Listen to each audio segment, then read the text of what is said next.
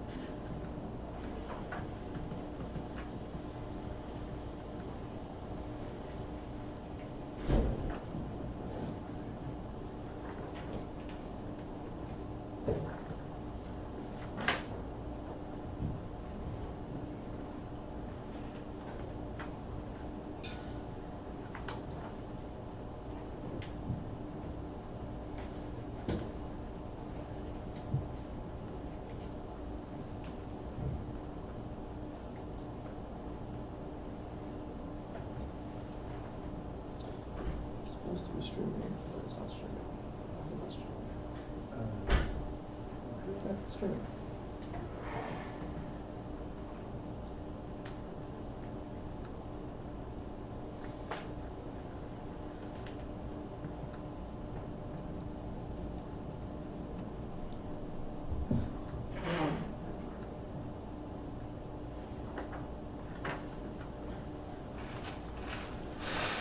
It's streaming.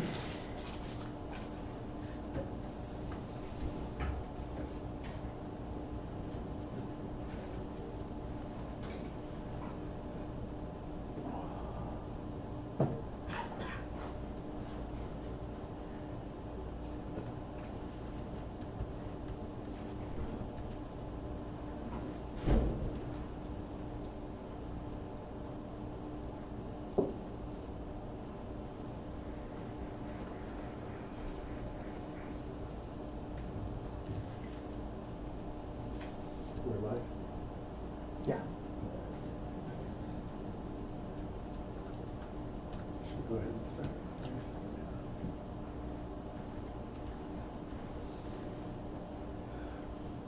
Okay, welcome to the 2017 AAAI workshop on what's next for AI in games.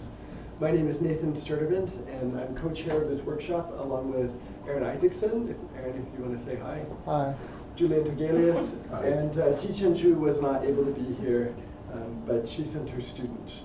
And I know there's many people may still be stuck down at registration, but we're going to go ahead and get started.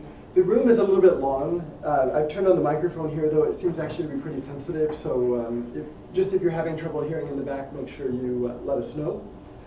So a little bit of information about the workshop. So we expected at least 28 people to be here from advanced registrations. There may have been more that we didn't know about. There's going to be a total of 10 full talks and 7 short talks, as well as a panel discussion at the end of the day. The panel discussion should be fairly interesting. Hopefully we can get some fireworks coming from that. And even better is that Aaron has agreed to work on live streaming the conference itself on YouTube. And so we're looking forward to seeing we're looking forward to see the interactions from all the people who are watching on YouTube and enjoying what we've done here. The program committee for today was a distinguished list of people in academia, and we're thankful for everyone on the committee who was reviewing papers and helping to ensure the quality of the event today. And just as talking about the program is a little bit, we have a variety of topics, but there is a little bit of heavy emphasis on learning, which is fantastic. So a couple of talks on deep learning, on other learning technologies, some talks on gameplay and design, and then some other areas like natural language and ethics. So these should all be really exciting. And one of the focuses of the workshop, however, is we wanted to talk about what is next for AI in games. And so we encourage people to submit these short papers that are sort of position papers about what we need to be doing and what we need to be thinking about. And really, the papers that we have, the research papers, are very interesting.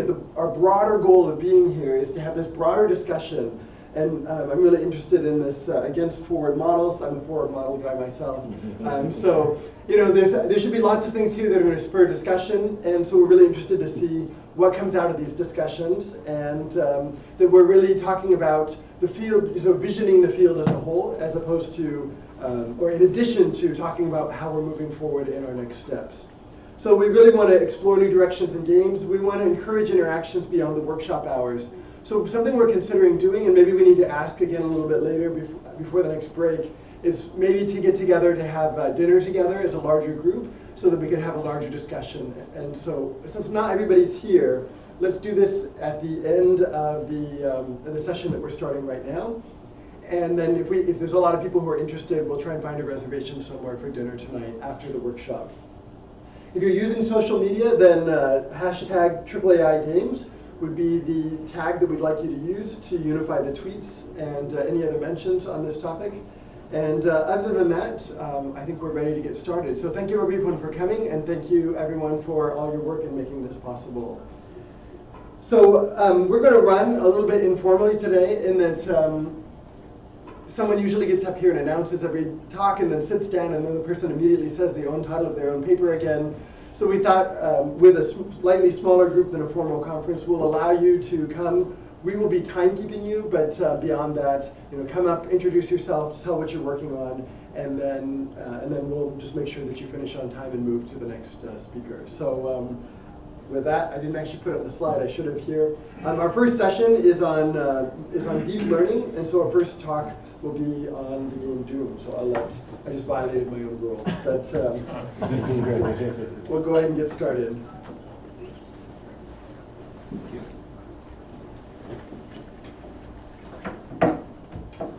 Seems like my computer's streaming.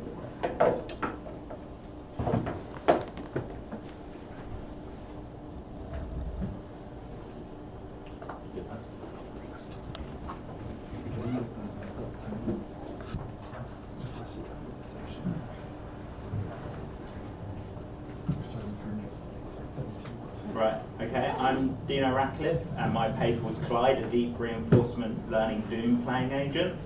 And I'm a second year IGI student, so I'm a PhD student at the University of Essex on the IGI program, which stands for Intelligent Games and Games Intelligence.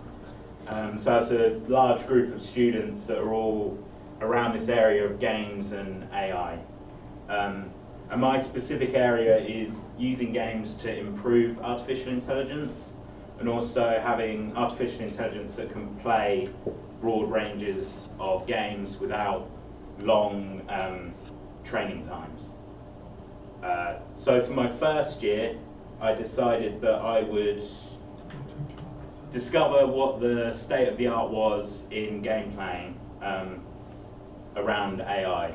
So I obviously found a lot of the DeepMind work on deep learning and playing games, and I decided to implement what was the state of the art then in a new domain, which was Doom. I'll quickly give an overview of deep neural networks, because I'm not sure what people's experience level with this is. I'll then give a quick overview of reinforcement learning and show how we use both of these in Clyde to produce an agent that can play Doom. So deep neural networks, they're effectively function approximators, and if you train them right, they should be able to approximate any function. So you have inputs and outputs. You feed it inputs, which in the case of Clyde, this agent would be the image that it sees of the game. That's the only input it receives. And then the output for Clyde would be which action to pick next. Clyde also uses recurrent cells, which effectively feed the output from the neurons back into themselves, so it can have memory over a period of time steps. This helps with stuff like if he's walking to a health pickup, when it goes off of the screen, he can still remember that he's walking towards a health pickup and doesn't just immediately forget that that health exists just in front of him. Specifically, Clyde uses something called LSTM cells, which are long short-term memory cells. They're very similar to these, apart from they have some logic of what information pass back into themselves. So the sort of hello world for these cells is doing language modeling. So you'll pass in a character, and it has to predict what the next character will be. So it uses the context of all the characters it's seen before in order to choose the next one. And this is how you can sort of create Twitter bots and train it on lots of tweets and then effectively generate your own. So reinforcement learning, quickly moved on from deep learning here. You have sort of two main components, the environment and the agent. The environment can be observed by the agent, so it can look at the state of the environment, and the agent can take actions in the environment. So the agent can take actions that will affect the state of the environment, and it will also receive a reward from the environment. So in the case of Doom, if the agent shoots an enemy, it will receive a positive reward, but if he damages himself, he'll receive a negative reward. And then through that, you can begin to determine what actions in certain states are the best.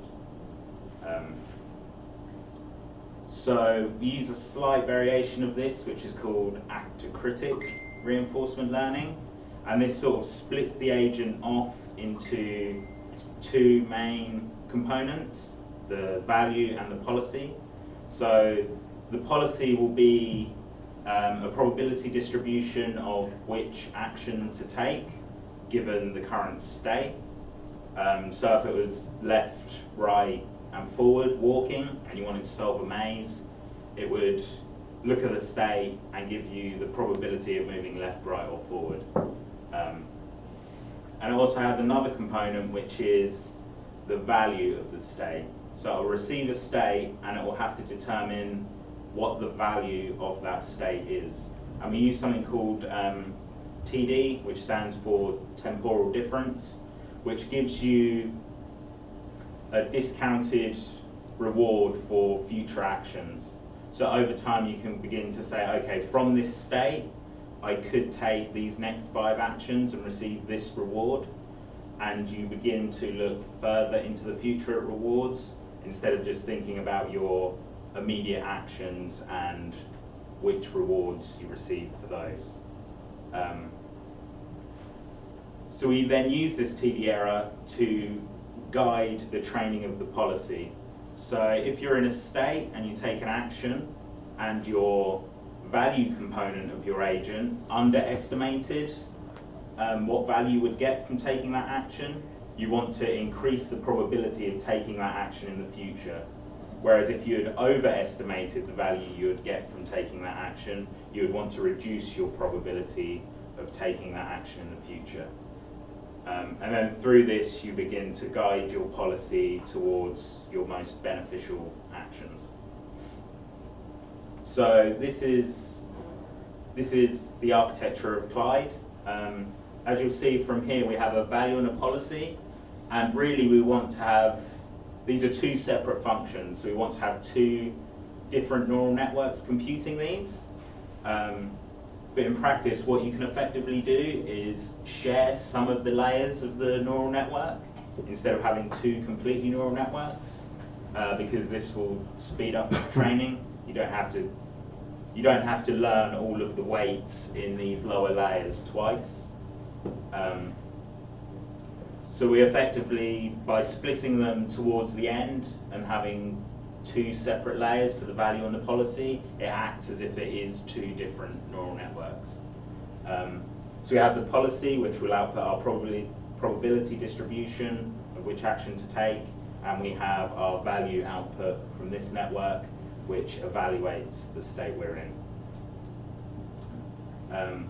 So Clyde is A3C, which stands for Asynchronous Advantage and Actor Critic, which was developed by DeepMind, and it's primarily a CPU-based learning framework. So during training, we actually have multiple neural networks, local networks that run on separate threads that have their own game instance. So each of them is playing their own separate game of Doom against the Doom bots. And these local networks will effectively have an experience which is 32 actions long, and then we'll compute the temporal difference for that and the advantage. and they will then calculate how we need to change the weights in the neural network to improve the policy. And then what we do is we take the gradients of those updates and we apply them to a global network, and then we recopy the global network into the thread. This allows us to do lots of parallel training, and they're all feeding into the one network to improve the policy. This also prevents the need for something called experience replay, which was used in older systems, which is where you would effectively take your experiences, put them into a buffer, and then you would sample them at random in order to train.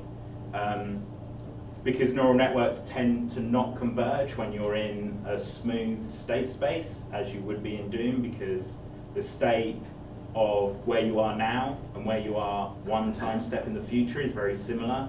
You're not going to change your game frame that much. So the fact that we have lots of different games running that are all having different experiences, we negate the need for the experience replay. So a vital part of these systems is which reward structure are you going to use for them. This is the one bit of information that kind of is guided by me, is my prior knowledge being encoded into the environment. So Clyde would receive +1 for collecting pickups, so collecting more ammo, collecting health pickups, and there are also armor on the map that he played on, so he'd receive 1 reward for picking up those. He would also receive +10 for killing an enemy. This is important because obviously the competition that I entered this bot into was all about how many frags you got in the game. And that metric is why I gave it a -10 for suicide as well, but not for being killed by other bots, because the competition was measured on frags, and you receive +1 frag for killing an enemy, but you only ever receive -1 frag for killing yourself.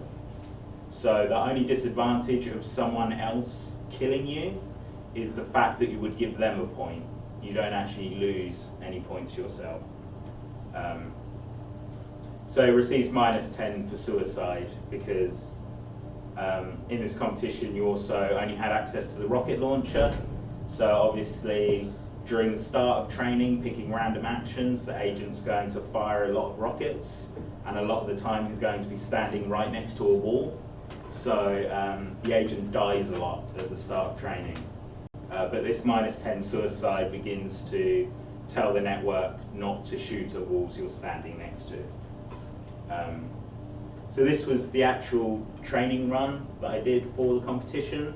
So this is on the competition map in Doom with only the rocket launcher and against the built-in Doom AI bots.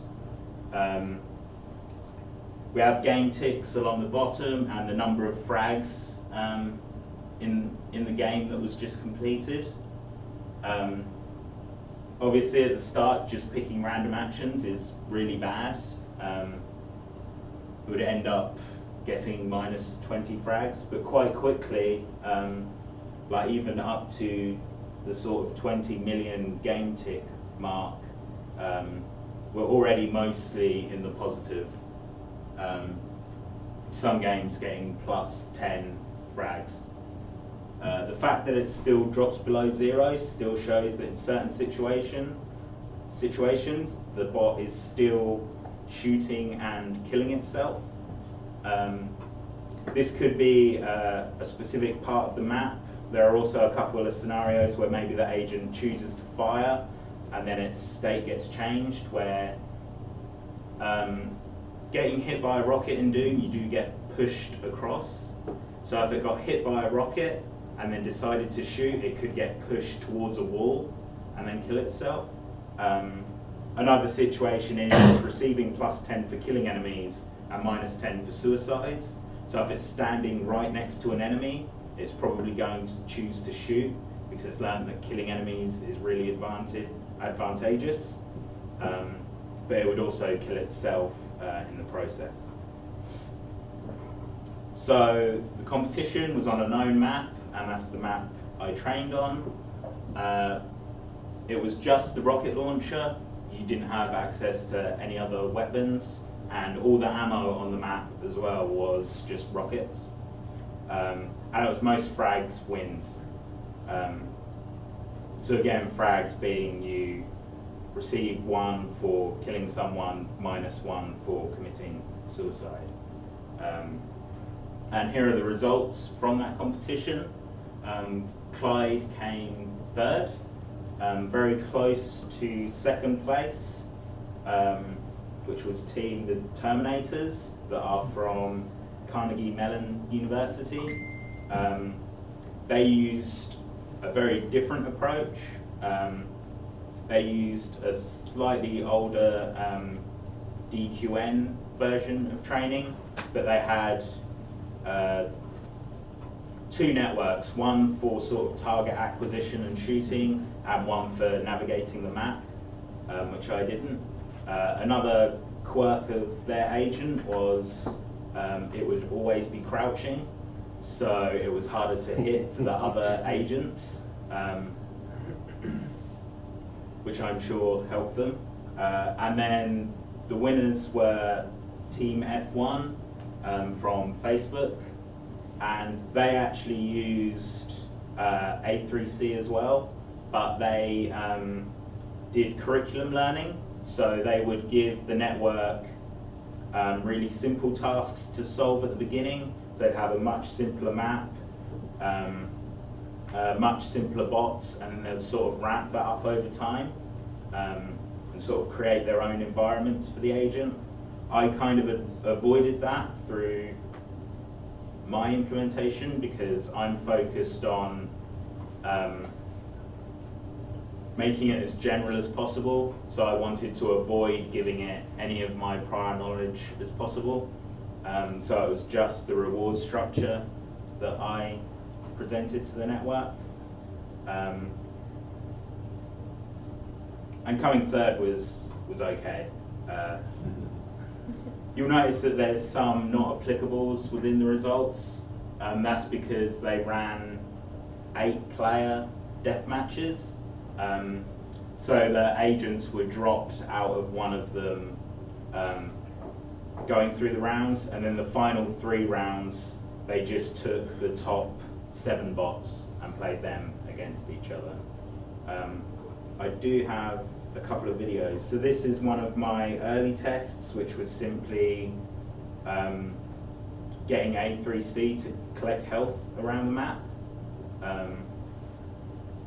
So that was all I trained it on. I only received rewards for collecting health. This is the actual resolution of what's passed to the neural network. That's why it's so low resolution, because you don't need lots of pixels for it to learn this stuff.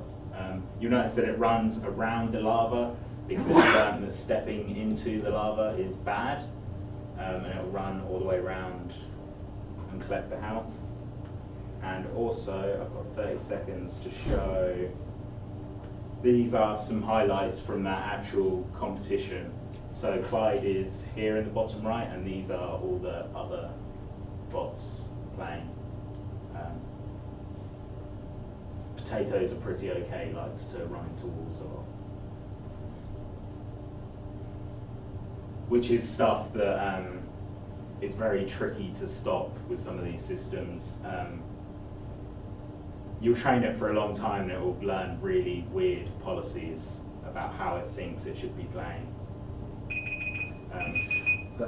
Yes, and I'm ready for questions.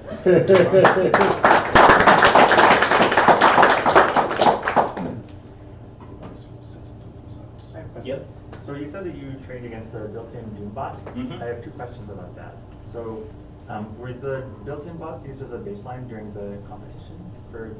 No, during the competition, the agents were played against each other. So I was playing against the Facebook bot and all the other entrants. There were no AIs in that. And did you think about, or did it like not make sense to talk about like self-play for your training? Like maybe I did. different parameterizations? Yes, I did think about that.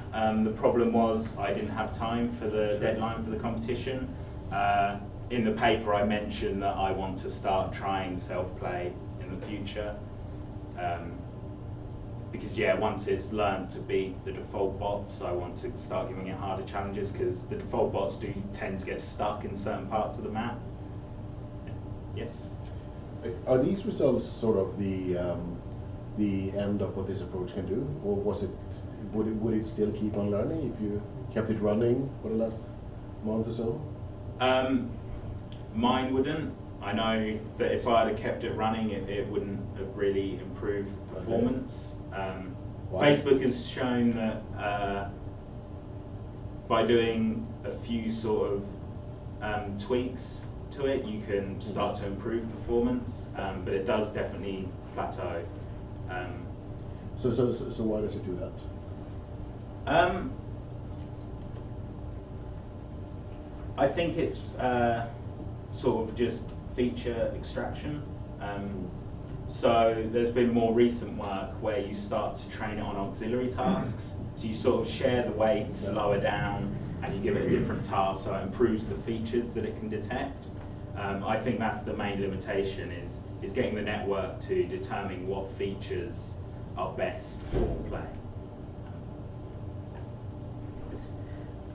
So, at least I think by my calculations, it took about 93 game hours for it to learn to like stop suiciding and stuff. Like a human playing learns well before playing for 93 hours that's a bad thing. Like, can you think of a way to like maybe speed it up? Like, what would need to be done to bring this to sort of more human time scale of like amount of play? So that sort of plays into my research, and sort of my next steps is I want to take knowledge that it receives from playing other games and use that in new games. I think that's why it takes these neural networks so long and we can do it so quickly, is we have all this prior knowledge of other games and we know what this imagery is trying to tell us, whereas we're trying to train these neural networks from scratch on just a bunch of numbers coming in as to what it actually represents.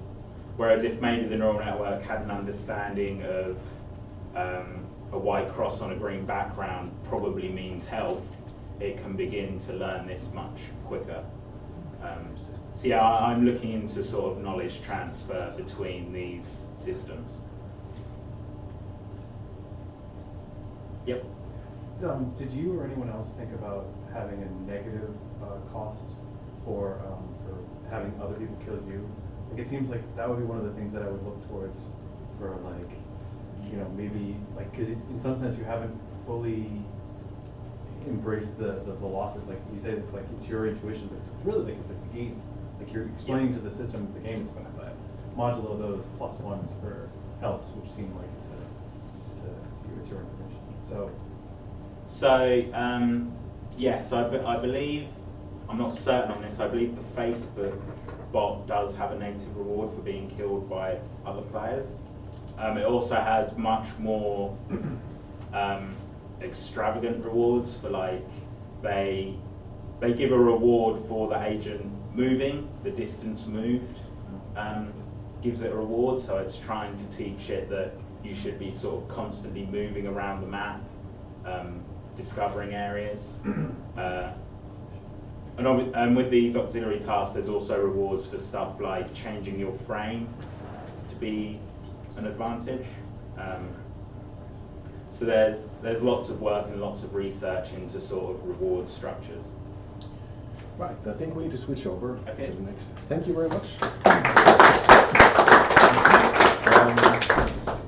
Who's next? There was the live stream is not showing the slides on the screen very well, so some people have requested that people upload their slides somewhere and then tweet out a link. If you email me your slides. Or if you email. If you email them to me, I'll post them right on the webpage. So feel free to do that. And I can post them anytime. So if you have them now, just email them to me. If you don't have my email address, sturdivant@cs.du.edu. Or you should be able to find it.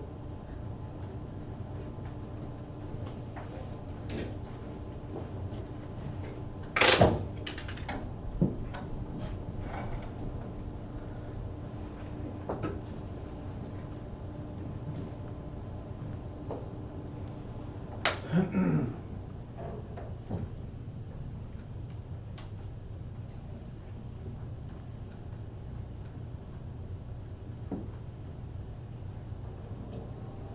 works. I'm going to try taking the lights. Makes a difference.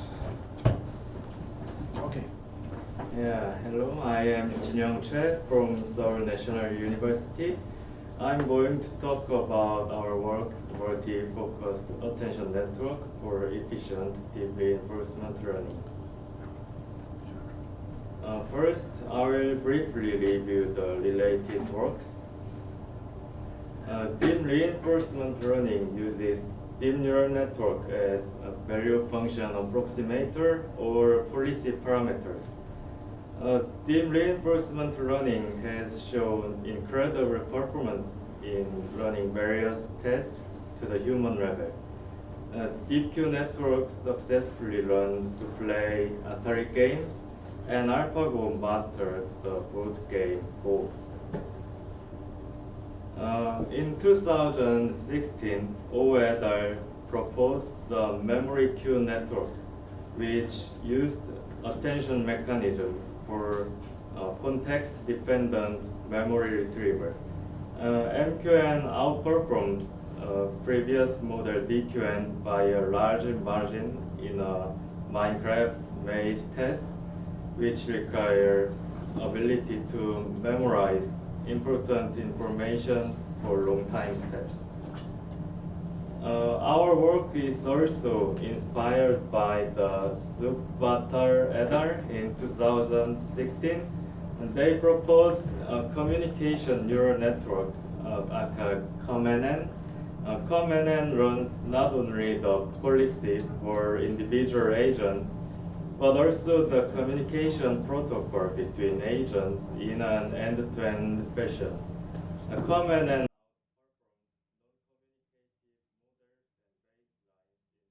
a multi-focus attention network that enhances the agent's ability to attend to important parts in the observation by using multiple parallel attention layers. Our model consists of four components: state segmentation and feature extraction, parallel attention layers, and state action value estimation. I will explain each component in following slides. The first part of our model is state segmentation. Our model segments the observation in multiple segments, which we refer to as partial states.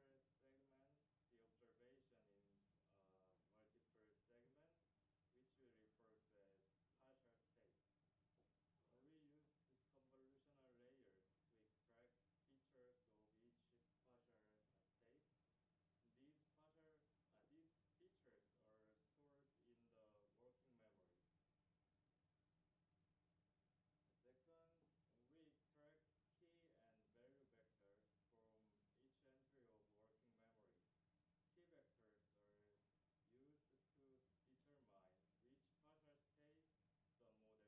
partial state the model should attend. And the model has one or more attention weight vectors, A. As seen in the third equation here, the model calculates the importance of partial states using the softmax of key vectors and attention weight vectors inner productive. Value vectors encode the information required to estimate the state action value. The final representation is used to estimate the state action value. This vector is calculated by sum of value vectors weighted by attention values. The state action value for each action given the state is calculated from the representation like DQN. And we also found that our model can be applied to the multi-agent situation with small modification. In a multi-agent setting, our model stores a feature of each agent's observation into working memory. Then the model extracts key and value vector from those features, same as the single agent setting. But in a single agent setting, the attention weight vector was a trainable weight. However, in a multi-agent setting, the model extracts attention vectors from the features. The attention values for each agent are calculated using the same method, softmax, and the final representations and state action values are calculated for each agent. In this multi-agent setting, the representation vector H here can be interpreted as the communication between agents. Now I will talk about our experiments. For the single agent task, we designed the navigation tasks in the grid world with 4 waypoints. The map is 8 by 8 grid, and there are 4 waypoints.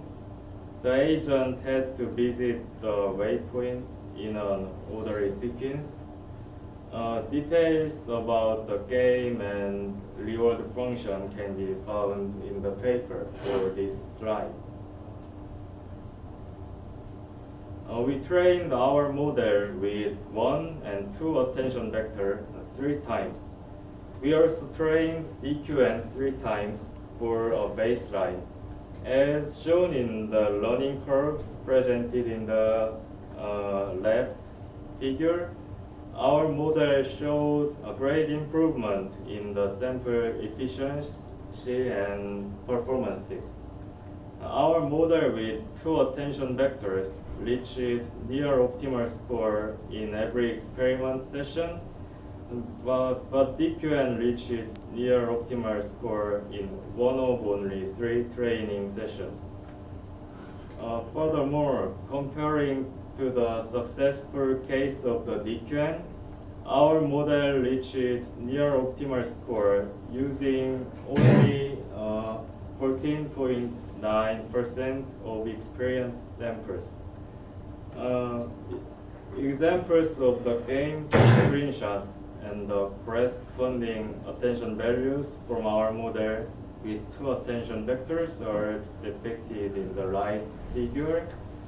As illustrated in screenshots, in every case of training session, one of the attention weight vector mainly attended to the next waypoint, and the other one mainly attended to the agent's current location.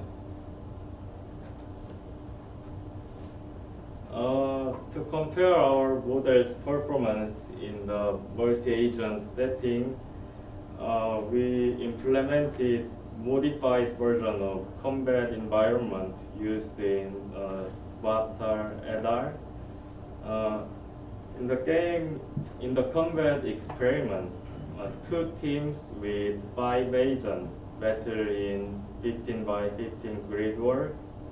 One team is controlled by the learned model, and the other team is controlled by hard-coded bots.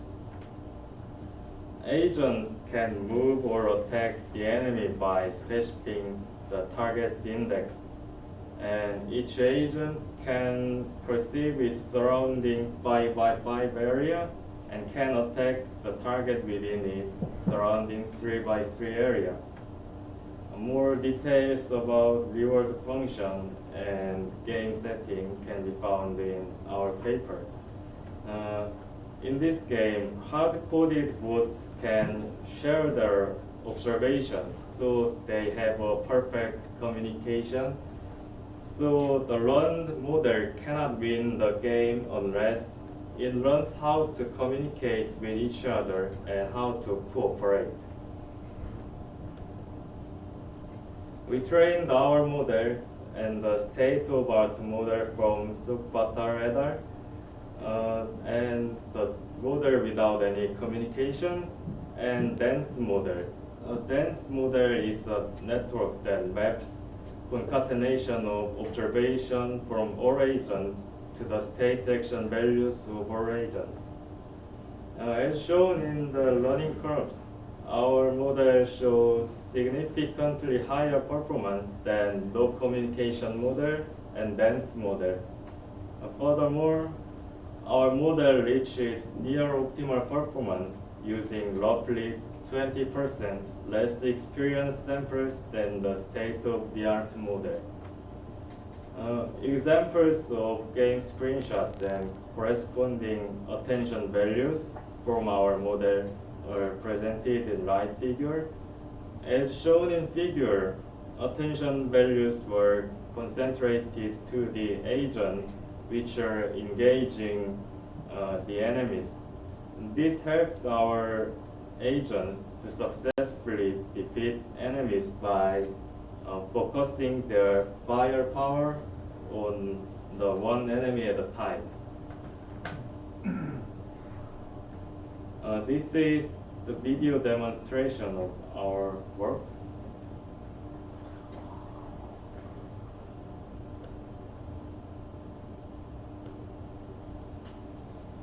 So as I mentioned before, our model learned to focus on the agent and the next waypoint. So it does not consider other areas. Other areas can be considered as noise. So our model is much more sample efficient than other models. And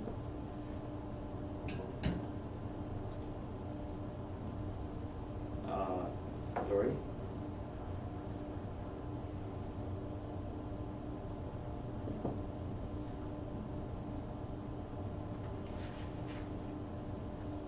So this is the multi-agent situation, and our model runs communication between agents successfully. Those green agents are controlled by our trained model, and it shows great teamwork than other models.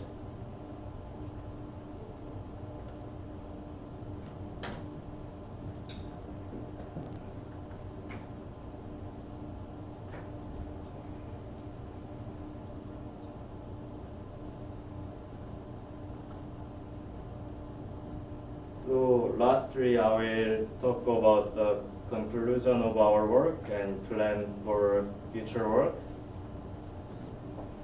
So we applied a novel attention mechanism to the deep reinforcement learning model. In the experiments, our model showed great improvement in sample efficiency and performance. Furthermore, our model can be successfully applied to the multi-agent cooperative test. Our next goal is presented in this slide. We are now working on more sophisticated state segmentation and attention mechanisms. We are planning to experiment our model in more complex domains such as Atari games or Doom game. Additionally, we are looking forward to improve the multi-agent test version of our model to learn communication protocol between agents having different state action spaces. So this is the end of our presentation. Thanks for listening. Any questions? Yeah. Do you have any questions?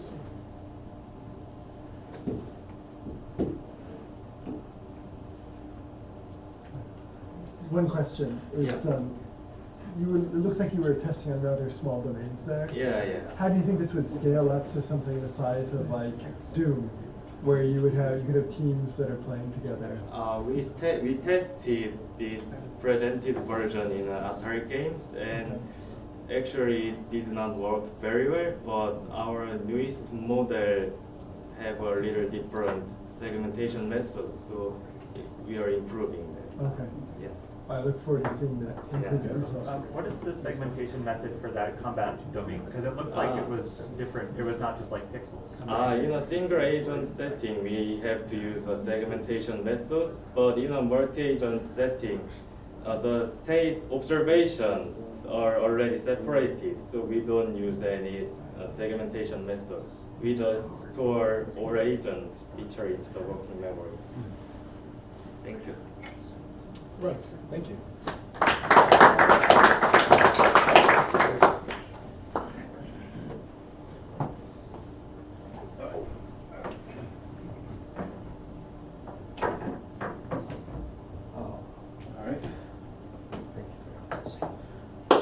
Hello everyone, I'm Martin Zinkevich. I'm from Google. And today I want to talk about formalizing anthropomorphism, a study in deep neural networks. This is joint work with Dale, who's consults for Google and is a professor at the University of Alberta.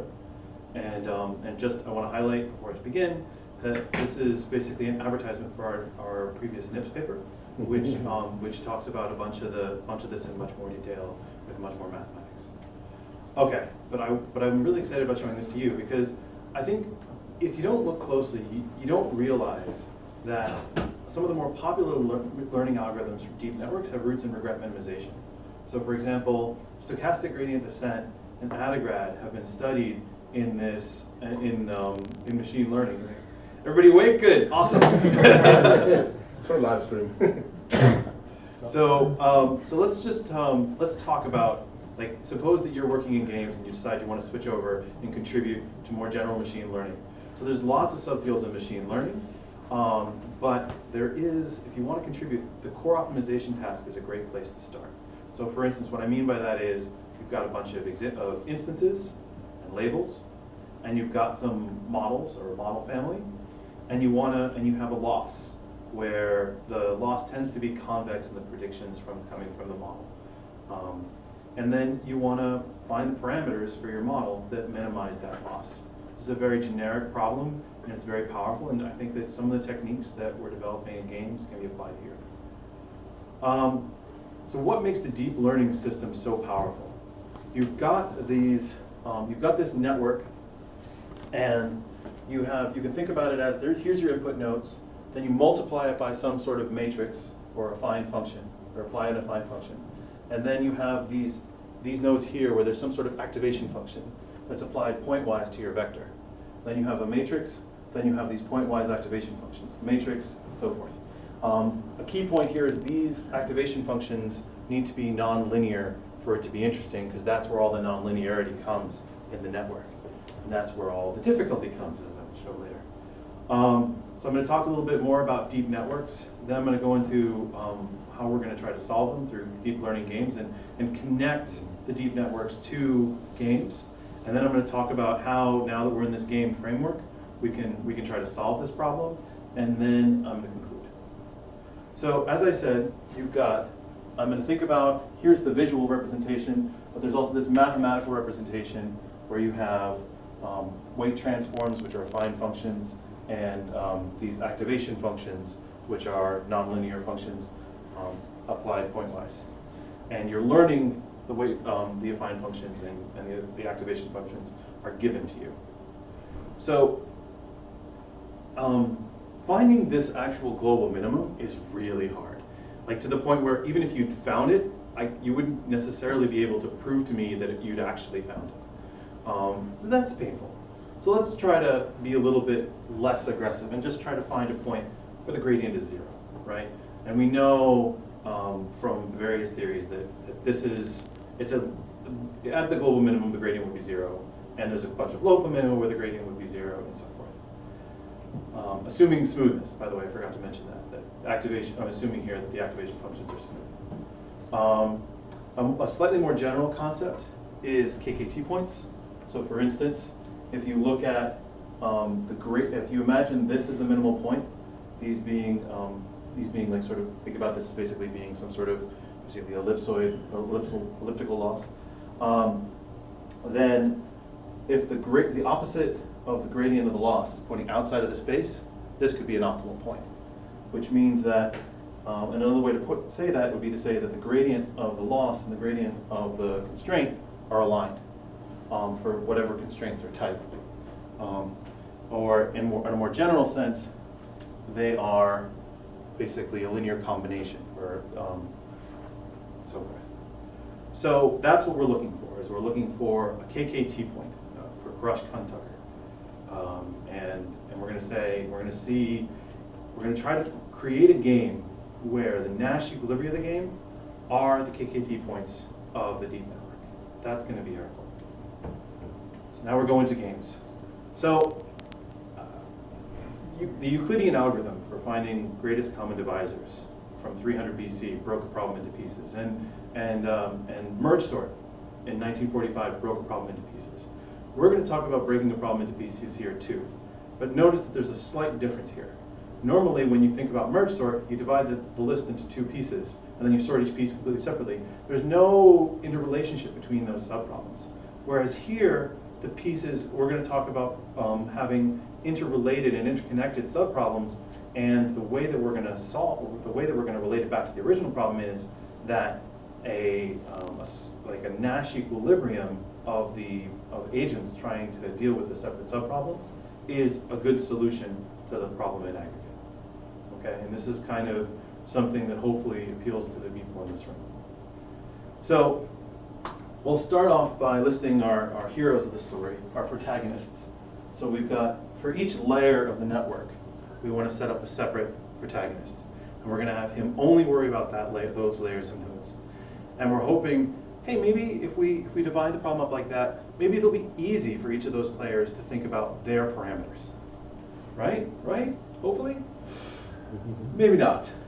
Imagine that I just put you in charge of one edge, a single edge, and said, everything else is fixed. And you've only got one example to worry about. It is not easy to set that edge, even the single weighted edge. Because of all these nonlinearities in the function, like as the graph gets wider and deeper, the loss in terms of the function of that one weight can be arbitrarily complex. And this is what makes deep learning hard. It's also what makes it powerful. So what do we do about this? So compare this to matrix factorization. In matrix factorization, if I have if I freeze, say, everything, I'm trying to make a model, which is the product of two matrices, i.e. matrix factorization. And if I freeze everything but one of those matrices, the problem is linear or convex, depending on how exactly my loss function goes. It's very simple. Whereas in deep networks, if I freeze everything, it's not. And what I'm going to show you is that there's sort of a relationship to some of the issues that make different kinds of games easier or harder in game theory. So here's a coordination game. And it turns out that there is, if there's two players, they both get the same utilities, but their utilities are 0 if they don't play the same action. So obviously, if both of them play A, then they're happy. But if this player plays A because he believes this guy's playing A, and if this guy plays C, or if this guy plays C because he believes this guy's playing C, and this guy plays C because he believes this guy's playing C, then they're also kind of happy. They're like, well, that's what I should have done given what this other fool did. So there are actually multiple pure equilibria to this game. And in some sense, that actually means that this solution is it's a little easier to find one of these equilibria. Now, on the other hand, compare that to a Stackelberg game with subgame perfect equilibria. So here, I'm saying that the first player, can everybody see the bottom here? I hope. Oh well, sorry about that. The first player plays an action, then the second player gets to see it. So it's the same utilities as over here, except the second player sees what the first player did. Well, then that means that the second player is just going to match whatever the first player did. That's the only reasonable thing to do. But then if you look at it, well, then there's no reason for the first player to play C anymore, or B. He'll play A. So in some sense, we've made the problem in some sense harder by having that sort of Stackelberg behavior where one player goes and then the other player goes. So in some sense, I mean, simultaneous games can cause all sorts of headaches for us. But if you sort of model a computational task as a simultaneous game, that can actually cause you some heartache. So, and if you think about it, this edge here is like, the reason that this is hard is kind of like, because it's sort of playing a Stackelberg game, in the sense that the gradients that it's going to face as it changes the weights are going to change as it changes its weights. So it's as if this guy makes a choice and then these guys get to choose gradients.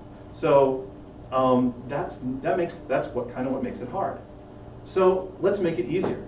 Let's take all of these nodes, which are nonlinear, nonlinear or non-affine functions, and let's replace them with affine functions. Okay, and so what we're going to do is we're going to add to our cast of characters. We have our protagonists that are controlling the weights and tuning our parameters from our model. Now we're going to add some zanies. And these zanies, what they do is that they choose an affine function for each of these nodes for each example. So they get to know which example they're going to choose an affine function for. And what this does is that now this first player has when he chooses his parameters, the model outputs are a linear function of the parameters that he has chosen. So we've now made it a simple problem for him. Now the overall problem is convex in these outputs. And so he's facing an overall, he's basically facing a convex optimization problem. We could actually make it the whole thing linear, but let's leave that for, you can go back to the other paper to see that. But really the important thing is that he's facing a convex optimization problem, which is significantly easier. So how do we actually connect that back to the original game? Because this is really close. So we have this zany, and what we're going to do is wherever for each example, where this node has some input value coming into it from the rest of the network, and what we're going to say is, zany, you match that node, that node's gradient and value by approximating it by this linear function. Now this is where it gets all philosophical and deep here. We don't actually tell it to do that. We just say, if you don't do that, we will punish you. So specifically, what we do is we say, we give the zany a cost function, which says which is the difference between the squared difference of the value at that point, or the squared difference, and plus the squared difference of the gradient at that point. So we're not saying you have to, but you really should, is really the way it works out. And it doesn't really matter. The value, the losses of the zanies is not particularly important detail. The important thing that I want you to remember is that zany is only playing a best response if he is playing the correct gradient and the correct offset. So now, if you think about it, I'm going to talk about reasonable joint actions. So I'm going to talk about a Nash equilibrium between all these agents. Of course, I forgot to mention this, all of our protagonists are trying to minimize the loss. That's their objective, the overall loss. And the zanies are trying to match these gradients and so forth. So that's our game. And I want to set it up, and I want to argue that the Nash equilibrium in this game means something in the original problem. So notice that I'm going to start to talk about reasonable joint actions. That's where the zanies are all playing best responses. And what does that mean? Well, if they're all playing best responses, and in the first layer, they're playing all best responses in the first layer, then that means that all of the outputs of the first layer are going to match. And then if they're playing reasonable behavior in the second layer, then all the outputs there are going to match. So for every one of these models, the outputs are going to match. And it's a little bit more subtle, but you can also prove that their gradients are going to match. So whenever any of these protagonists change one of their parameters, it's sort of to a first order, it's the same as changing their parameters in the original problem. So these zanies make the problem look linear, but they make it look linear in a way that very closely resembles the original problem. So we've got all of our joint actions. We've got our reasonable joint actions, the ones where the zanies are playing a best response, or basically are replicating. Another way to put that is they're replicating what was happening in the original deep network.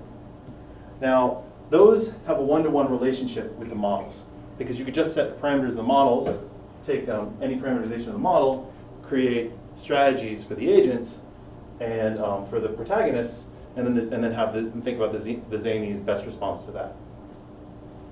Moreover, there's a set of Nash equilibria that are in the reasonable ones, because if it's a Nash equilibrium, then at least the zanies have to be playing the best response. So the Nash equilibria in here are the ones where the protagonists are playing a best response. And what is it protagonist playing a best response? Well, if you think about it, he has a convex optimization problem. So his gradient's going to be 0. Let's say, if we're not worrying about constraints for this rough description. Now, if we think about the KKT points, over here, if we're forgetting about constraints for a second, that's where the gradients are 0 for the overall loss. So it turns out, because all of these gradients are matching up, the Nash equilibria and the KKT points have a one-to-one relationship. It's a very rough sketch. For more details, see the NIPS paper. So now, okay, that's cool. We've matched this deep learning game, or this deep learning problem, to a deep learning game. What do we do, right? We have a Nash equilibrium. How do we find Nash equilibria?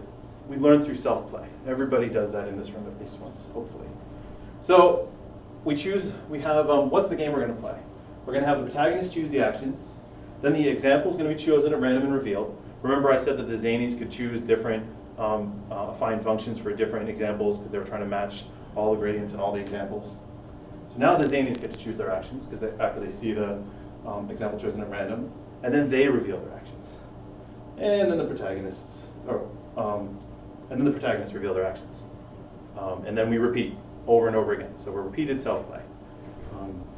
How many people have done something with repeated self-play in the room? Not as many as I would have thought. Okay. This is cool, but it's this is cool, but it doesn't, in some sense, if we actually have to be thinking about those zanies choosing random actions before seeing the protagonist actions, it's going to get messy. So what we're going to do to simplify things is we're going to assume, because we know what's going to happen in the end, so we see this a bunch in game theory, we're going to assume that everybody's going to be playing deterministically, right? So the protagonists here have some regret minimization algorithm. Don't worry about those equations. I'll show you what they are later. And then the zanies have some belief. Holy cow! Okay. So anyway, we have this similar to the thing. We can actually play games and assume that the zanies depend upon the protagonist's determinist actions and believe them in the beginning. And because the zanies, when they're playing reasonably, these all match up. We have normal gradients, which means that we don't have to come up with some crazy architecture and implement all these zanies. We just run TensorFlow, and we assume that the zanies are there, even though they're not. So regret minimization, I'm going to skip through as fast as the slides will let me. Basically, you're choosing a point and then seeing a loss function. And there's this crazy result that you can do almost as well as the best fixed action. And most people don't believe this when I explain it to them, but that's the case. And there's a bunch of algorithms. So for instance, regret matching. So if we have a convex hull of points, like sometimes we do in the paper, then we can basically weight each example based upon the regret it's seen so far, or stochastic gradient descent. We had lots of experiments. For more detail, again, those experiments are from the deep learning game paper. And then finally, there's a bunch of things we could do. So for instance, we haven't tried internal regret. I think, how many people know what internal regret is? Okay. It's awesome. And it kind of relates to, and I think there's a sort of a relationship between second order methods in optimization and internal regret in game theory. And we might be able to sort of have some new second order methods for deep learning games. Also, there's this generalized regret matching, which, and you can use that to optimize on a sphere. So Here's some open problems, and this is really what I want to talk about. Hopefully I have enough time. So given a game with agents P and agents Z, where agents P all have the same utility and minimize internal regret, and the agents Z all play a unique best response every iteration, then is the limit of the joint action distribution a mixture of Nash equilibria? What I really want is I want a formal connection between this repeated gameplay and a Nash equilibrium. I don't have that yet. Now I don't know if this is exactly the open problem that I want along these lines, but it's definitely would be, if you could prove this, that'd be awesome. Second problem, recurrent neural networks reuse the same parameters in multiple layers. I think also the LSTMs do as well. Can we use games to solve these too? These cause nonlinearities to occur, and so the problem gets a little murkier. Third problem, what other problems can be solved by breaking them apart and solving them using repeated self-play? I mean, you guys are working on all these cool things, and you've got great Doom players, but can we actually take those techniques and can we apply them more generally to machine learning? So let's make a game of it. Let's frame optimization problems as games, and then solve them using the techniques we developed on checkers, chess, poker, etc. And I apologize to going just a little bit. Okay, thank you. Maybe one or two questions? Yeah. What's internal regret? Internal regret means that, so regret means you do almost as well as the best action.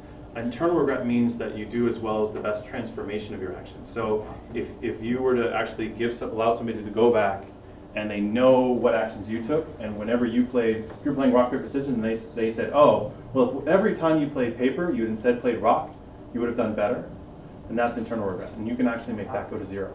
It's amazing. It's an amazing result. So I know that games are often used in describing stuff like quantified BNF or QBF and maybe some kinds of like max set and problems like that. Is it like a different application or? So I think one thing I forgot to mention is like, so for instance, Michael Kearns has done some stuff where he actually like takes a bunch of people and then has them creates a game out of sort of solving some NP hard problem and has them try to solve it with local information.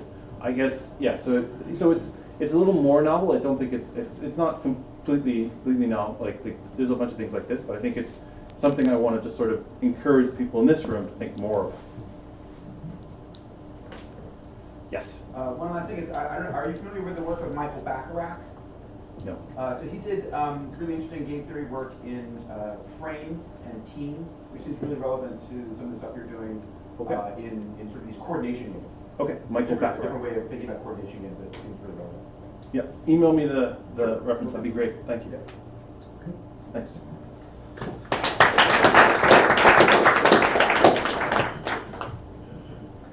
Hello, everybody. Now for something completely different. My name is Josep. I am presenting some work with Jichen, Zhu, and Santiago at Drexel University. And we have been working on NLP. This is the NLP session. But I want to talk to you about computational narrative. So first, let me give you a little introduction of what we are trying to do and why we're trying to do that. So computational narrative, I am assuming some of you already know about, is an emergent area at the intersection of narratology, natural language processing, and artificial intelligence. And we see this in play in games, mostly for story generators or drama management systems. When we look at this kind of work, very commonly we see a problem which is the fatal bottleneck problem. There are many systems, there is many work being done in many places, but those systems, they require structured information, they require complex formalisms in order to be able to work and be integrated in games or in standalone systems. So, looking at these different complex input that these systems need, we are looking at how can we ease the authorial of the input for those systems. And one way to make it easier would be to use text. Text is something that non-technical people can use. And even beyond that, we look at text as a way that we can acquire large quantity of input that can be fed into those. If we're able to process this text and extract the relevant information that these systems are using, can we ease this authorial bottleneck problem? Towards this goal, again, we're presenting some preliminary work, but we introduced something we call story graphs. So why story graphs? First, graphs are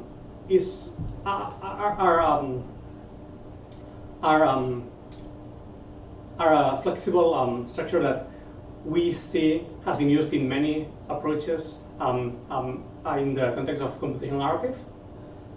From PCG systems that use graph-like structures representing the plot of a narrative in order to generate a story, or at the other end of computational narrative systems where network structure are extracted from text in order to study literature and narrative theories. So we present these story graphs, which again we try to automatically extract basic elements from a narrative. Specifically, our story graphs are centered around characters in this narrative, and we extract the interactions of these characters between one another and the different elements in the narrative. And from us as a graph, we hope to be able to then map these automatically extracted graphs to the input required for different systems. Again, if we are able to extract locations mentioned in a narrative, and we can infer how they are, how they relate to one another, we can generate virtual environments for those stories. If we can extract characters and their attitudes between one another, we can feed them into other systems that require this kind of social network-like graphs. So, very briefly, I'm going to go over how we're extracting those graphs. We have been working on a narrative information extraction platform that we call Valls. We have many moving pieces. We're hoping to release this something as that will be useful for researchers in computational narrative. I'm going to go over the relevant steps in our system on how to extract those graphs and some of the current bottlenecks that we are facing. So first of all, our data set. We're working on a data set of Russian folktales. We chose this data set specifically because it has been studied in terms of Propian theory. So we're hoping to extract Propian-like structures from text that then we can map into this graph and then further map into the input for those systems. So our data set for this experiment was 21 stories, and those stories we performed some minimal edits. We removed the direct speech and quoted speech, but our system works on plain text. There is no annotations besides removing certain passages. So the first step in our creation of this graph is identify the nodes and edges that we're using, and again the story graph is centered around entities, around characters, and for that we extract the dimensions or referring expressions defined in the text. In order to link them to another, we extract the verbs and the verb arguments in a task related to semantic labeling, where we look at where those mentions are used as the arguments of a verb in order to relate to another. Our algorithms rely on third-party, off-the-shelf natural language processing tools. For this system, for these experiments, we are using the Stanford Core NLP. And the first problem that we see is that we are not getting perfect performance from those off-the-shelf systems. In our case, we can recall 100% of the annotated mentions or referring expressions that we had in those in that text, but because of parsing errors, we're extracting some non-entities also in that process. Identifying verbs, again, in this case, we have a precision of 100%, but a little problems in recalling some of the verbs. Where we see a slightly deep in the performance is on extracting these verb arguments. This is related to the task of semantic relabeling. There has been some recent work on using neural networks for semantic relabeling, and in more recent work, we are using that to boost the performance of extracting the arguments in those verbs to match the entities. So then we enrich this information that we have extracted. Again, we're using off-the-shelf common sense systems like WordNet, ConceptNet, and several gazetteers. And then in this work, we were also using the reference resolution information from this Stanford NLP. And that I'm going to talk about it a little bit later. Here I have two numbers, the characters per group and groups per character. This is a measure that we found useful in order to evaluate the performance of this reference, where we want to see how well can we bring different mentions of one entity as the same entity. So after we have enriched this information, we perform classification on the nodes on the entities, and a little improvement that we brought in here in some previous work was using the reference information that I was mentioning earlier as a way to improve this classification by using majority voting. If we have classified different mentions of one entity as one class, we can perform majority voting to refine some of the misclassifications for that entity. For our classification, we use first since our approach is character-centric, we want to be able to tell when mentions or entities are characters and non-characters. We can do that very well. Then we enhance this classification with subclasses, and here we're using derived from Chapman's taxonomy. We're using classes like male, female, magical beings, and then locations, props, happenings, and the rest of the entities that we will find in the narrative. Finally, and again, not necessarily used in the story graphs here, but we are also looking for Propian roles. If we can extract the Propian roles, then we can better map the attitudes and between the characters in the story. Finally, as I mentioned earlier, we compile a graph where the characters are the central nodes, and we use the verbs and the arguments in order to build the edges in the graph. This is an example of the ground truth for one of the stories. I am only showing the characters. We also add nodes for locations, props, and other entities when they are linked to the characters. So earlier I was mentioning that we have a problem with the off-the-shelf system for the verb arguments, and also the co-reference resolution is actually not perfect. This is an example of what we're extracting right now. This again has been automatically extracted from text, and the first problem that we see is that we're missing many of the edges that we had annotated between the characters, which in this case yellow are male and these pink are females. Also, there are we can see at a glance, there are many more nodes in the graphs that we are currently extracting, and that is due to problems in the coreference.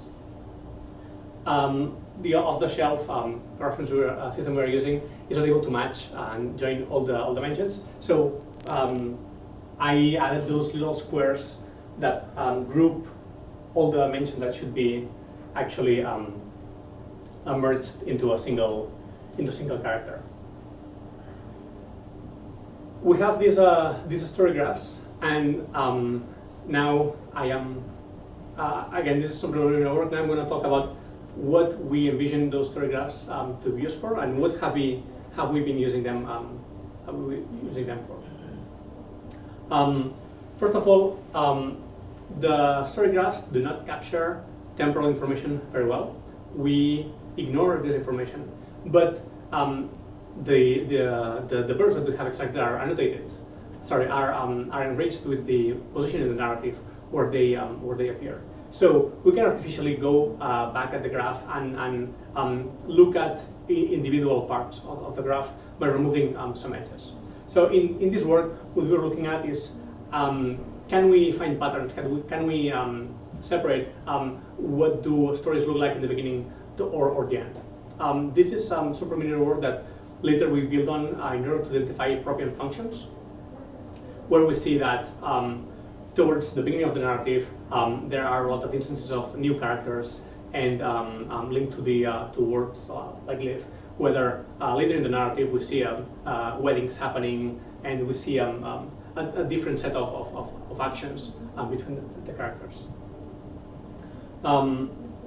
Another work we're also looking at is the spatial relationships that I mentioned earlier. This was also automatically extracted from the same story that I was showing earlier. What we look at here is we look at extracting the different locations that are mentioned, and in order to figure out what would be a spatial relationship between one another is we look for mentions of a character that travels or is related to those locations, and then we infer that if a character needs to travel between those locations, there should be a way to traverse them, and then we use that information to build this game map, what could be a game map from a story. So really quick, I've been talking about these story graphs. They are currently not perfect. We're hoping to improve them. But again, we have been using these story graphs for tasks such as identifying prop functions on the text, and also we have been busy concerned about identifying Propian roles, also looking at the interactions between different characters. In our future work, we're working on improving the quality of these story graphs. Actually, it's not included in this paper, but we have some work where we improve the coreference by feeding back narrative information, especially the roles that we have been extracting. And as I mentioned earlier, we are boosting the character identification by bootstrapping different semantic role labeling systems. And again, part of our future work would be to continue exploring those graphs, see how they can be mapped to the input of other computational archive systems, and eventually, in our long-term goal is to be able to automatically provide input for computational archive systems using text, using narratives. So I'm going to talk about these goals of us a little later, but thanks for your attention.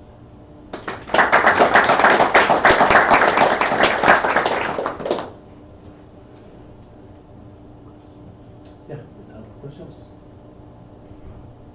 So I have questions. So yeah, with modeling time, you said the verbs were annotated with their position in the total story text, right? Well, this information can be extracted, exactly. Do you have a an idea of how you might approach the distinction between like when it is told by the narrator versus when it happened in the like actual subject? Yes. So this is the main reason we are not going into the chronology of the stories, because that is a tricky thing that we have encountered. So far, all the stories in our data set we're working with are told chronologically. There are no flashbacks or other figures like that. But it's definitely something very interesting that we would like to look into. And I have another totally unrelated question, if nobody else. Go on. All right, I'm going for it. Do you think that techniques like this could be applied to, say, like a walkthrough of a video game to maybe like reverse engineer information about its design? Yes, and our our long-term vision for this is even more, right? Is precisely to have not. I'm guessing you mean to create a video game from a walkthrough. For example, sure, yeah. So this is those were one of the ideas we had originally when we started working on that. Can we get a book and generate a virtual environment where this book would happen, or can we get a training some training manual and create a virtual training scenario for that to happen? This is something that we would like to look into, but we're still a little frustrated with it. Definitely. I think. So, are you familiar with like user stories from the sort of user experience HCI Mm-hmm, literature? mm-hmm. Have you thought about this kind of thing applied to user stories or bugs or things like that, where somebody tells you about a story about a problem that they're having, and then you extract the relevant stuff? So, and again, we have been thinking mostly in terms of fiction, narrative, and games. Someone suggested looking at these training scenarios, and that might be something we looked into. That's definitely something that, if this proposal would be another area where it could be applied. There's a question from the live stream about the data set that you're using. Did you talk about that in a little more detail? So those are translated into English Russian folk stories. Those were originally collected by Alexander Afanasev and studied by Vladimir Prop in the 1920s. Is there any reason for that particular data set, or is it just? So, yeah, exactly. So that particular data set was because it had been analyzed by Prop in his seminal work on Russian folk stories. Also, we were able to get this data set from a researcher at MIT, Mark Finlinson, who had collected them. It was a couple of things. I have been looking at also ESOP tables, but most of our work has been on this Russian folk stories data set, mainly because of the props work that has been already done on that. So I know that with the propian, like there's like the grammar that can generate these. Like, do you think that there'd be anything to be gained by generating out 1,000, 1,000,000 of these stories and then trying to learn at a larger scale, or is it really just story to story? Like, is there something that would be helpfully gained for your system, like across a larger set of stories, or no? You mean using like using like the grammar that like all of these stories fall under, and then using that to then generate new stories, but you know, all having the same sort of types of properties, but then you know, maybe that could help in some way, or maybe not, I don't know. So we're looking at it from the opposite perspective. We know that there is a grammar. There has been some work on trying to replicate this grammar from empirical data from text. What we're looking at is we know that there is this grammar. We know that there is these relationships established between characters. We know that there is these recurrent patterns on narrative functions. So we're using this proper information to actually enhance the information that we're extracting.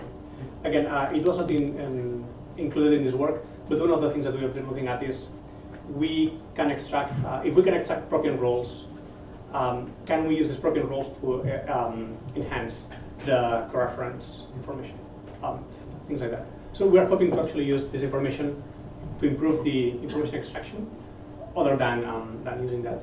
to create a syntactic. One more short question. Is that additional context something that's easy to integrate into these off-the-shelf tools, or do you think that you'll need to do something different for this kind of like almost semi-supervised? Or So we have a paper. We had a paper on Ichkai, and we are hoping to send another one to Ichkai again in a couple of weeks. In the previous paper, we were using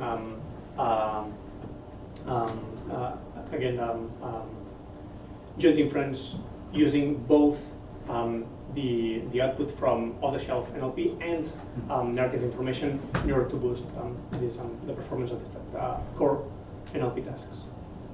We can talk about it more later. Thank you. Right, it's coffee, and we'll be starting here again at 11 o'clock because we have a bunch of things to get through. Yeah, and send your slides. If you want your slides posted on the website, either send me a link to your slides or your slides themselves, and I'll post them so other people can see them. Yeah. No. should we send it like in Learn more about that. You gotta be working. Sort of. Close enough. It's gonna be 2 cameras. What 2 cameras going? Because they have a really hard time. It's balancing, right? Yeah. Did you see the rainbow effect? Yeah. I don't know. I mean, you can want to switch, you can go by camera, you can screen by 2 cameras. Try it, sure. No, I can never use that camera. You never use No, even when I moved it up really close, it's always It's just like a screen.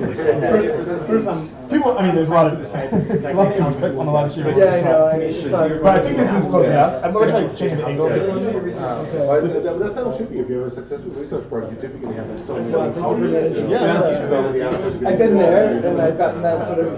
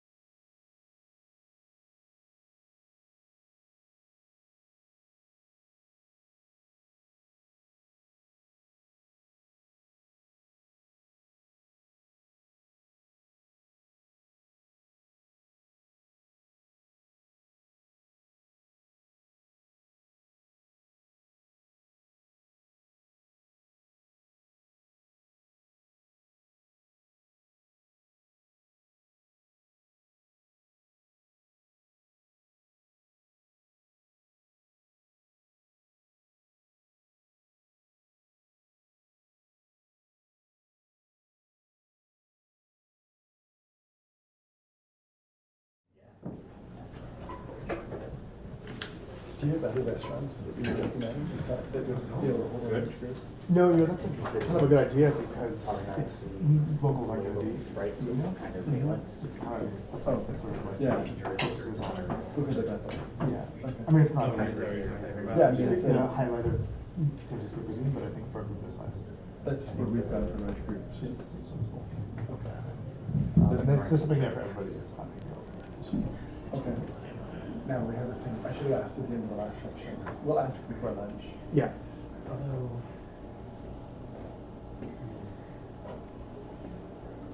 You're not going from patient.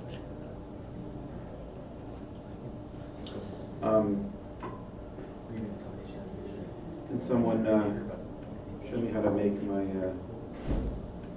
extend instead of mirror? Yeah. Hit command F1. Probably. It's not actually. These are separate displays. Just Yeah. Yeah, that'll work. There you go. The shortcut is command F1. Okay. And it's not documented anywhere, but. Let's see if this works. Good. How does that look? That's good. What I do want to see is I'd like to see yes.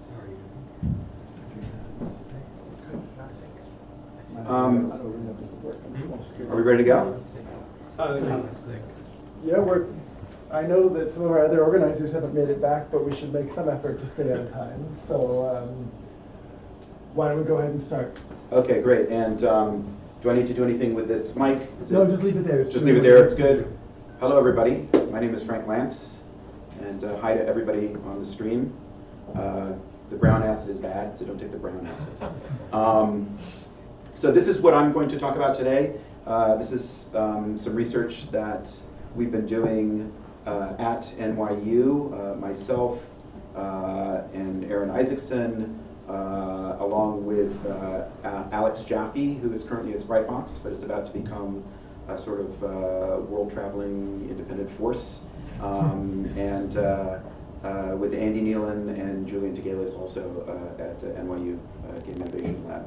And this is the question that we're interested in and that we're looking at, which is there a well-defined property of game systems that corresponds to what designers and players mean when they refer to strategic depth?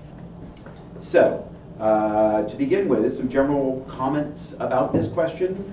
First of all, it sort of exists in the overlap between game design and computer science. I'm a game designer. All the other people I mentioned are computer scientists and AI researchers of various stripes. So our interest is in finding where there is useful and clarifying overlap between the domains of game design and aesthetic judgment and the kind of quantitative methods of computer science, while avoiding all of the potential problems of reductionism that might happen when you do that. So one of the reasons that we're looking at this is that it seems like it's a tractable problem. It seems like there might be an answer to this that is useful and interesting, that we might actually uncover a property, a sort of formal property of game systems that would be like, oh, look at this, look at what all these games have in common. These games that are considered deep, Bridge and chess and Go, Quake and StarCraft and Civilization or whatever. Look at this interesting formal quality, but that it hasn't already been done, right? It seems to us like this is a likely place to do some useful work. So so even though we don't think that there has already been a concerted effort to kind of analyze this particular question of the concept of depth, we are definitely building on a lot of existing research that's out there. Many people have done research in this area that we looked at very carefully and are kind of building on, people like Cameron Brown and Michael Cook, just to name a few of people who've done really interesting work in this direction. So that's what we're building on top of. And it's a very complicated question, and we have not gotten to a point where we're saying, okay, we can say for sure that this is the answer to this question, or but instead, what we're trying to do is kind of lay a foundation, and what we're hoping to do is kind of clarify some terms, lay a solid foundation for this research, and also invite others to join us and in continuing to ask this question and see where it takes us. So that's really the kind of preliminary status of where we are right now.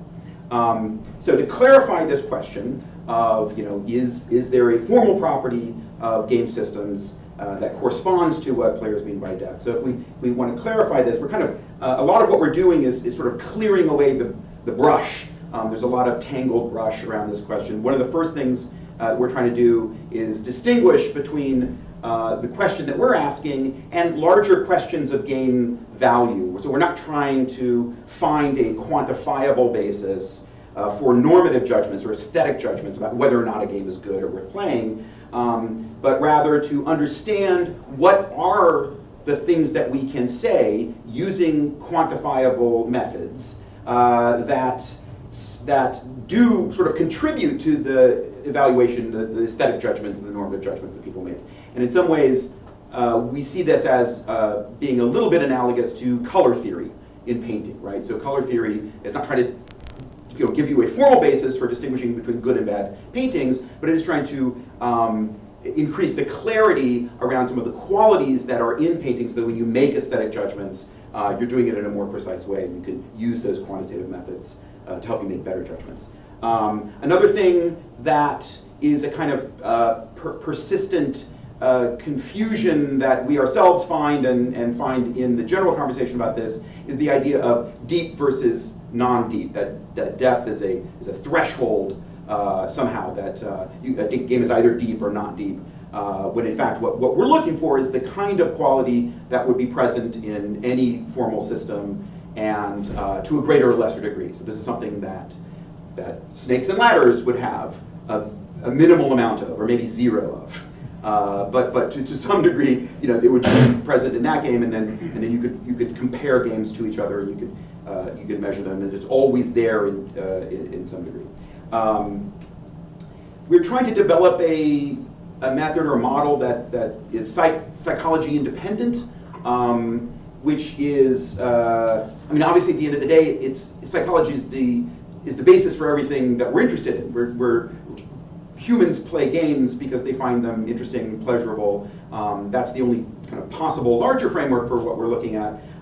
But what we don't want to do is build psychology sort of into the model that we're developing, because instead we want to understand not certain aspects of human brains, but we want to understand what those brains are reacting to. So we want to see these quantifiable properties of these models that psychology is in conversation with. In order to do this work, we are looking at abstract and simplified strategic games, just as a way to sort of zoom in and see if we can isolate this one formal property. But we think that this applies to all games. But in our work, we're really kind of zooming in and looking at these very toy-like situations or very simple abstract games.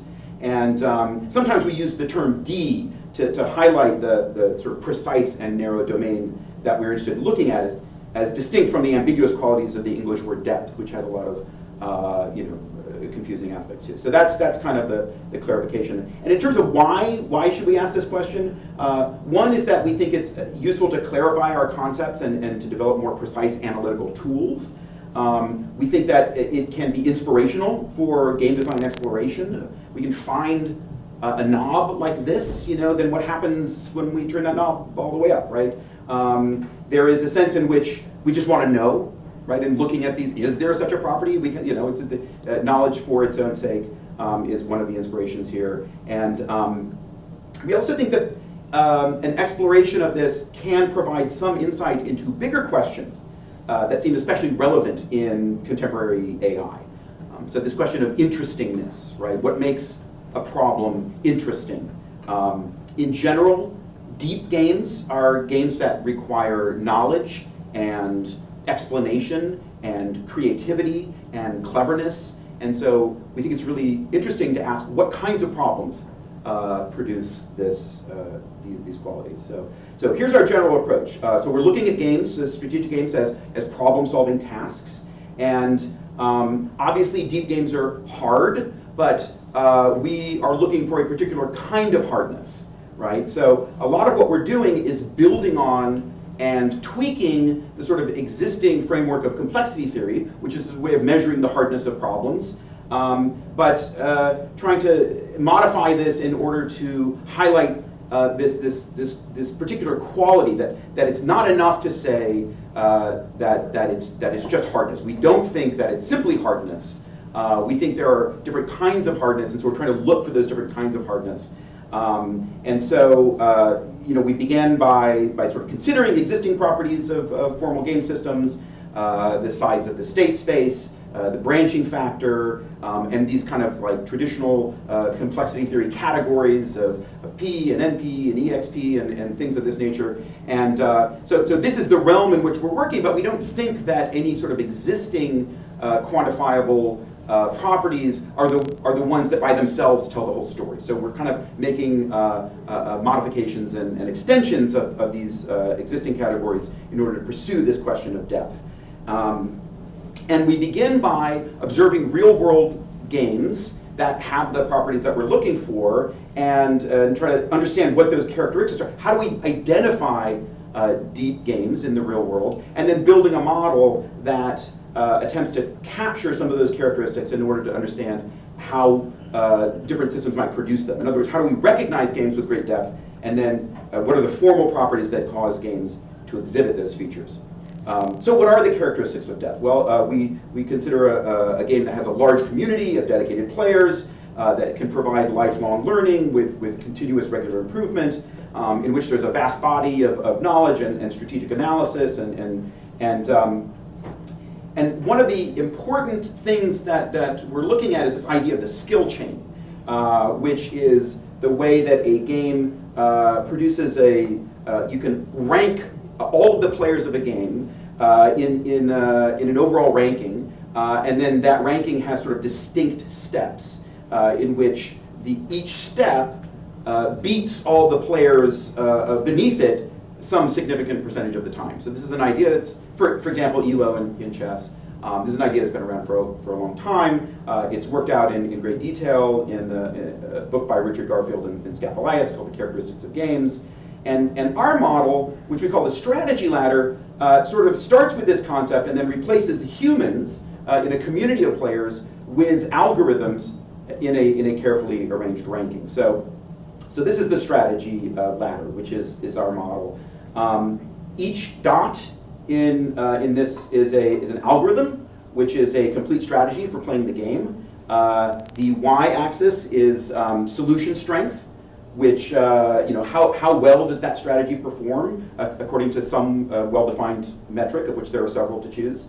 The x-axis is computational resources, things like how many steps does this algorithm take, how big is it in terms of Kolmogorov complexity, how much working memory does it need, things of that nature. And the key is that each dot is the best possible strategy at that level of computational resources.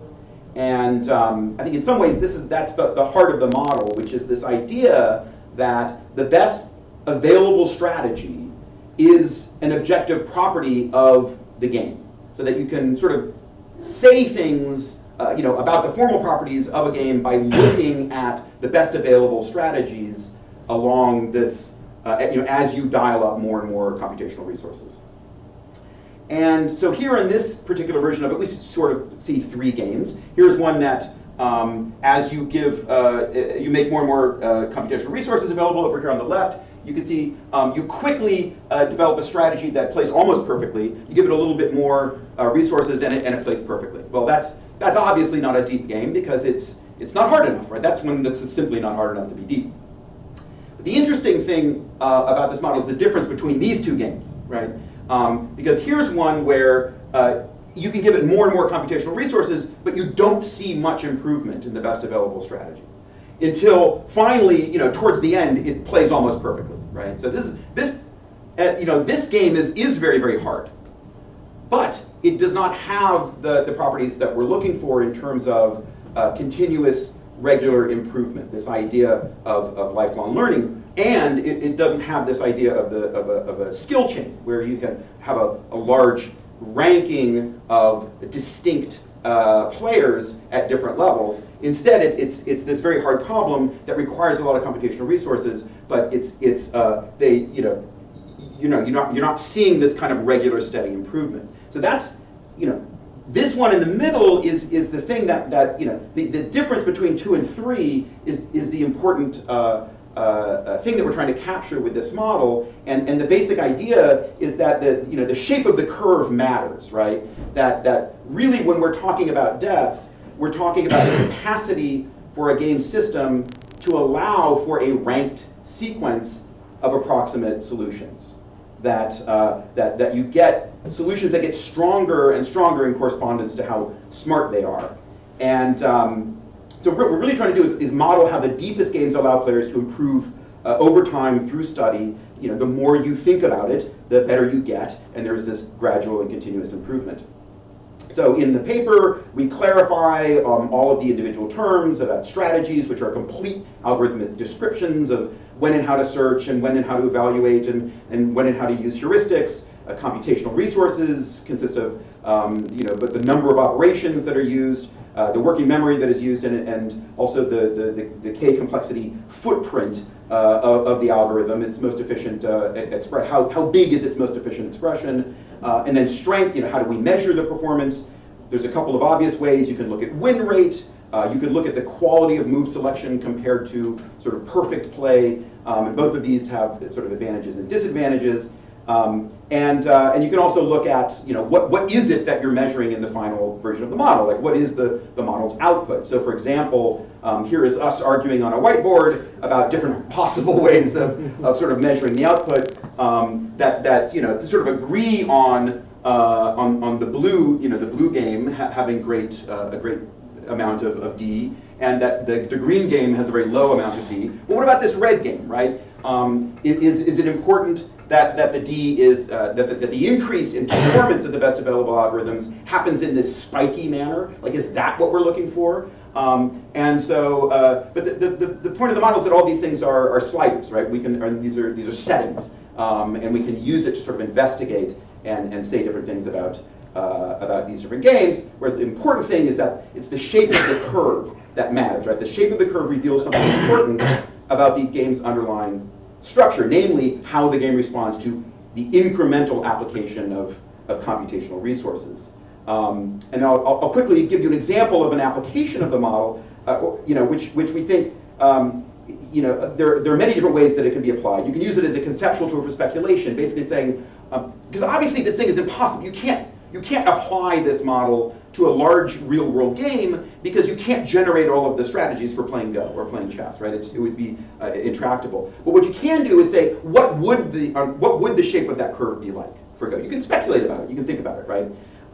You can also do direct observation of real games at low computational resource level. So you can look at a big real-world game, but just look at the first few rungs of that strategy ladder.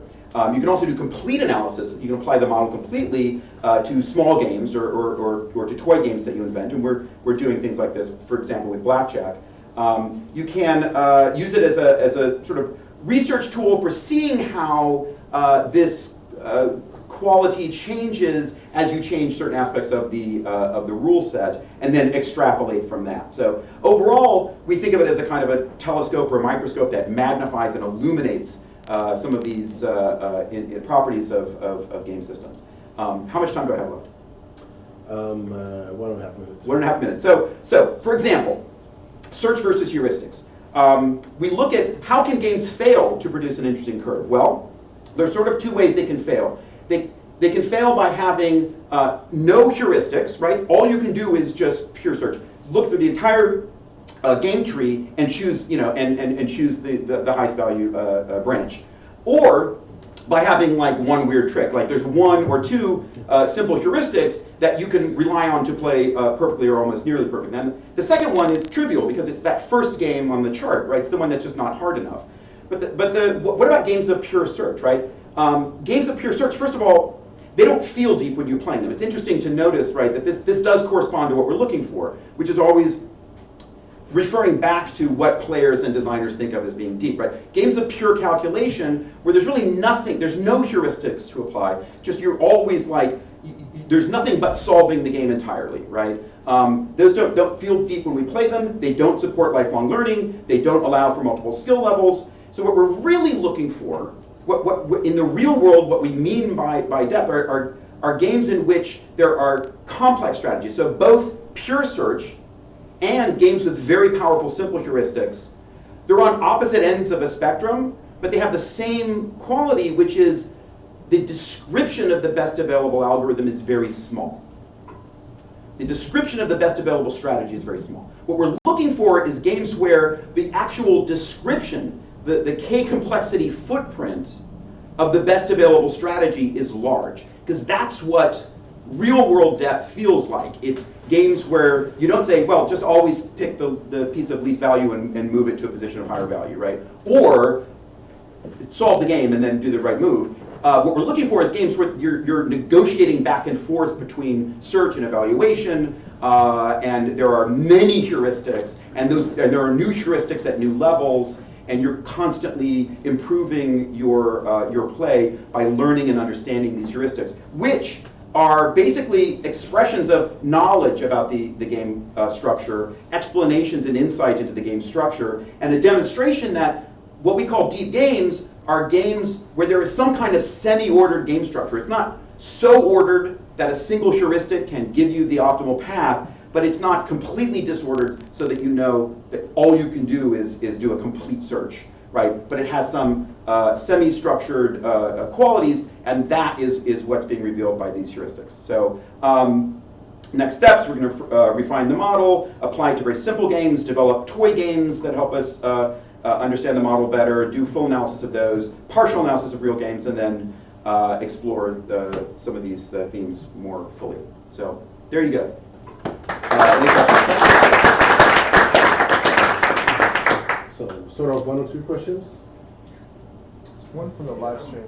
Why do you want to remove the psychology of the player from the model? So that we can better understand the formal properties of the game itself. So in other words, it may turn out that humans really like games that are shaped like gazelles because, we were on, we co-evolved with gazelles for so long. It's like, that's not interesting. We want to understand properties of game systems that they will recognize on Mars, right? That they will recognize on Jupiter and agree with us. And in the same way that like primes are things that they would recognize on Mars. The primes don't have, are not intrinsically related to, the particular parochial qualities of human psychology. There's saying something about the formal system of math. So that's the kind of property that we're looking for. How have you thought about games where the strategic space has evolved over the history of the game? Because it seems like this would assume it's kind of like there's some deterministic limit state that game is evolving toward. I think of like chess, where strategies have changed in the space of what strategies are viable have changed over time. So that partial ordering in like the 30s would be different from that. Yeah, that's a fascinating question, and this is the kind of conceptual tool that we want to apply to questions like that. So when we look at a game, we look at a fixed game. Obviously, we imagine that there's just a version of chess that we're looking at, as opposed to we're looking at chess over time. But how is chess evolving? Do games with large communities tend to evolve in a certain direction or not? And analyzing how the shape or depth of a game changes over evolution and in response to various kinds of forces. That's exactly what we want to kind of use this lens to highlight and talk about. So last question while you set up, so you can switch. Yeah, I've got one. Yes. So, you mentioned using this as like a tool for a designer when they're making some kind of game mechanic change to think like, well, what's this going to do to D? How far off do you think we are from even guessing like the sign of D's derivative for a given game mechanic change? I think we actually are not that far because this is a thing that we do instinctually. It's a thing that we do without, having or needing necessarily quantifiable methods. And I think we're, and I think we do probably a reasonable good job, better than anyone else. as doing it, right? Better than AI, better than all these AIs. But how's that a use of the model? I think the use of the model is to talk about and analyze what it is that human designers are doing when they do this. Not necessarily to do it better than them, but to really just have a better picture of what it is they're doing. And then in some small edge cases, like on the margin, maybe there are places where we're making mistakes. Where it'd be interesting to know, like the whole point of the model is that we have to, our instincts are not the last word, that we have to be able to be mistaken about some of these things. So hopefully we can shed some light on that. Well, great. You know I love this project. I'm not okay. Awesome. Thank you. Moving right along. Okay. Hello, my name is Fernando. I'm here to present AI's evaluator search-driven playtesting of modern board games. The work I did with Scott Lee, Julian Togelius, and Andy Nealen. So a lot of the time spent on designing a game is during playtesting. When a designer looks at the playtesting, he's not only looking for the reactions that players have to his game, but he's always trying to understand what how did his design decisions impacted the game as a system. So what we're proposing here is that the AI can help with the process of playtesting, especially in the early stages of the game's design. So, especially for modern board games. So why do we pick modern board games? So board games have been around for way longer than video games. And there has been a trend in board games more recently, in the past like 30 years, that they have been spiking in popularity, and they have this little niche inside there which we call the modern board games that has very specific features that the players look for in their games. So for instance, varying number of players, reinforcement feedback loops, hidden information, theme over abstraction, stochasticity are just some of the features that players usually look when they look for like a new game that they want to play, they want to try. And also, they prove to be complex spaces that have a lot of deep strategies in many titles and look to have a big search space that is hard for AIs to try to find a really good strategy, and that's one of the things that make them interesting and challenging. So over the last few years, the number of board games being released has just spiked crazy, and it seems like it's just going to keep increasing. So we have over 5,000 titles being released in 2015, and in 2016, I don't have right numbers yet, but they already, I think, surpassed that as well. So it seems like they're going to keep going forward. And if you look like platforms like Kickstarter, where games is one of the main categories that raise fundings, board games have actually been more successful in raising money in Kickstarter than video games for the past few years. So they are a very strong market right now. So what are some design questions that AIs might try to help us do for modern board game designs? So for instance, when we're playing a game, are all players starting with the same chances of winning? Maybe the first player has an advantage, maybe he has a disadvantage. We're not sure. So do my rules cover every single possible game state that might arise from playing this game? Is there a degenerative strategy that players can take advantage of that I did not intend to be in there? Or maybe is there a strategy that I did intend to be in there, but it just dominating over all other strategies? Also, if I have two variations of my game, are they reasonably different enough to be called two actual variants and not just a small tweak over the previous game? So to try to do a proof of concept inside this, we picked the game Ticket to Ride. So Ticket to Ride is a famous board game inside the idea of modern board games, and it's been around for over 10 years. It is called a family game and gateway game in the sense that all players of all ages usually enjoy the game, and it's usually a game that people use to introduce new players they want to get into the hobby of playing modern board games. So in Ticket to Ride, players are trying to collect cards to use their trains to connect different cities on the board to complete their hidden objectives. That's the main gist of the game.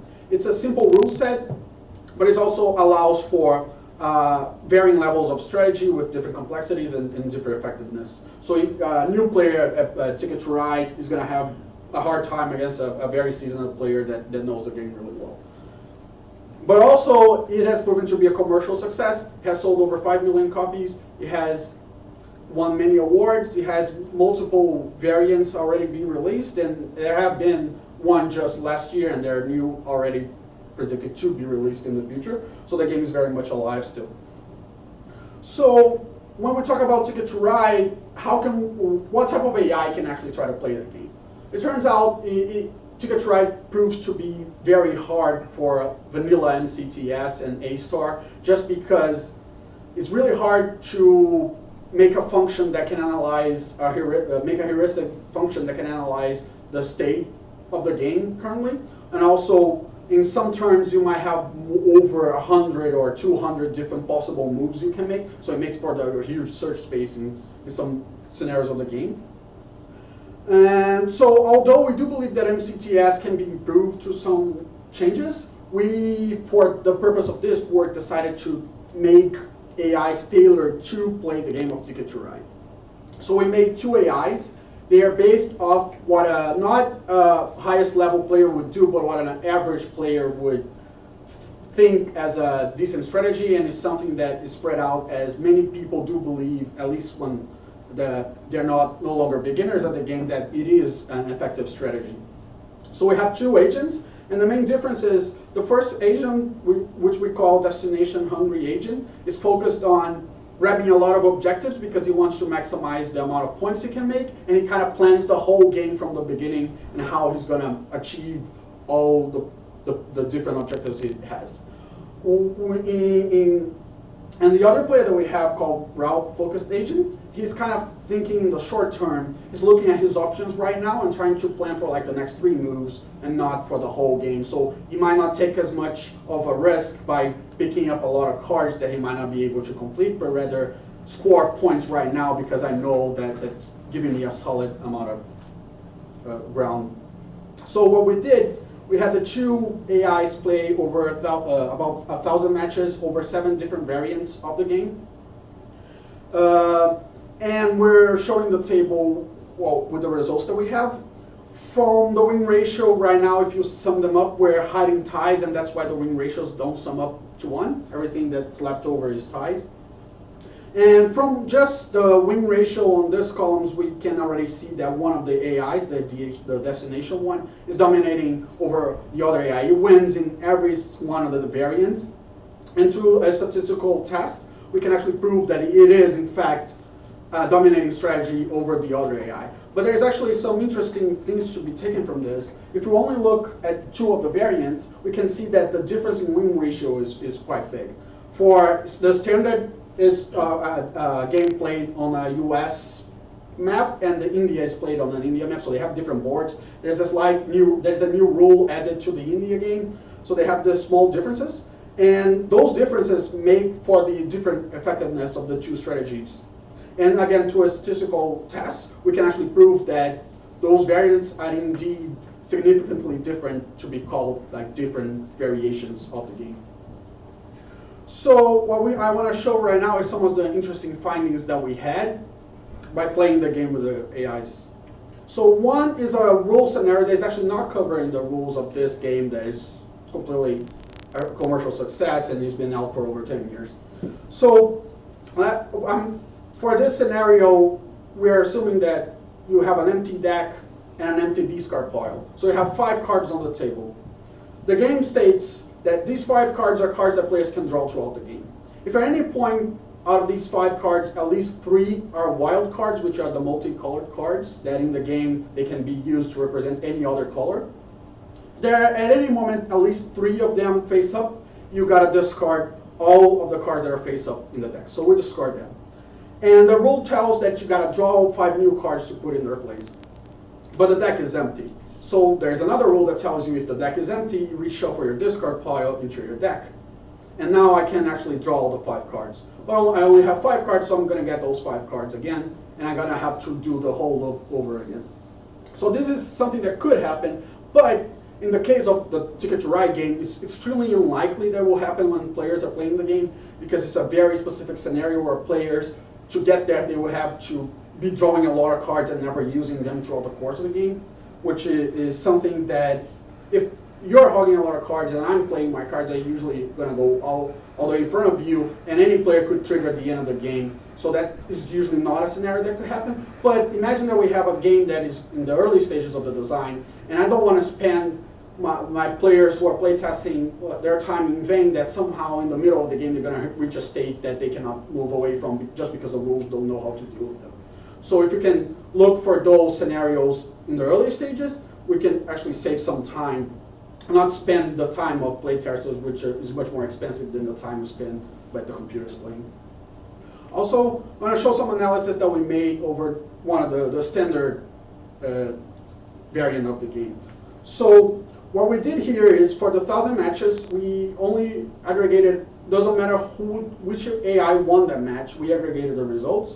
And on the bottom, even though you can read it, that doesn't really matter right now, you have all the routes that are present in the board. And the number in the y-axis indicates how many times has the winner taken that route when he won the game. So you can see a huge discrepancy, especially if you look at the top 6 against the bottom 6 routes. So you have routes that are taken not more than like 20 games, and there are routes that are being taken almost half of the games. So why is there a huge discrepancy?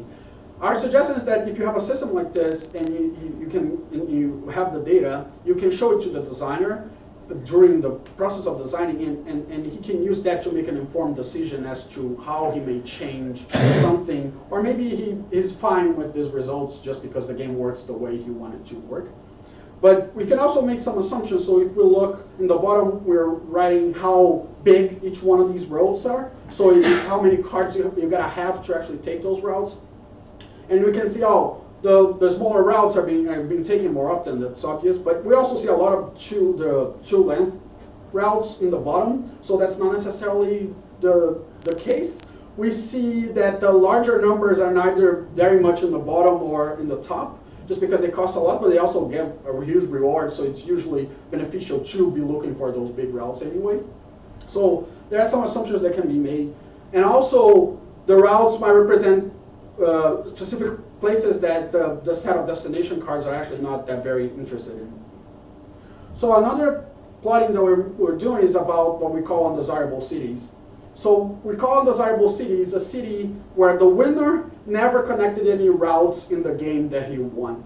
And the redder a city is, the more red a city is on this map, it means more times have there been a game where the winner never connected to anything. So Las Vegas is the most undesirable city in the game. And by looking at the map, we can make some assumptions. For instance, it's a very low connected city, so I don't do a lot of paths that pass through Las Vegas. And it's very easy to go around Las Vegas through Salt Lake City, San Francisco, Los Angeles. I have so many options that can go around.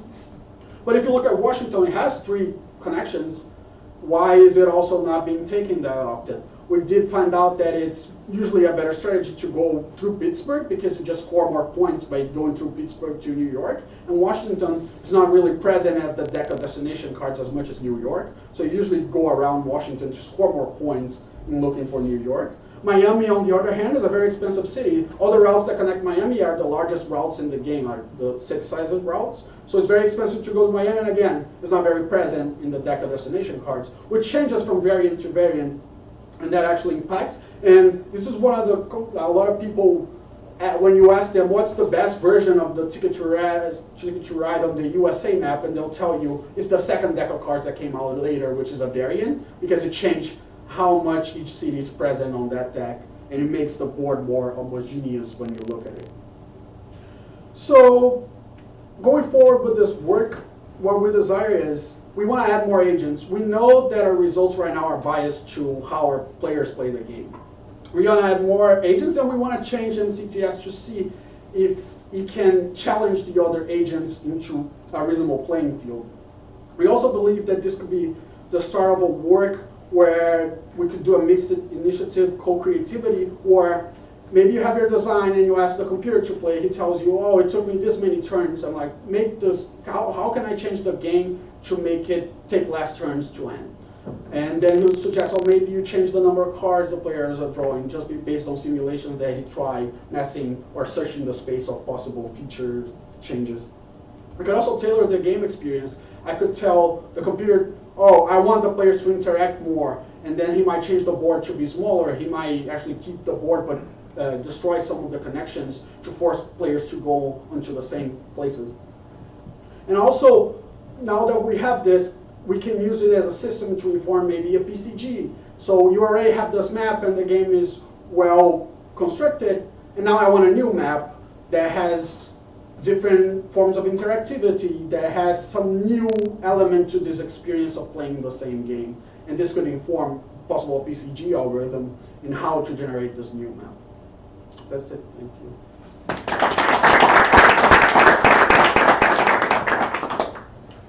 So we have sufficient time for questions? So you mentioned this a little bit. I was wondering if you comment in more detail. That is the danger that you are designing for your agents, which only play a limited set of what is actually possible in the game. And how do you prevent or protect your design from maybe very good strategies, but they're just not ones that your bots play? Yeah, so summarize the question just for live stream as well. Oh, so he asked, how can we think of avoiding the problem of tailoring our design to the way our AI agents play? So that's definitely an issue. So what we want when we're designing the AIs is try to mimic what humans are doing when they're playing the game, because in the end, I'm designing the game for the humans and not for the AIs to play. So that's why we look for strategies that, again, not the top ranked player does, nor what the novice does, because that's not necessarily interesting, but what an average of players are doing. But it's still an issue, because we can never know, like in a game like this, I don't know all the possible strategies there are to the game. And usually you might have a situation of, this strategy is dominant, but there's this specific other strategy that actually beats it, but loses to all the other ones. So that's why one way we're trying to mitigate this is by adding more variable strategies, but also we want to get a more generic kind of search-based algorithm, or maybe there is a way to train a learning algorithm to learn his own way of doing strategies for this game, and just increasing the spawn of possible scenarios that we're trying to cover with different strategies to make this a more general and a better space of strategies for humans to find out, because they are going to find out more strategies than probably the AIs will ever. But yeah.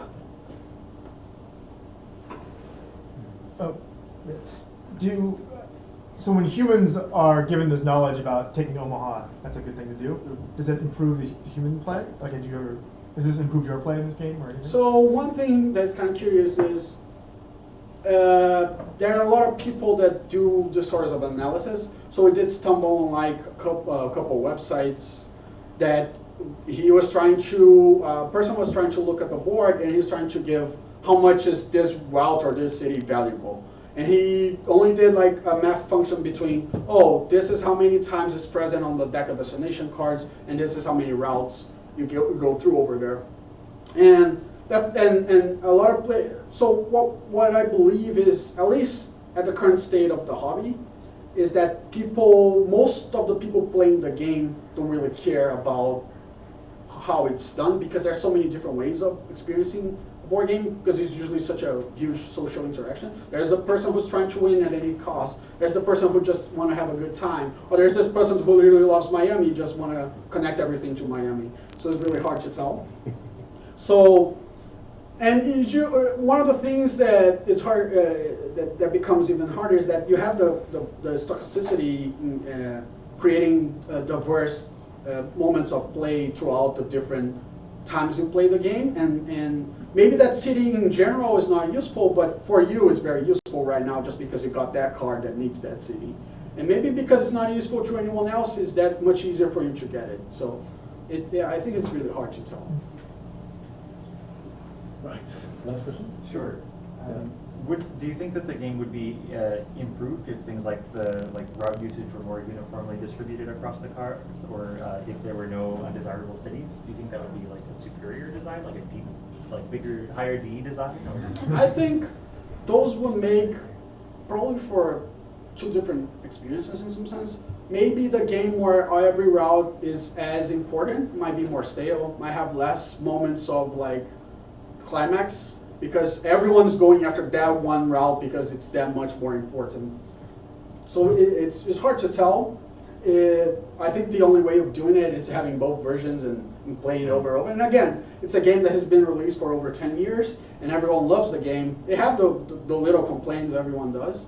And one of the things that happened was the release of a new deck of cards that changed some way that specific board. And they probably learned from it because nobody complains about the deck, the Skull Chickatrade Europe, because they had the experience of what happened to Chickatrade USA, and that probably improved how they designed the game. And again, you're looking for your audience, so maybe I'm going for people who just want to have fun instead of the really strategic players. Is the distribution different in like Europe or even like USA 1910 versus USA? I believe so. Like I have only initiated the process of comparing them, but I do believe that Europe, people often go, like there's no very useless route as much as everything else, even though you have a couple countries who are very isolated. But I think the board layout actually improves in like how routes are taken over like more often. Thank you.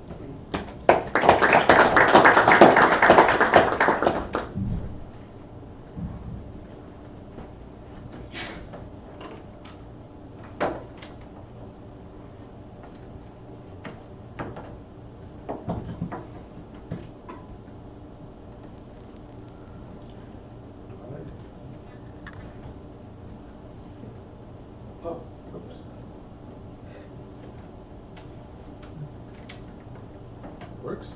Yeah. Good. Oh. Wait a second. Wow. Also, this is not my computer because my computer died today. Oh no. And it's out of power, so probably I couldn't turn it on. Let's see. I don't have his password. I just borrowed this computer from someone in the other rooms. Did you happen to send your slides to somebody? Yeah, I have it on my email, so if someone can borrow me a computer, maybe also that also works. Okay, I'll see you next.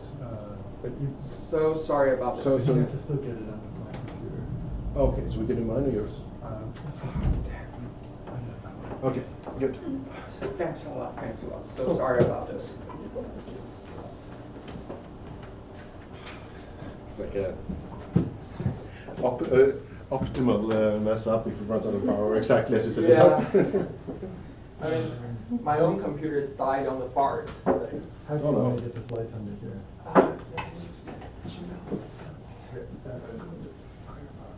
Okay. That way you don't mess up the information. I'm sorry about this. Can I post your slides after this? So, we can do it now. I'm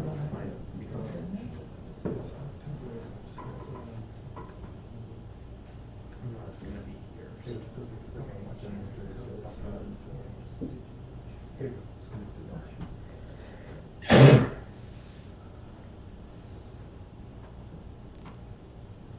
It's really interesting. It's a really interesting talk. You did a quick look.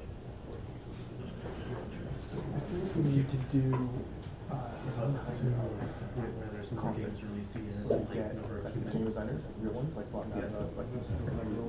together with people. No, the question is which is going to have faster rate or its registration. Yeah, but that wasn't like actually presented. We're doing it. We have like or is there? Maybe that's something we should just set up in New York as a sort of a zero cost. Just do that at our place. Yeah, exactly. Do it in the lab. It's on you, fly to New York. Yeah, exactly. And we don't. I mean, it's a little bit like the thing we did at you with the PC thing at you. Because that was, I mean, the whole budget was basically copy captions. Actually, it's very close to And we have a lab. And either a lab or maker space. Which anyway. like very, very close to that. Yeah. So do you have like a You just start with like anyone's welcome, but we try to target. I mean, I have my belief like what the information is like grounded on it. because it's so easy to I mean, it's better first that we focus on that. I think I'm sure there's relevant things as we select the projects we want to. I mean, it could be. I think the first section is as well, for example, that's a video game. It's an easy as well. Yeah, but what I want to hear is like I think so. actual Yeah. game designers who like sell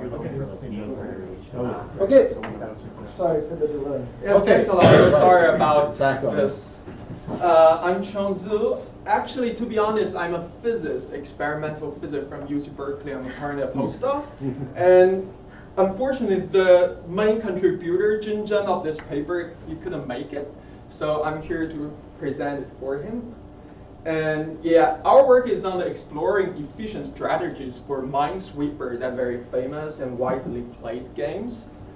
And here's the outline. I first just give a background introduction, and then the problems we're focusing on, as well as we're focused on mainly on two problems: the initial probe, as well as the heuristic strategies, and then the simulation and conclusion. So maybe I don't need to introduce this. The rules of Minesweeper, you have a map, you have all the uncovered blocks, as well as the covered blocks.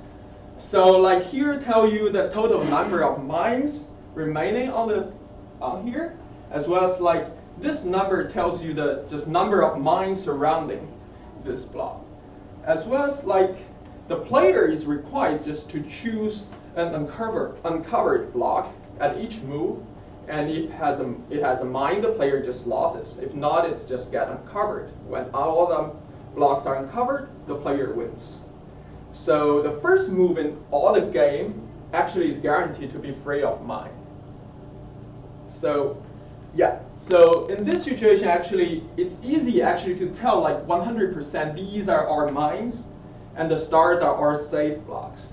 So we call them the safe blocks and the trivial blocks. If you can tell actually with 100%, these are mines and these other blocks are not. So here I have to synthesize typically for human players, the average time consumption is the the main thing to say if you're good or not. But typically for our program, actually the rate of success is more important things. Although we need to consider the time consumption, so we need to compromise these two things. And this is a common decision procedure for the Minesweeper. And you just try to get all the safety blocks. If there is any safe block, yes, just choose it. If no, it just guess and non-trivial ones. So typically most of the works previous are just mainly focused on these two parts, try to get all the safe blocks as well as guess and non-trivial ones. And also there is another interesting thing we can think about is the initial state, since the initial move is guaranteed to be free of mines. So if you want to click the corner or in the edge or in the middle, which one is actually give you higher rate of success.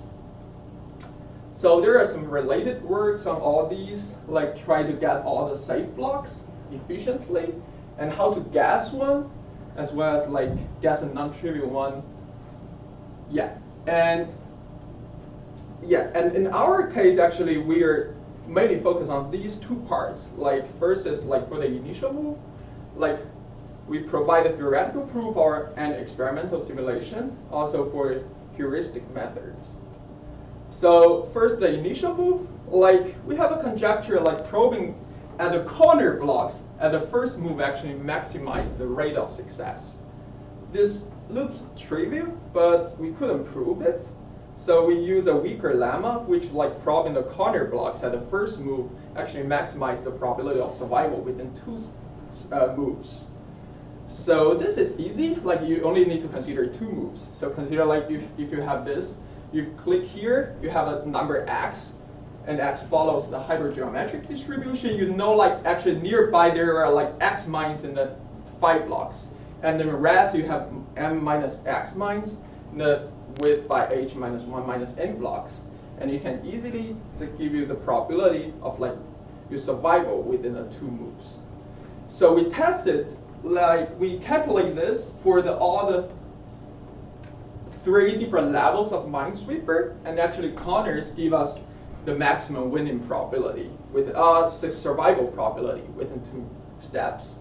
However, if we want to take the overall rate of success in the whole game, we have to use the simulation or the experimental method.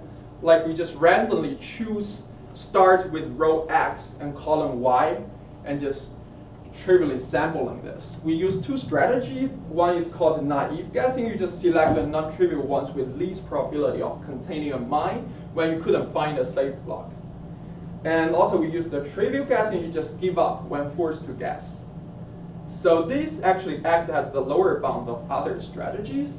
And we can see actually this is the first level or the medium level or the hardest level. We can see like all the results actually, if the block is darker, which means it has more winning probability. And yeah, like for all 3 levels of game, actually maximum winning probability is at a corner. Interestingly, this is something surprising me actually. The second highest winning initial block actually is not the block at the edge, which is nearest to the corner. It's actually in the center of the edge. Yeah, that is something that surprised me. Yeah, after that, actually, we know that the best move maybe is the corner block. We now develop a heuristic strategies for how to just guess the non-trivial ones. So this is the typical procedure of this. Like if you can't get a trivial block, you just apply a bunch of filters in, and then after the filters, you may have another set of blocks, and you just randomly choose one and just open it. So we apply 5 different filters. One is filter P, which we define as with least probability of containing a mine. Also filter Q with a maximum entropy. Also we define filter E with a maximum expected number of safe blocks for the next move. The filter S of maximum probability of containing at least 1 safe blocks for the next move. Also the filter U as the maximum probability of survival after 2 steps. So this is a simple example. If we have this 1D minesweeper, we know that there is a number 1 at G2. And yeah, we can next move, actually we can guess, maybe we can randomly pick G1. And with this, actually we can calculate like all the possibility for these filters. We can calculate the value for the filters. And we can also just choose G3 and also get all the values for the filters. So we calculate like all these filters for like the next step you can choose G1, G3, G4, G5, or G6. So for example, if we apply a sequence filtering sequence PSEQ, means actually we first just see we have these 5 moves. We apply P. So P is like actually, P is low, the smaller P give you better, right? Because P defined as like you died after the immediate rate of death after you have block 1. So we choose these 3, actually G4, G5, and G6. And then we apply S. For these 3, we want the maximum value here. So we got G6. And then we apply P, S, E, and Q. Actually, everything gave you G6. So we know that actually, yeah, our next move is G6. Yeah. Before we go to the simulation, here I mentioned a quasi-optimal strategy. Actually, there is an optimal strategy for Minesweeper that you need to calculate actually the overall winning rate of like uncover each block. So like if you unplug this one, you need to keep calculating like, okay, now for the second step, which one should I unplug? And after that, you calculate all the possibilities. You have a overall winning probability. Like, okay, I have actually one third of the win probability if I choose this as the next step. Also, we can calculate everything else, and you know, like, okay, actually G6 give you like 2/3. But to be honest, this actually needs very high computational complexity because for each possibility, you need to finish all the game and give you the final probability. However, we have to mention like high computational complexity doesn't mean high computational load. It becomes feasible in the final phase of the whole game. So yeah, we define the quasi-optimal strategy PSEQD star is when the number of the solution is less or equal to star, we use the optimal strategy. And otherwise, we use just heuristic PSEQ filters we introduce.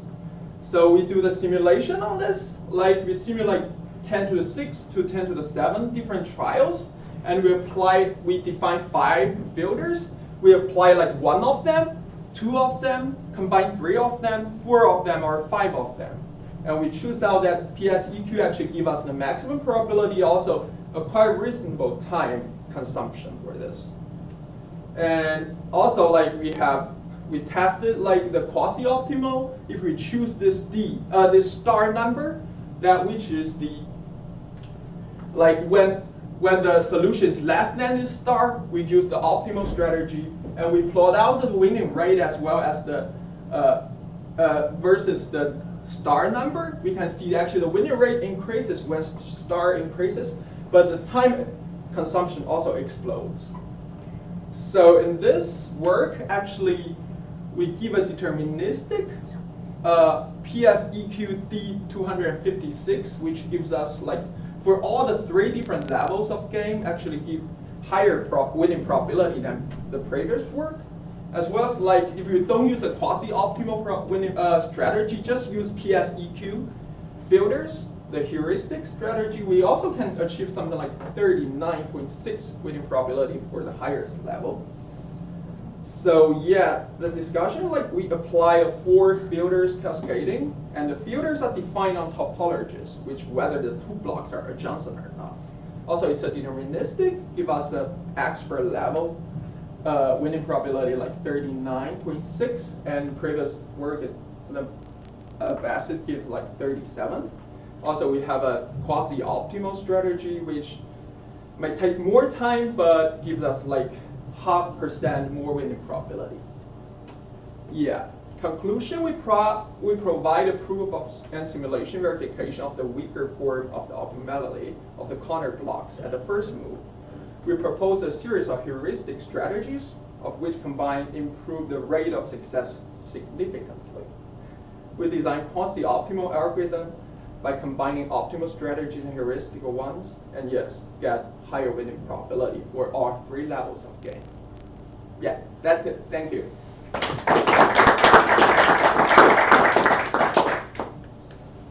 Yeah. Has anyone tried to like model this as like a partially observable Markov decision process? Like I mean, it seems like it fits perfectly in that framework. Can you say that once again? A partially observable Markov decision process, basically reinforcement learning. So you have, that means you have, you don't know the full state, basically you don't know where the mines are. Okay. You make these observations, and then you could imagine trying to measure, like what basically it amounts to doing is think about like checkers where you're like estimating the value at a certain point. So that's basically what it would come down to, like basically estimating the value 3 or 4 steps ahead, and then doing 3 or 4 step look ahead, and then rolling it back to decide what to do. Yes. Sorry, actually, to be honest, I don't know. Okay. Sorry, but I think there is a proof like this Minesweeper is also an NP-complete problem, like for the Minesweeper strategy. I wouldn't surprise me, but that, yeah. Checkers is also insanely complicated. Yeah. What's that? Piece space. Maybe, yeah. I see. So like, but you estimate. That's why you go 3 steps. Sorry about that. To be honest, I have no idea on this kind of If I couldn't answer it. Yes, if you Google Minesweeper and ComPP, people have done stuff. I'm not sure what. Okay. Yeah, sorry. If I couldn't answer the question, this doesn't prove like my colleague is not good at it. I'm not the person in the field. Sorry about this. Sorry about this. Yeah. Beyond the scope. Okay. We'll hold your colleague liable in a second. Right. Any more questions? The natural question is, what is the D of this game? All right. Yeah. How deep is Minesweeper? That's I don't know that we have an answer. Sorry about this. We haven't gotten to the partial observability yet at all, essentially. Okay, thank you. Thank you. Nathan, how many minutes do you have? I have 10. Can't hear Okay. any mention of like the definite or multiplication. I spend too much time on Twitter, is what I'm saying. Yes. I don't want to talk about partially observable. We are away. Fully observable. Yeah, I think you need a better letter. Okay. Okay. So I want to thank the other organizers who allowed me to abuse my power a little bit, because I was having a really hard time writing this paper. And so in the end, I gave up on writing the paper and they let me talk anyway. But it meant that I only get 10 minutes because that's how it fit into the slot at the end with everyone else's. So I don't have a lot of time, and therefore like background material and other things like that, I'm not going to go through in any detail. A lot of the people who are doing interesting stuff are in this room, but I really do want to point out Mateus Ota, who, as a summer student who came to me from Brazil, did a fantastic job working on this project last summer, and we'll be writing it up for more archival purposes in the near future. So there's been talks today. There's a lot of people in this room who've done level design. I don't have time to talk about that. But really important is I'm building on some past work that I did on exhaustive search. And so we'll get to the exact puzzle for the witness that we'll be looking at. But the key idea is we're going to do exhaustive search. And I don't have any time to talk about the technical details of how that's done. But we're going to be generating every possible puzzle, and then we're going to be building from there. And the real thing is, if we think about, or traditionally, at least for myself, when I think about PCG, I'm really thinking about, well, how do we generate to a place where I have something interesting? But if I could generate all content, then it's a different question, because now the question is, from everything that's there, how do you select what's interesting? And so this is what we'll be focusing on, is how do we select something interesting? And for those of you who don't know or didn't see this work, it was at a workshop a couple of years ago, and I did a little bit of it at GDC as well, is talking about this game Fling. It was an initial analysis of this game, and the idea for here, it's a different type of game, so it needs different analysis that I'm going to do in the work today. Here we're trying to understand, it's almost related to this D value of games, what sort of content should we select? And we wanted to select content that rewarded the information that players had learned about the game. And so a really simple example here, I'm not going to explain the rules of the game, but every level in this game has one solution. And so it ends up that these two moves are completely independent. And so if I play those independent moves, but I know there's only one unique solution, then actually these sort of parallel actions are ruled out. Because I can play them in any order, they're independent moves, therefore they can't be part of the single solution that exists in the game. And so the idea is that we can select the types of games or the types of puzzles that we want to present to the user, looking for levels that sort of maximize this quality that I really get to use my expertise, as opposed to levels that I have no opportunity at all to use my expertise. And both sorts of levels exist in this game. So in 2016, I had this new game came out by Jonathan Blow, and I had this summer student who came and wanted to work on an interesting project. We were originally going to do this work for Braid, but we decided the witness is actually sort of fits in abstractly. It would require less work. And so this is, if you haven't played the game, I'm actually going to try not to spoil too much if you haven't played the game. But there's this island, deserted island that you get to travel around, and there's puzzles all over the island. And our question was, can we create compelling new levels for this game, building upon the mechanics that already exist there? And so, we've just picked up on one component of this game, and there's a type of puzzles on the left-hand side here where there's sort of like Tetris pieces. They're blocks, and there's something about an area that you have to fill in here. I'll say a little bit more. And so these are ones where you're always tracing a path from the circle in the bottom left-hand corner to the little notch that's sticking out on the other side. And you've got to find a path that somehow represents space around there. So that's one type of puzzle that's introduced in the game. And then later, much later in the game, there's another type of puzzle that's introduced where you're given one puzzle at a time, but when you solve it, your line that you're drawing to solve these puzzles, you can see the lines here, actually has to solve all the puzzles that you've seen so far. So we wanted to say, look, let's just combine these two mechanics together and see if we can find something new in that space. And here was our high-level design philosophy, basically the iteration that we wanted to do computationally. So let's just select some puzzles, and I'll show you an example of this in a second, but we're going to say select some puzzles, and then start solving these puzzles. And as I start to understand them, I start to build heuristics in my own mind of like, what are good moves? What should I do to solve those puzzles? I then want to subvert those heuristics that I'm building in my mind. and then basically repeat the process. And so what I'm going to describe here is basically how we went through this process of selecting, understanding, subverting, and then repeating. Okay? And so the key thing here, I used a shorter name in these slides, but is that there's a designer inside this loop. There's a designer that's working on understanding and subverting and choosing interesting things there. But what's really great about the outcome here is that the subversion worked really well for us, and we didn't guarantee that this was going to happen, but I'm really pleased with the results. I really enjoy playing the puzzles that come out.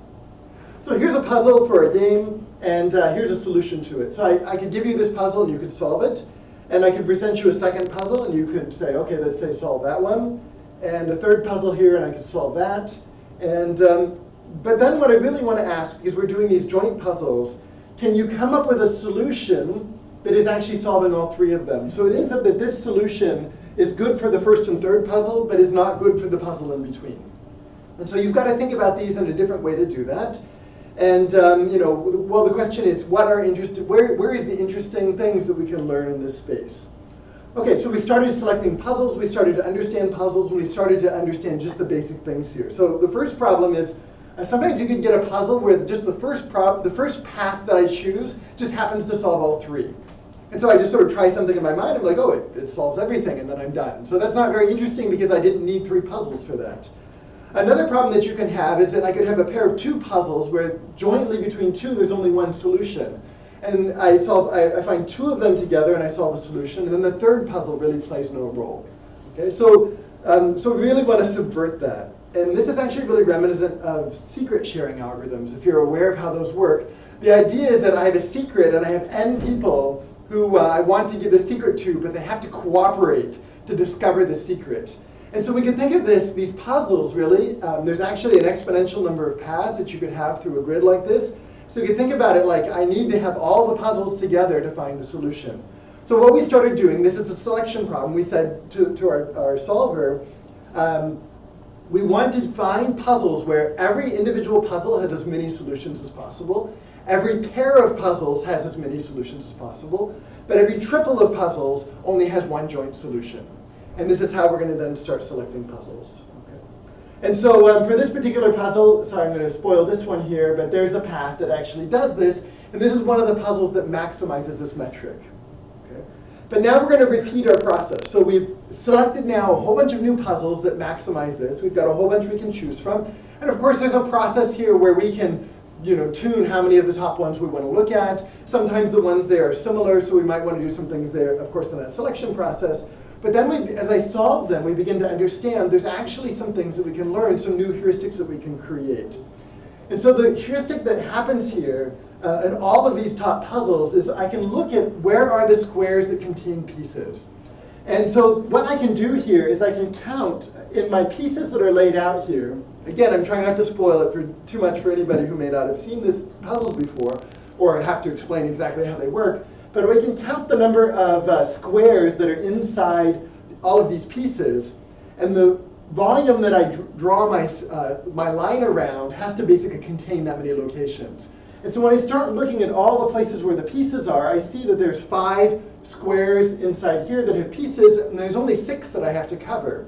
And so it's actually, there's only a few possibilities of ways that I could cover all of these because I'm just needing to add essentially one of these squares to the solution.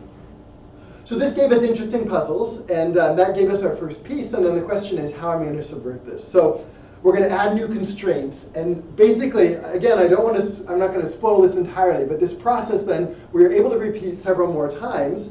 I really encourage you to go get the game. It was on sale last week. Sorry, it's not on sale this week. But I really encourage you to go get the game and take a look at this, and then we'll put these up for people to look at. But basically, we came up with this new puzzle. And when my student gave it to me the first time, actually his solver had been broken, and he gave me a puzzle that couldn't be solved.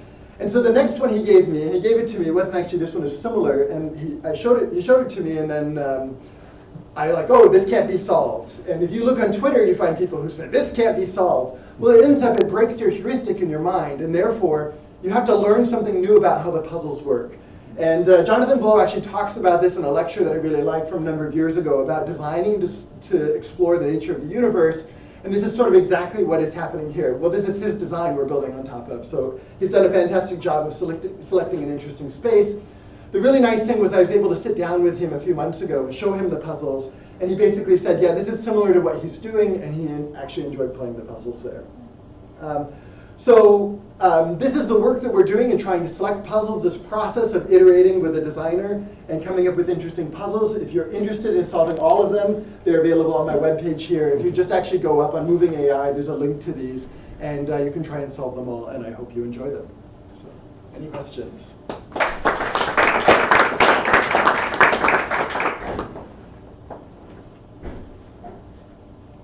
Questions? No questions. Statements? Okay, questions about the architecture of the solver. Yeah. So you said you wouldn't talk about enumerative or exhaustive search, but it sounds like there are some maybe similarities to approaches like constraint programming or like answer set programming. Yeah, it's very similar to Adam Smith's work in that area. And I mean, basically we can work directly in the combinatorics, and we can do some things to bring that space down a little bit. So it's, you've got to understand combinations and combinations, permutations, and some of those variants, and how to actually generate all of these. And then there's some also things that are really important is about what a solution looks like. So we have to think about, we don't want to just brute force enumerate solutions. We actually have to be a little bit smarter. Like if I come back, if I have a path that comes around here, I don't need to consider going down. I have to always consider going sort of around the surface of an edge. So there's some tricks there that make it more and more efficient, and then it's actually trivially parallelizable. So that really helps as well. Do you have any heuristics to know how difficult these puzzles are that are being generated? I don't have exact ones. In the earlier stuff, I was getting nice heuristics for telling me that. But for these, it's a little bit difficult because I give you, it's like where the designer's playing that role of saying, well, now the humans know this, and this is what will break what the humans know. But there's some things here, like the number of pieces I put on the board, that would maybe come from psychology and things like that. Like how much can I see and understand? As we go to bigger boards, then they get more difficult. And if I were to just throw you with a big board immediately, you'd have a hard time. But if you build up the sequence that's actually shown here, it's easier. So I think there's some other things that could be done externally for the final selection that would help sort of giving you that difficulty curve. But it's a really good, really interesting question. Okay? Right. Thank you.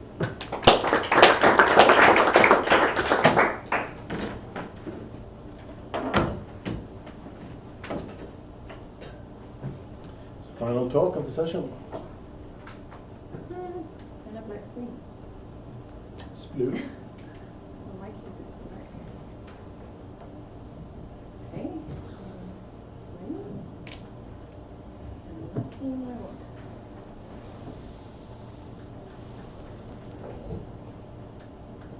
Okay. Can anyone help me how to get notes up? What, Keynote? Yeah, Keynote. Oh, maybe command. it's the image. Right, I have to mirror. That's mirror? It's mirror. Hit Command F1. What? Command F1. Command F1. Yeah, but it also, could also be set the... Oh yeah. This could be something. Did that work? Yes, that worked. Thank you. Great. Okay. Hi, I'm Benedicte. And I'm going to quote one of the previous speakers and say I'm now for something completely different because I'm going to talk about ethical considerations for player modeling. Can you close the door? And this is something I'm presenting with Gustavo Holmberg and Julian Togelius. Okay, so first off, an overview of what I'm going to talk about. I'm going to start with talking a little bit about why ethics and artificial intelligence, and present some core concepts of creating ethical AI. And then I'm going to turn to games and ethics. And then next, look at some of the ways in which player modeling can raise ethical challenges. And then conclude with some models or methods for creating ethical player modeling. Okay, so first up, ethics and AI in general. So why talk about ethics and artificial intelligence? Why does it make sense to talk about right and wrong? Well, in recent years, there's been an explosion in the use of artificial intelligence, as you all know.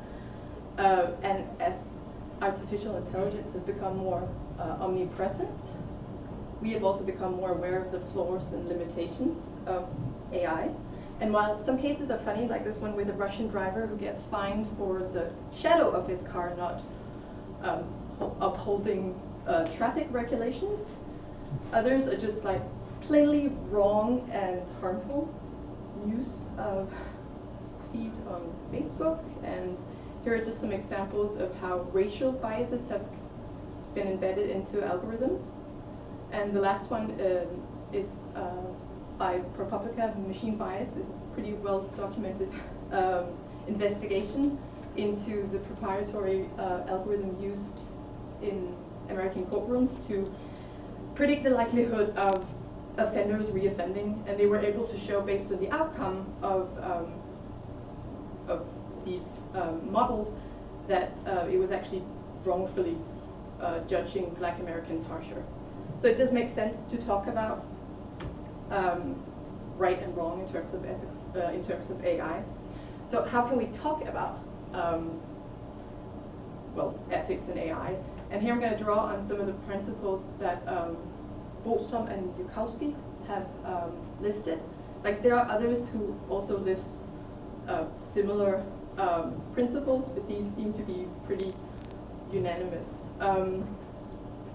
So first off, responsibility, that refers to the idea that when we delegate decisions to AIs, we shouldn't just be able to wash our hands if something goes wrong and say, hey, the algorithm did it, it's not my fault. We should be able to assign responsibility to someone.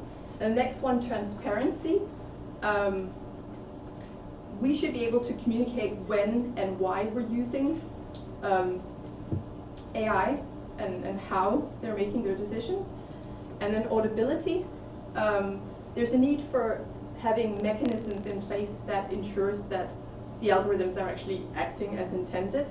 And if it's not possible to make this public, there should at least be some third party or an external party that can sort of review and inspect the models.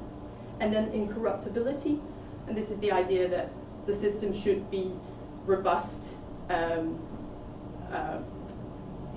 against sort of willful manipulation of them. And then the last one, predictability, that refers to the idea, of course, that systems should generate similar outcome for similar events. So these, of course, link together. I mean, it doesn't make sense to talk about incorruptibility if you can't at the same time audit and see that it actually does what it should to the system. So why ethics in games? So historically, games have been thought as taking place inside a magic circle, and this is the notion that play spaces are separate from the rest of our lives. This is, however, this has been increasingly challenged with the arrival of digital games and particularly online games. And a number of researchers have shown how games are affecting people's lives outside of the magic circle. So the magic circle is definitely broken. Sociologists have documented how games have become a platform for people to form deep relationships with people that they often otherwise wouldn't have met. And also digital play spaces are, they provide a space where players can experiment with their self-identity and their expression on their own accord. And so I brought this picture of EVE Online because this is one of the examples of like a deeply complex social game, which also has quite significant time spending going on here, because economically people are also investing a significant amount of time and money into games. And games are also being used in work environments, in the health sector, just to name a few. So again, it makes sense to talk about ethics in relation to designing games. And AI has also, as you know, been a part of game design for a while, and analyzing and predicting player behavior is increasingly a part of game development. So it also makes sense to discuss right and wrong in terms of use of player modeling and artificial intelligence.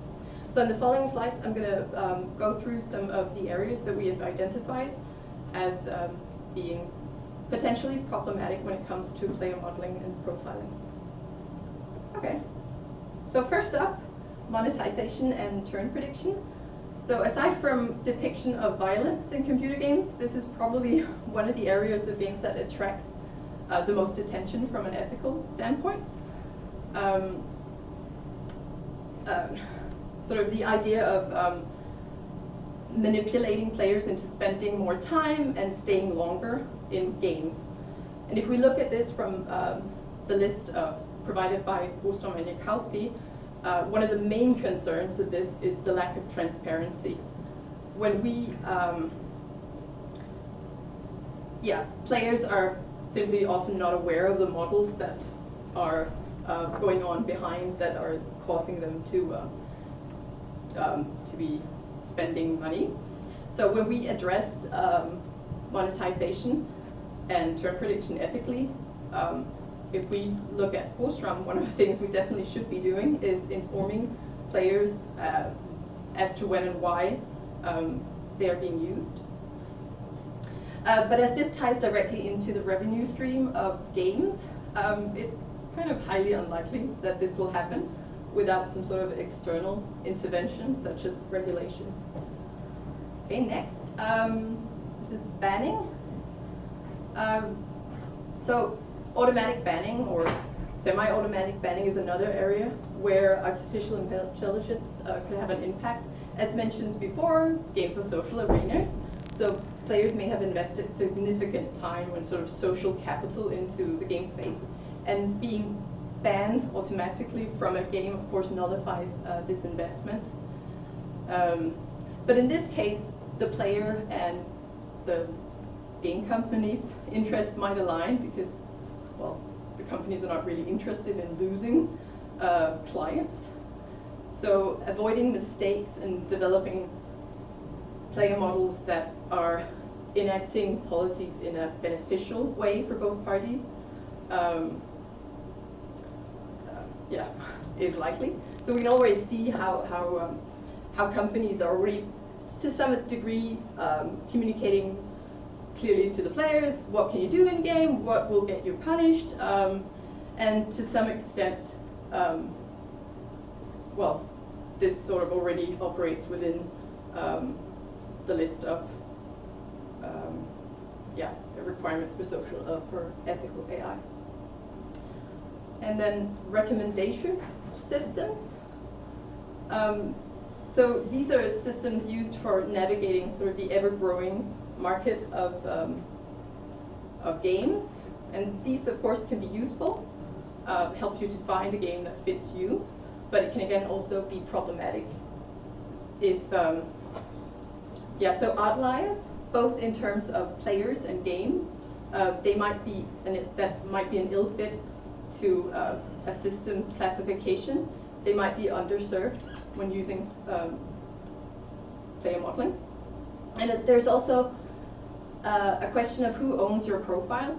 And in this case, it'd be interesting to are you capable, or are you able to gain access and inspect the information, the profile that the company may have on you, and to change or revoke the data in case you don't feel it fits who you are.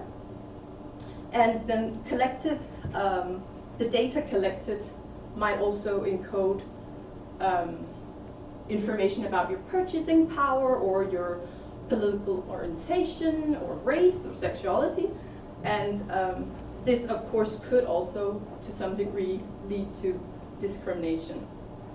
And lastly, recommendation systems are obviously susceptible to manipulation, like people trying to game the App Store, for instance, they're liking the features in the App Store. Generative player modeling. So these are models that simulate players based on recorded data, and this type of technology that can let us compete against famous players or play with an absent friend, which is nice.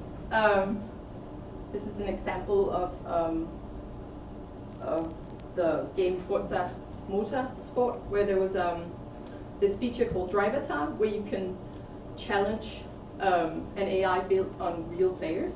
And there's this sweet story about a player who actually gets to play against a deceased friend using this feature. This is of course a sweet thing, but it also raises questions like, what if that model that's depicting us or claiming to be us, what if that doesn't align with the way we want to be seen? And again, who owns this? Who owns this player modeling? Is it me, or is it the company that owns the representation of me? And then player matching. So this is again a way of navigating the social space of games. In this case, by connecting players based on past performances or interest. And yeah, and as mentioned before, games have been sort of praised for allowing people to meet people they wouldn't otherwise have met in the real world. And so one concern with player matching is that it might sort of do the job too well, and we might risk creating filter bubbles and sort of reintroduce divisions, much in the same way as we've seen a lot of debate about when it comes to the way we're presented with news on, for instance, Facebook these days. Yeah. And then training and assessment. So this is a clear example of how games are reaching into the real world outside of the magic circle, right? And if a game is being used to assess whether you, for instance, are a good fit for a job, it's pretty clear that it should be communicated clearly to you that you're actually playing a game that's going to be used for that purpose. Otherwise, it would be pretty unethical. And a game that, for instance, claims to be able to test your psychological well-being, that should also be subjected to the same kind of control that a regular psychometric test would be. So again, yeah, you should be able to audit the model to see that it's actually doing what it says it does, and it should be predictable. It shouldn't be like throwing out, well, more or less random results based on what you're saying. So lastly, privacy, and this is a pretty big one. So modern games, they're really good at collecting information about gamers or players through telemetrics and game analytics. And this is, of course, very valuable for developing the games and refining them over time, and it reveals to us what different players like, how they like to interact with the system and with other people. But unfortunately, research has also shown that data from games can reveal information about players that correlate to situations outside of the game space. So in as different games as Battlefield 3 and Minecraft, playing styles have been shown to relate to things like personality traits and life motivations and your age, your nationality. And it isn't too far-fetched to assume that you could probably also conclude something about people's sexual orientation or political orientation from the way they are playing or the games that they are playing. So when we're playing, we might actually be sharing a lot more of ourselves than we anticipate, and the misuse of that data is of course also a possibility. So again, what can an ethical programmer do? Well, we should consider what type of information we're collecting and how we're using it. And then again, we ought to clearly communicate this to the players and potentially allow players to opt out of part of this data collecting. Okay, so in summary, player modeling is useful to developers and to players. It can heighten the play experience. But gathering data and creating models based on a large amount of what is essentially personal input can generate ethical challenges. And even though we talk about the magic circle being broken, that is not how players, that's not what we as players experience. When we're playing, we most likely want to keep the illusion of being inside a game, and we probably don't want sort of a head-up display going, oh, did you notice that we've noticed that you play this way, and this might actually tell us this and that about us. So how can we entertain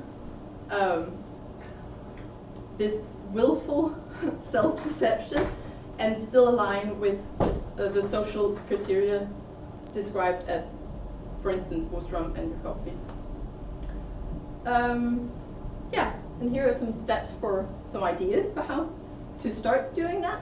So I don't know the question to the big issue of how do we make this fit into games, but we could start to take some steps in. Yeah. So first of all, we should probably always kind of consider the worst case scenario when we are designing. How could the model we're making impact the player community? How would mistakes in the model affect people? What does it mean to be misrepresented? And are the sample data that we are building our models on, are they an accurate representation of reality? There are quite a few cases of, for instance, in the use of image recognition for motion games, for instance, that people have been making games that don't work for people who are not white-colored. It's there are quite a few people who end up incidentally making racist games, and we know that biases of the people who are collecting and who are processing data, that they are embedded into models. So one way to address this could be to make sure that development teams, they represent a diverse group. And you probably wouldn't have gotten games where you can't see the black player in your dancing game, for instance. It could also, one way of doing this could also be to introduce a user-centered participatory design approach. And in this case, many companies already use their player community and reaching out to not only core gamers, but also outliers could be useful. And then lastly, well, continuously audit the models that we create. Thank you.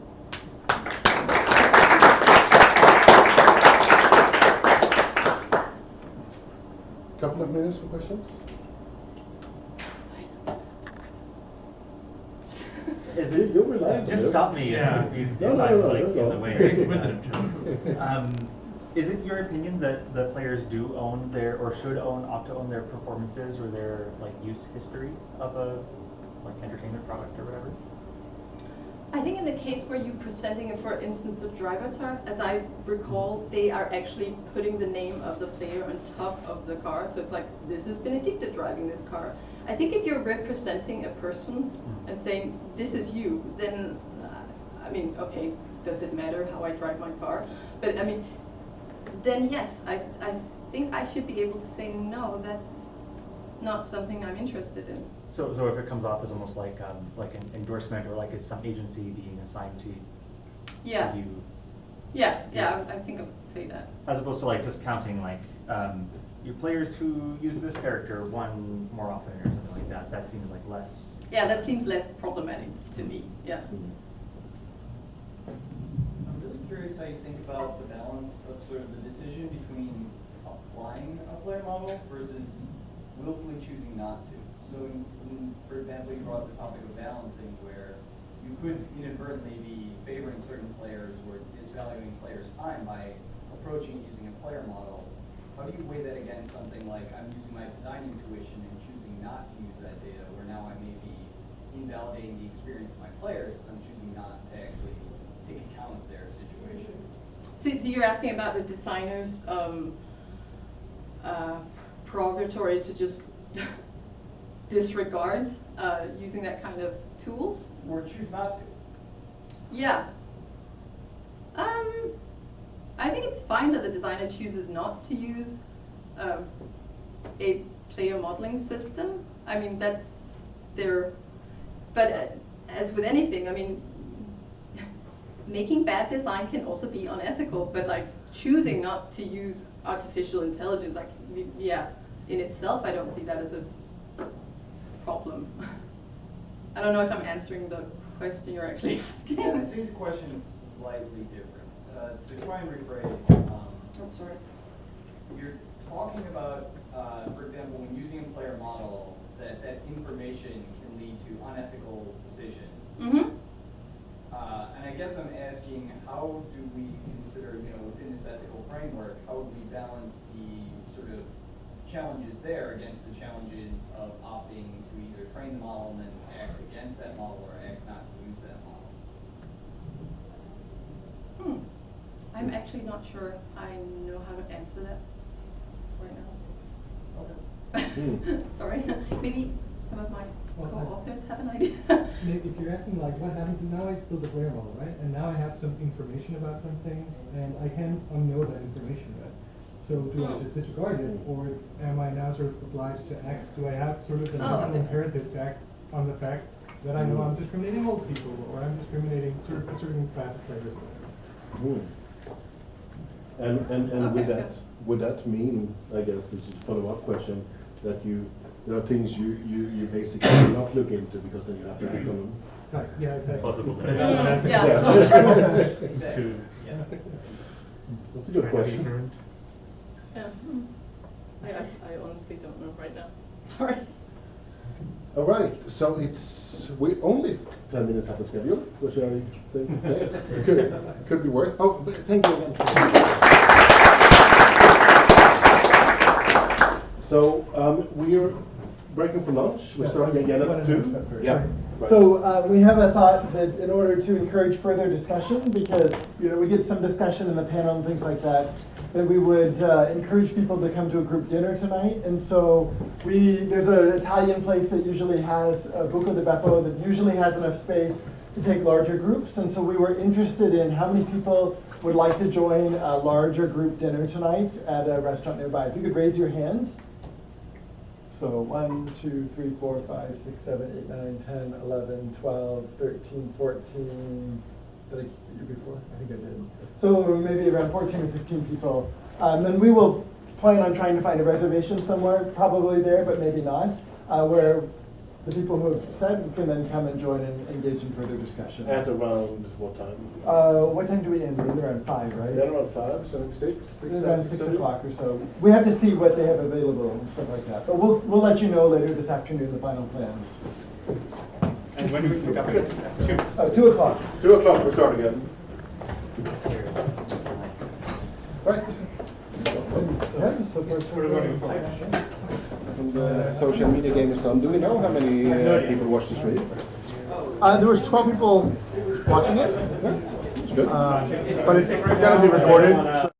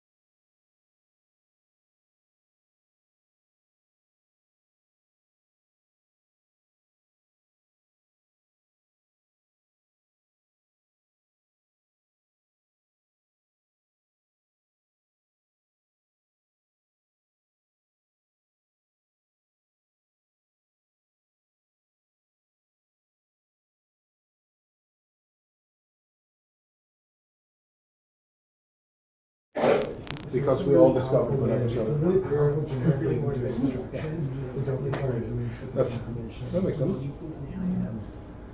Okay. I can't see. What do I need to do? You need to have a smaller laptop. Yeah, I can do that. Like, I'm not even looking at it, so as long as it doesn't go. I think if I do this, to sleep. No, you can open it up. I'll just. No. I literally, it's not showing me anything, so Okay. it's not helpful at all, actually.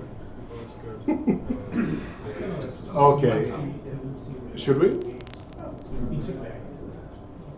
It's not talking yet, so go ahead. Okay. Is that part of your talk? What you just said? Huh? Is what you just said part of your talk? I don't want to interrupt. Everything is all part of. This is all the talk. Is this the rehearsal? Yeah, you did not, Frank. You don't remember this? Come on. All right. Welcome to the afternoon session. The silence. First off, Adam Somerville. And we're gonna have 2 full talks, then we're gonna have like short talks. And that's, I don't know if everybody's here. We could try and put all the short talks onto one laptop so we could blow through them a little bit easier. But if not, everyone's here and we can't get you all those onto one computer, that may not work. But I would say, as I asked before, send me your slides. If everybody sends me your slides, then we can just put one on computer up and we'll run off that. Send Nathan your slides. Yes. Great. And I'm posting anything that you send me also on the webpage. If you don't want that, then you need to explicitly deny me that privilege. Say your email when we're done. Sturdivant@cs.gu.edu. If you need a card, I can give you a card. All right. Adam, take it away. Thank you. I'm Adam Somerville from the Expressive Intelligence Studio at UC Santa Cruz. And today I'm going to be discussing question mark blocks and all that they do. So buckle in for 17 minutes of discussing question mark blocks. That's a joke, but not only kind of. So I assume everyone here knows Mario, but in case you don't, here's a lovely screenshot of Mario.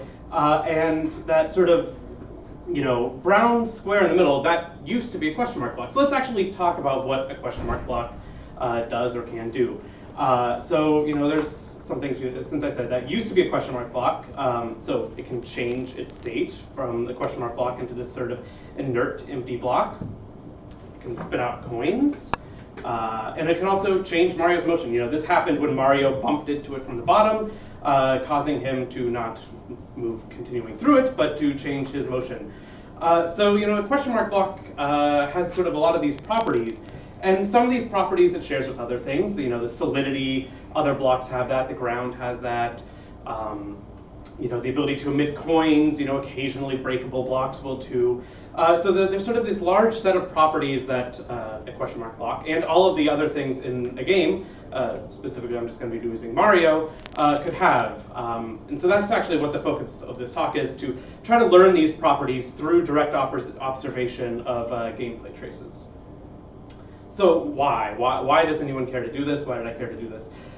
So I care because I do procedural content generation, learned from existing games and existing game levels, often Mario. And the level that I care about learning to generate from is at sort of a, not necessarily this pixel level, but at sort of a higher level of like mechanical abstraction. So for instance, those question mark blocks would all be sort of the same type of each other. When Mario bumps into them, a coin pops out, etc. This one might be different. A power-up would spit out of that one, and so forth and so on for everything else in the scene. And then this is sort of the level of representation that I'm generating at and learning from. But it actually requires a human to go through, label, annotate every single thing. So can we get a computer to do this so that it's not a human sitting down doing this for every single game? We run something through the mill and we spit out all of the interesting mechanical properties from just observing gameplay. So first I'm going to go over what specifically I'm looking at in the data, what are the effects that I'm looking at, and what are the potential causes for those that then we would believe are the basis for these underlying properties. Then looking at the machine learning techniques, evaluation, conclusion. Right, so here's the screen we just saw, and then backed up a little bit, a little bit before it. So what types of potential effects are we actually looking at? As I mentioned, object creation. The coin was not there before, it suddenly appeared on the screen. We would believe that perhaps something caused that to happen. Object changing its state. It was a question mark block. It is now this empty inert block. Again, we might believe that this is an important state change. Again, velocity change. Mario was moving in a continuous direction. His velocity abruptly changed. There might be a potential reason for that. And then object deletion. There's no actual object deletion here, but for those of you who don't know, that 100 is about to disappear. Maybe it's caused by something on the screen. Maybe it's caused by a timer. Maybe it's caused by some magical action. That's what we're hoping to find out. So what types of causes are we looking at? For this, it is just object interactions, not button presses, which obviously can cause a lot of things like the creation of a fireball. But for this, it is strictly just interactions between two types of objects. So Mario colliding with a block from below. So it's object A collides with object B from direction C. And that's what we're looking at. Now it's only when a new collision is started. So for instance, the Goombas walking along the ground, that would not qualify as a new collision, but when Mario lands, that would. Right, so there's a lot of different potential causes here and a lot of different effects. So sort of the first step is we need to disentangle which of these are actually related, which causes actually caused which effects. And then the second step is, from there, can we generalize to learn the sort of general class of properties that certain things share, like question mark blocks in the ground both being solid for some definition of solid. To do this, used a number of different techniques to compare them, which I'll go over now. So Bayes nets, for those of you who don't know, are a sort of graphical depiction of conditional probability distributions. And so we have these nodes which represent either the things that we've seen. So we see object A collides with object B from a given collision direction, and then that is the potential cause for a given effect. So if we simply wanted to learn which objects in which directions lead to which effects, we could have this model. But as I said, the whole point of this is to learn sort of broad classes of properties. So we actually believe that there are sort of a latent unobserved features that are actually the sole determinants for the type of effects that we see. So this is what I call sort of this single membership mode, where each object belongs to a categorical class that then, when it collides with another sort of categorical class, that would bring about that effect. But we can also consider the sort of multiple membership, where instead of a single class where, for instance, say maybe the ground would be solid and inert, and that would be one full class, we might have both the solid, which the ground and the question mark block would have, and then the inert, that it doesn't react when Mario bumps into it from the bottom. The ground would have that, but the question mark block would not. So these are just binary yes-no features that we believe would tell us the sort of interesting properties of these objects. Another technique we looked at was Rescall, which is a tensor factorization technique. It takes a number of entity by number of entity by relationship tensor, which then will have fields of, if there's a relationship there, it's a 1, if not, then it's a 0. And then it'll perform a factorization to find these sort of latent features of an entity that then determine the relationships it has with other entities. For instance, this would be like the green block there in the middle is actually what we're getting out of this. What features do a given entity have, and how does it share those with other entities? So one thing to note, the Bayes net method required us to sort of pre-specify the number of different properties. We're not prescribing which properties those are, but just sort of an upper bound on the ones that we expect. Rescall doesn't require that at all. it will find a factorization to try to find the minimal factorization, but possibly of unbounded size. But it does sort of require a slightly odd data factorization. Now, if you notice, it only sort of, it only allows for sort of dyadic relationships. But as discussed, we have, Mario collides with Goomba from the left. Already we are not a dyadic, and that's just, one portion of this. We'd also want what are the potential effects of this. We actually have to sort of create a sort of composite entity of the Mario Goomba left collision event, which then the actual entities that we care about. So like Mario has the relationship is object A to Mario Goomba left. Goomba is object B, et cetera, et cetera. So this is sort of a slightly unfortunate factorization, which leads to maybe not the best performance, which we'll get to later. We looked at another technique, which is the infinite relational model, or IRM. The IRM uses a Chinese restaurant process, which is a probabilistic process, which, again, doesn't specify a limit on the number of different groups that might exist.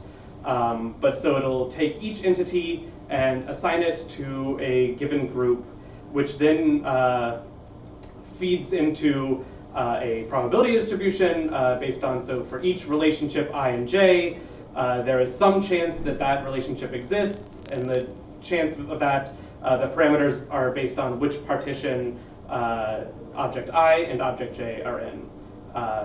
Visually, it's a little bit easier perhaps to understand. We see here 3 partitions, 164, 8235, and 97. And it assigns it into these blocks such that we believe that a block should either all have, the same relationship with each other partition. So, we sort of have these blocks of mostly solid color. Now, the infinite relational model only allows for single membership, but it allows for unboundedly sized number of groups and also for arbitrary relationships. So it allows for sort of the very common sense factorization that Mario Goomba left has the relationship that it leads to the object change of Mario to small Mario. Finally, we looked at sort of simple baseline method, pointwise mutual information, which is essentially just a fancy counting method, wherein we look at the number of times a given event occurs and the number of times that a given 2 events co-occur. And this scales it such that a high number means that the 2 things are always going to co-occur. A low number means that they never co-occur, and 0 means that they're independent. We actually used normalized PMI, which just maps this from onto a -1 no co-occurrence to 1 perfect co-occurrence scale. And again, it has sort of the standard factorization that we might have one event, Mario Goomba left, which then leads to the effect of object change from Mario to small Mario. But we also considered what we sort of call PMI generalized, where for each one of these pairs, one of the entities is held out as sort of the reference point. So we might have that Mario collides with other, and that leads the change to self to small Mario. And we did this in hopes of trying to learn sort of more generalized classes as opposed to just very specific subsets. So now to evaluate, we looked at Infinite Mario. We used 10 play traces, totaling about 5 minutes in total, 21,000 potential cause and effect pairs. We chose this amount because 10 is a nice sort of round number. And B is sort of a human believable time scale that after 5 minutes of watching Mario, A, that enough events have occurred that we would probably get a good coverage of the state space, but also that a human within 5 minutes should hopefully have learned most of the properties, most of the interactions that are going to exist, as opposed to sort of the DQN approaches of this morning. Once that's done, those that shared these sort of features were clustered together, and the clusters were evaluated for purity. 0 meaning a perfectly pure cluster, 1 meaning perfectly impure. we didn't do this against a sort of held out ground truth set of clusters. This is done sort of in a post hoc manner. I actually believe it's important to have done it that way. We can discuss I'll discuss why that is a little bit later, but first I'll just go over some sort of potential clusters. Like, so this would be a good cluster. All of these are solid, so we believe that there is some underlying property that all of these things hold. This too would also be a good cluster because, again, those are the only things that if Mario collides from the underside that they could spit out a mushroom or what have you. This would be a bad cluster. The Goomba shares very few properties with those solid tiles, so that would sort of be rated not perfectly poorly, but pretty poorly in the scheme of things. So looking at all of our methods, the PMI generalized had the best entropy. Its clusters were perfectly pure, although this comes at a cost that it actually missed 43% of all objects. It didn't assign them to any cluster. Of those that did assign to everything, the BayesNet did the best, but I'm going to sort of dig into the PMI and why it missed things. So if you remember, the PMI just gives us a number. We had to pick a threshold. We chose 0.4 because that was what the literature seemed to indicate as a good indication. But we can tune that to wherever we want. Although we would have to tune it between 0 and 1, since we certainly don't believe that two things that never co-occur, that one is going to be, that a thing would actually be the cause if it has never actually been seen with it. And so no matter where we tune it in this 0 to 1 scale, there will be events that never hit these thresholds. And so no matter how low we tune it, there's still a little bit over 25% of the items that would never actually pass this threshold. So there's no matter what we did, there were always going to be gaps in the coverage, which is unfortunate. But we can address that a little bit later. But here are the types of clusters that it finds. And I'd say generally, I personally am very happy with the types of clusters. It found all of the solid things. It found that the question mark block and the breakable block were the only things that were able to produce a power-up when collided with Mario. It found that all the Marios were the same and that they were the only thing that could affect a change by colliding with the question mark blocks. It did find one sort of unfortunate one here, which is that the Goomba and the bush both harm Mario. And you might expect that the bush does not harm Mario, and that is actually true. The bush does not harm Mario. But what happened was there was only one instance of Fire Mario being harmed, and that was when Fire Mario jumped into the underside of a bush, and it was also the only time that Fire Mario jumped into the underside of a bush, and simultaneously jumped into the underside of a Goomba, so he was harmed. But PMI just saw this thing, and A, was not able to disentangle those, but B, it tends to give undue importance to sort of very rare events. Is the only time that the bush was collided with from the underside by Fire Mario, so it thought, well, this, and it always led to this, so there was no reason to not believe that. Hopefully with more data, this would wash out, or with sort of better play traces or smarter methods. But still, sort of one mistake out of all of it is not so bad. Now, there's one here that, I don't know, might be labeled a mistake, and certainly if I had sat down ahead of time and labeled out what I believe the clusters would be, probably would have been found to be a mistake, but I actually think is correct, which is that the Goomba, the Koopa, and the coin can all be killed by Mario. So I'd say that most of us probably would not have associated the coin with the Goomba and the Koopa. That those things we think of as being fundamentally different from each other. But mechanically, they are the things that can be destroyed by Mario when he comes in collision with them from the top. Now the coin is special in that it's the only one that can be destroyed by Mario from the left.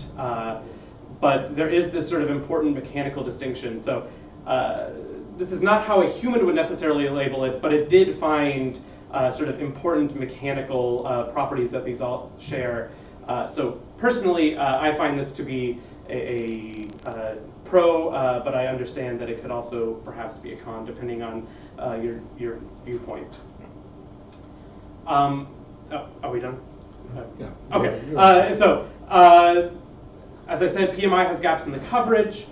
We can use it as a hybrid approach where we use the PMI as the first pass and then use the other methods for those left uncovered. We found that PMI plus IRM had the best sort of overall performance. So lending credence that perhaps a hybrid method is going to do better. And then I'll just leave this up to most of the presents. Thank you.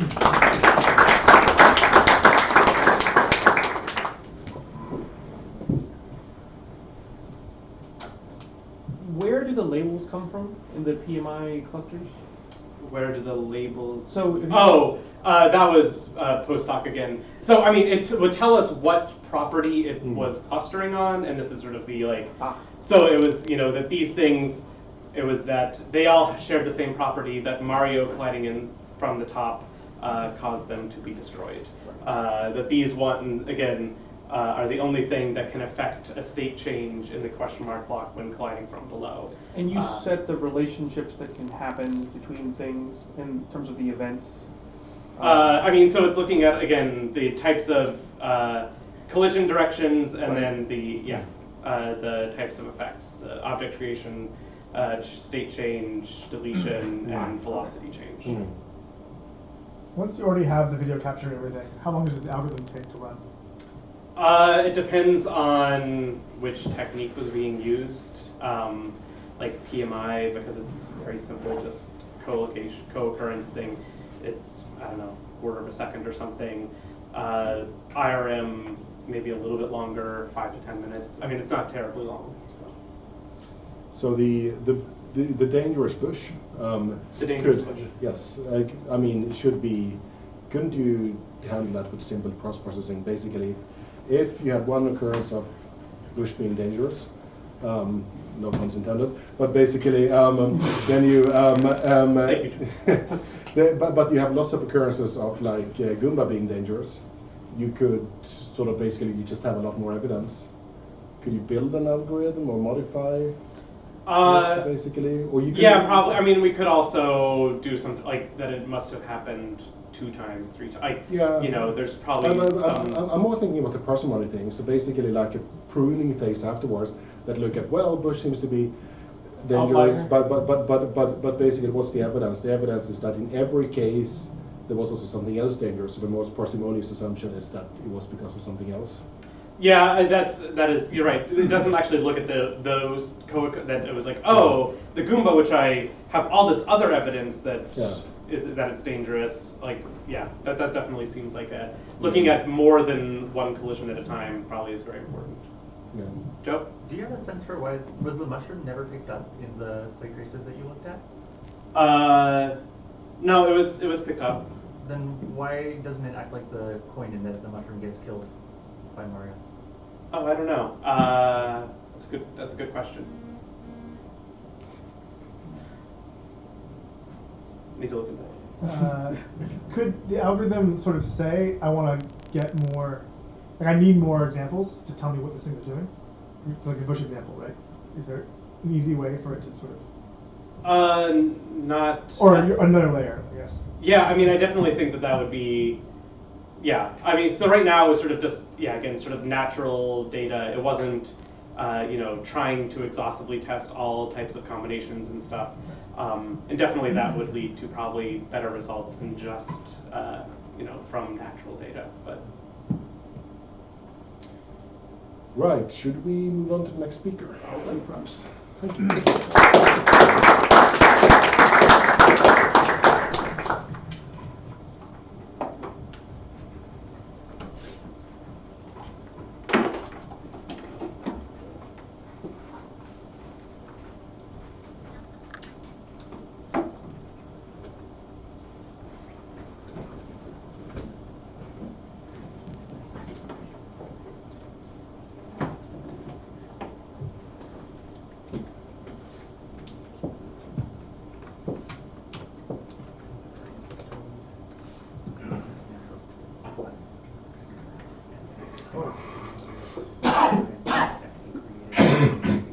Is it possible if you could move your laptop into the left?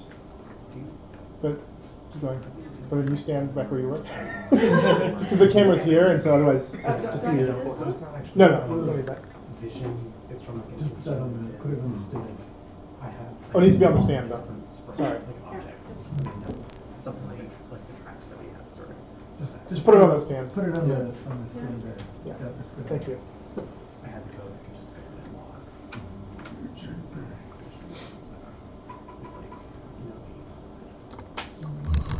Command F1. Really? Whoa. But the F keys are going away, aren't they? She actually has to do Command F1. Well, right. I leaned it by accident. I'm trying to hit command something. Yeah, F1 by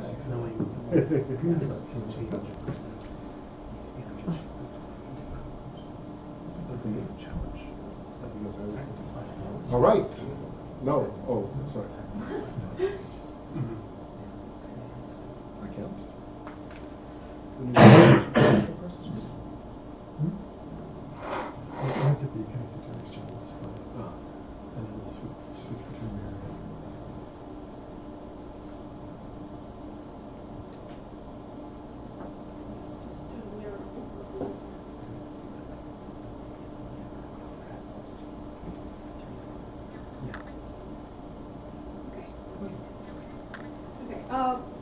My name is Margot Yan. This is the joint work I've done with E+Bronze and Jinyoung at York University.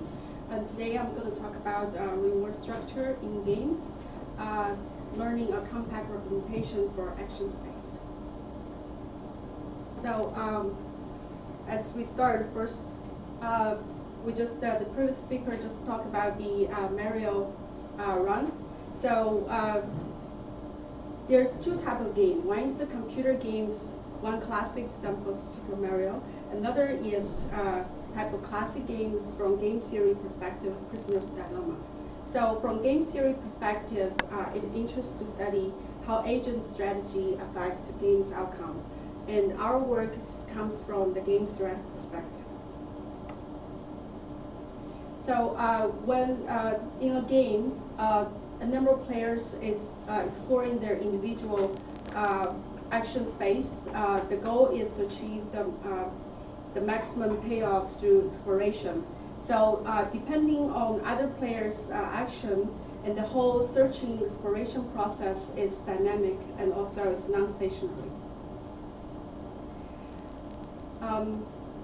Our interest is to understand how can we make this exploration process more efficient. So during the exploration process in the action space, when the number of action increases and number of player increases, and the action space grows exponentially, and the number of computation for each player trying to maximize what's best behavior in its choice, it's become difficult problem for each agent to compute. So, but during the process, we all can see that some of the player may be irrelevant for other players' payoff choice. So we were interested to identify what are the relevant player that for individual players should pay attention to, and that would be the key neighbors for individuals to compute at the moment of the best action choice. So in order to keep the complete utility combination for all the joint strategies, it's also it's impossible in the unpressed way. So a compact representation of payoff function is needed. And our interest is identify this irrelevant players through exploring the player's payoff space and to create compact representation of players' influence graph. So through this graph, we can identify and also eliminate the irrelevant player from the search space for individuals' action choice. So during the exploration, they can just limit a set of neighbors to choose the optimal actions. So our approach comes from machine learning perspective, focus on revealing the influence between the action choice of the outcome of payoff. And we directly learn the structure of the graphical games from the payoff function, using regression models for normal form games. So first, let me talk about graphical games. So what is graphical game? Graphical game is it's an undirected graph where each player is represented as a vertex, and each edge identifies the influence between the two players. In a natural setting, a player is vertex V, and the payoff is represented as action of vertex V and the neighbors of V who has influence over the V. And in the normal form, each player's payoff is given by a matrix where all combination of players' action choice listed in the normal form representation. So here's example of a normal form representation for a typical graphical game. We random generated a multiplayer graphical game using Gamut, which is a game generator, which is as a testbed for game theoretical algorithm. Here is example of random generated 6-player, 6-action game, as we can see in the figure 1. So we list samples of entry for the joint strategy for the 6-player. Let's take an example of the first row. As we can see, 1, 1, 1, 1. So that indicates that player 1 to 6, each of them choosing action 1 as their play, and we random unify the payoff between 0 to 1, and then the numbers indicate the payoff at that moment of action choice. So for a game with 6 players and 6 actions, it requires 46,656 entries to represent the complete action profiles.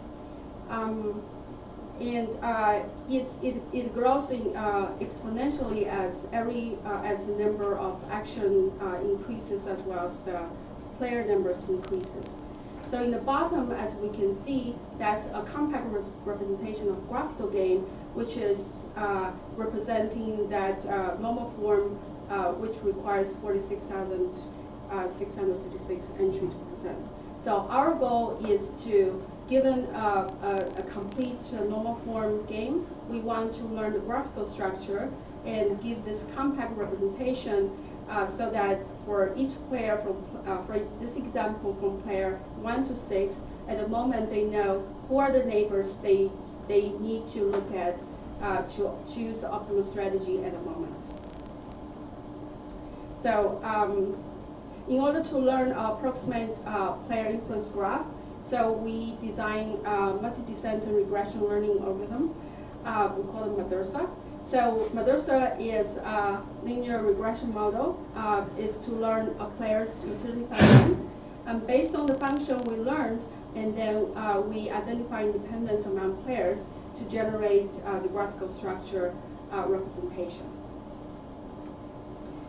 Okay, so here's the design for Madrasa. So give a set of data point x and y. So x will be the pure strategy of all the agents' choice, and y would be the payoff for each player's from player 1 to NP. So all the payoff value. For deterministic complete information game, so we're interested to find the approximate function given y as a function of x. So we address this payoff function as a learning a standard regression problem to find the function f to minimize the measure of the deviation between the f and the true payoff of y. So that's a simple, we turn into a simple learning problem. So we have one assumption here. So we have the linearity assumption.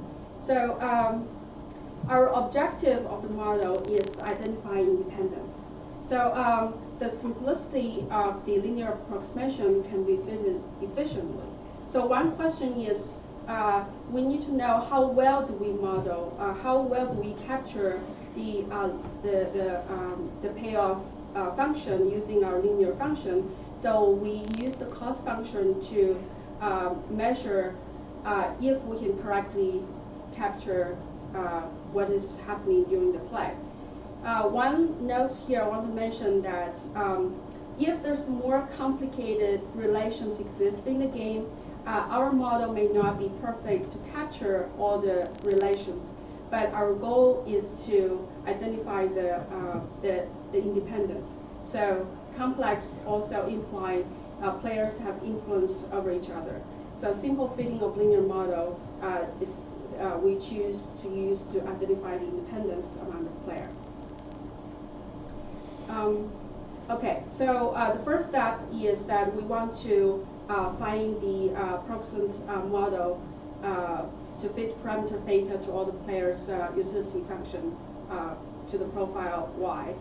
So the first step we need to do when we do that is we want to map the action choice to the function h theta. So what we do is we roll out all the action choice from player 1 to player NP. So each of them we will use 0, 1 to indicate if the player has chosen that specific action or not. So for NP player, we use NP times NA bits to represent the complete choice for all the players.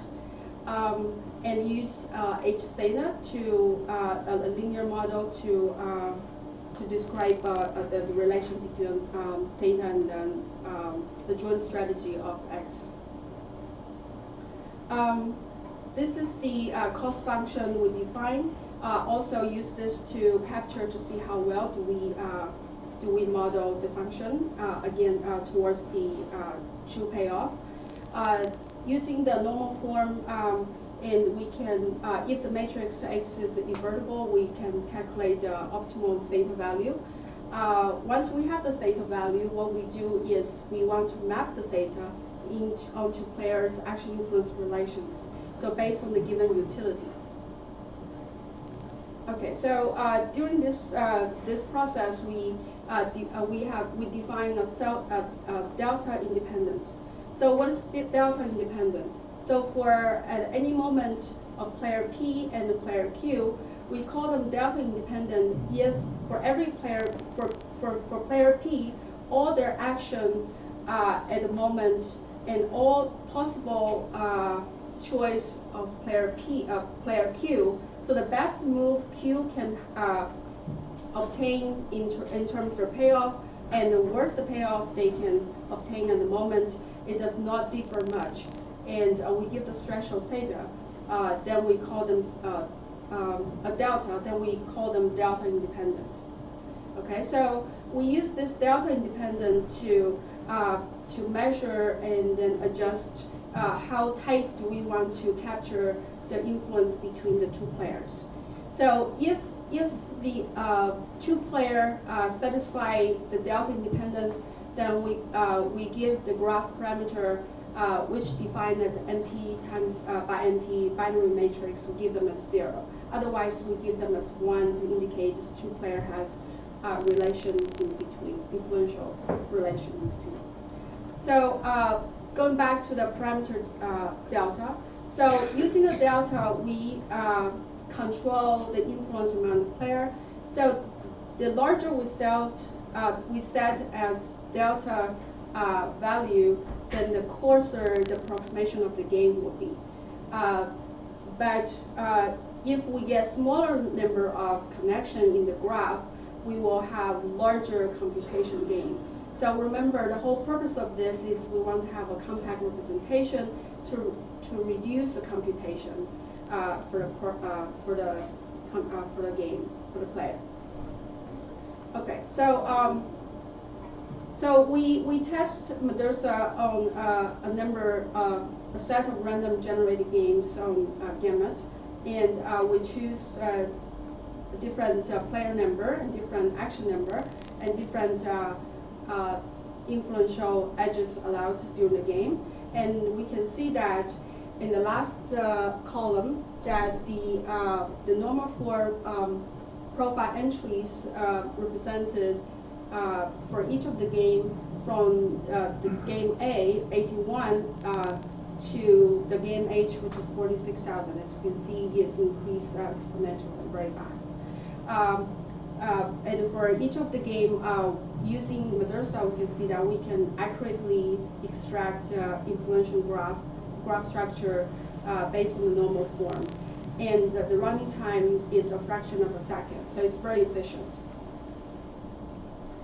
This is the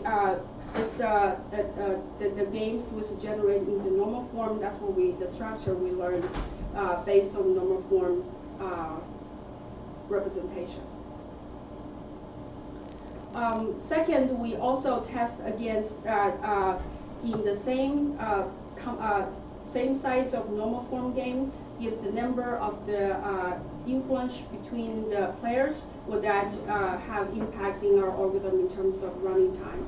So as we can see here that the running time does not differ much in terms of the complex between the players, influence among them. So we test them, this is example, and we also can extract structure accurately. So compared to the other groups' work, Dino et al. They provide a Bayesian network from Bayesian network learning perspective. So they compared to their work, their structure similarity, which is for a maximum 6 edges allowed, they get approximately 90%, whereas Madrasa can get accurate structure. In terms of time efficiency, maximum 5 edges is allowed for each player, which is demonstrated earlier in the graph.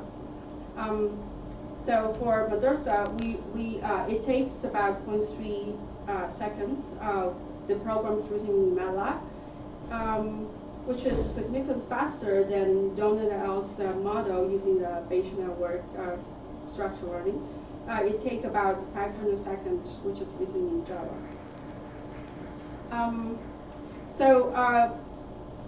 As we can see here, Madrasa, our contribution is we designed Madrasa, which is practical, can successfully achieve the goal we want to learn approximate player influence network, which performs well in terms of time and accuracy compared to state-of-the-art game graphical model learning method. And the running time Madrasa increased linearly with respect to the number of strategy profile of the game. So that's a very important property. In conclusion, the objective of Madrasa is we want it to be useful and practical to extract the inference graph to achieve some reduction in search space. And learning the structure of the game is important. And also, we want to point out separate structural learning and the strategy learning can be advantageous. So Madrasa can use this compact representation to speed up the search in the action space and estimate the payoff of the global strategy planning, and then can use the standard method for game planning. In terms of future work, we would like to scale up Madrasa, extend to deal with large number of action, large number of players in the computer games, where we think the abstraction technique is practical. And we want to further adjust the demonstrated parameter delta to balance the trade-off between the computation and the trade-off computation and approximation to handle the incomplete information as well as noise in the real games. Last, we would like to extend Madrasa to other types of games. So a couple games I would like to point out from game theory community. One is the action graph game, which is a dual representation of graphical game where it's a directed graph that each of the node is its action, and the utility is calculated based on the function of the node, the action choose, as well as a number of nodes have been placed on the neighbors that have influence towards that action in the graph. Another type of game is called congestion game, which is definition of player and resources. It can be also represented as a graph. So one of the example is traffic routes between the point A to point B. So for example, when you travel from A to B, if you have two choices, one, let's say if it goes through one road versus the other goes through the bridge. So based on time of the day of the resources being chosen and number of the, let's say, travelers choosing the same route. So this is a game that's been modified, has been studied in as a congestion game. Okay, so and other related research on abstraction I want to point out is using Bayesian network to represent the nonlinear relations between the player's action, which is simulated in artificial life. That you can see that during the two group of agents when they are competing for resource, what is the action impact based on other players' choice. Another is I want to point out the Byoung-Tak's work on learning payoff function in infinite games. Okay, so the last one is we have seen the Settlers Catan in today's workshop. So I would like to see the more game theory work. Could the abstraction technique can be used for this practical games? Okay, thank you.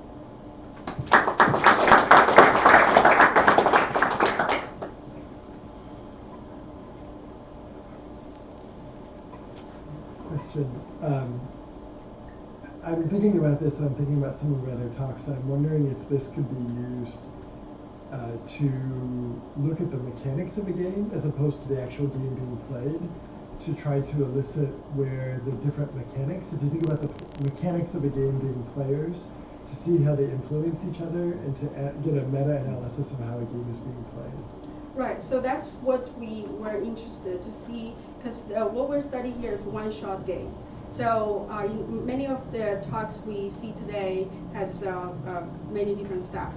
So we want to see that, first of all, a extensive form game can be seen as a single shot game. And second is we want to see what is the relation between the game, as you point out. We want to see the structure and influence so that we can use that. The major goal is that we want to eliminate a large amount of computation. So in that way, because it's very fast, very efficient, so we would like to use this in the first step, so that next step is do the, let's say if there's more detailed relation, we need to calculate what's the best strategy among the rest of the player. We have to compute at this very moment to get optimal strategy. So that's our goal. Yeah. Is there a connection between this technique and some of the techniques used in decomposing or abstracting constraint satisfaction problems? Because often you'll see constraint satisfaction problems shown as like relations between variables, and to me it seems like maybe a similar problem. But do you have any thoughts on that? It seems juicy. I haven't thought about that. So for you mean decomp problems? Yeah. Okay, I haven't thought about that. I will look into that. I'm curious.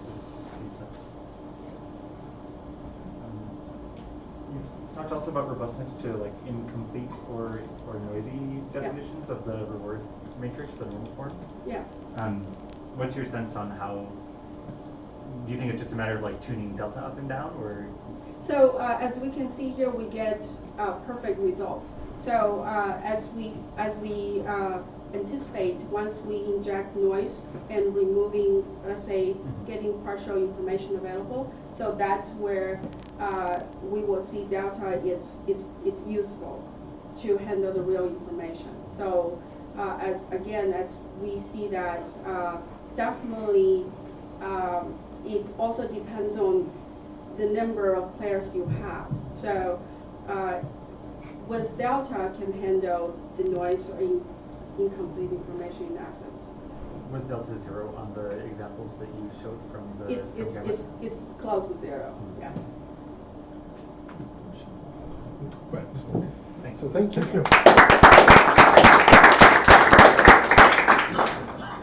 So we're going to move to the what's next for Iron Game short talks. Are we?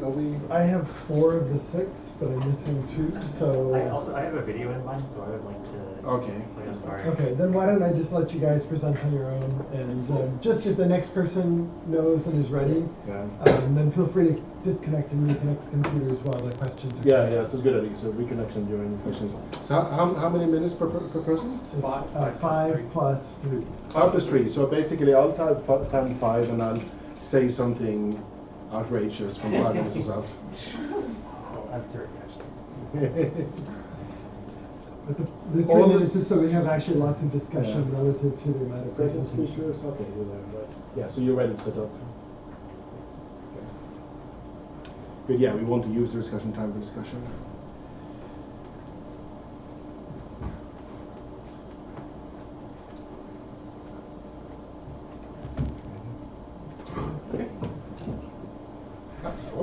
All right.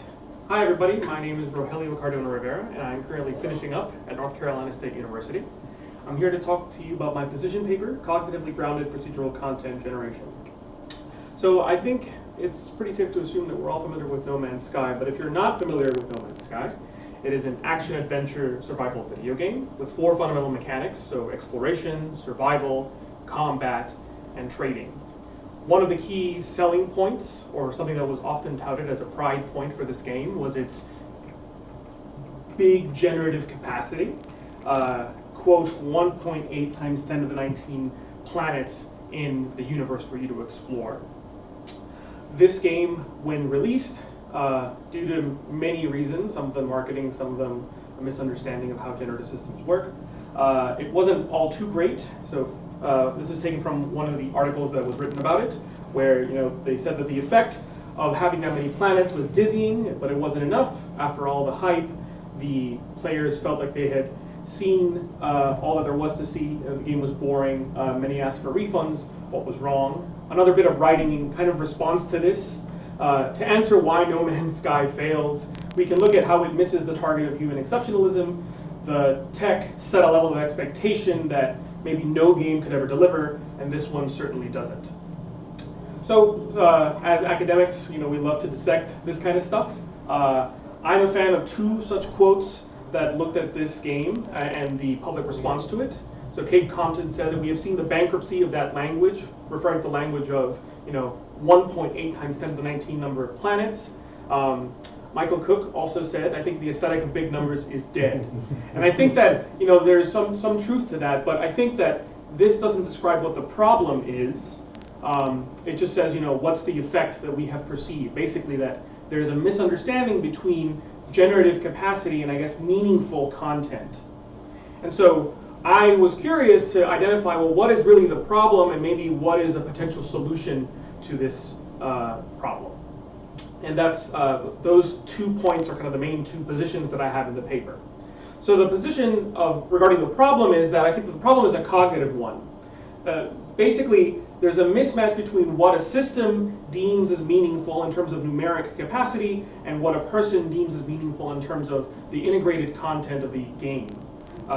I think that No Man's Sky suffers from what I termed the kaleidoscope effect, which what I think it is a rapid comprehension of a system's expressive range. And the expressive range I'm using in the sense that Gillian Smith and Jim White had defined. So it's our cognitive capacity to understand an expressive range is what is the kaleidoscope effect. And basically, I had to include a kaleidoscope animation. It doesn't hold our infinite attention because we rapidly comprehend the range and it just becomes boring to us once we understand it. So the position regarding the solution, I would argue that it requires cognitive systems. So what I mean by that are systems that reify cognition relevant to the content being generated. So for example, if we were talking about procedural narrative generation, then I would argue we'd have to look at, well, how do people comprehend stories? How do they infer content for upcoming story? How do they see themselves acting within it in terms of role play and so on? For procedural terrain generation, we need to look at psychophysics, so the notion of just noticeable difference between the terrain, perception, and attention as cognitive constructs that are relevant to our understanding of terrain. So basically what I'm arguing is that we should look at this content generation problem in terms of three constituent entities, and these are them. So content, so the content that we want to generate as communicated through a game interface, and as it is perceived by the player as the content that is consumed.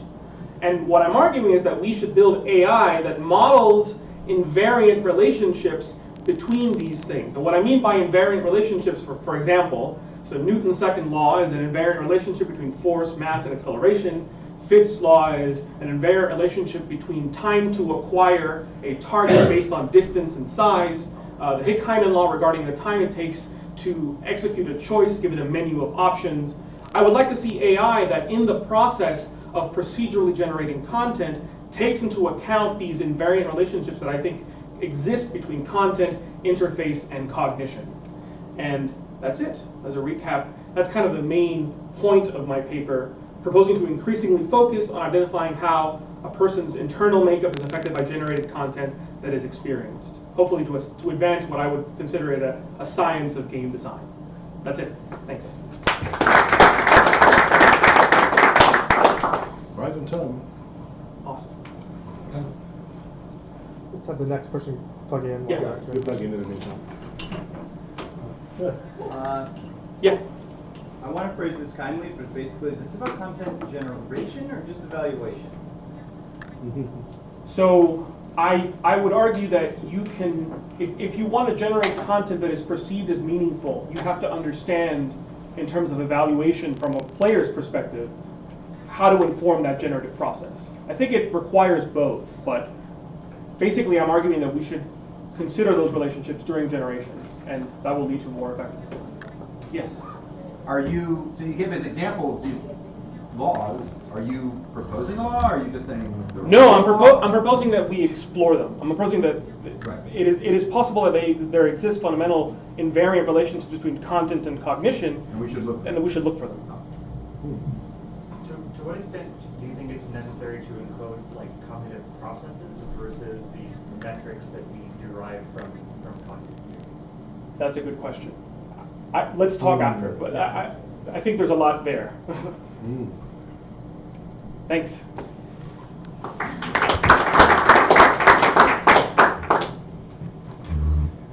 Okay. Hello everyone. My name is Tomohiro Harada from Ritsumeikan University, Japan. And today I'd like to talk about an AI application for game spectator and propose a new research field, procedure play generation, PPG. And firstly, have you watched such game streaming in any web service? Yes. This game streaming consists of gameplay and game player and chat or comment by spectators and recommended next other streaming.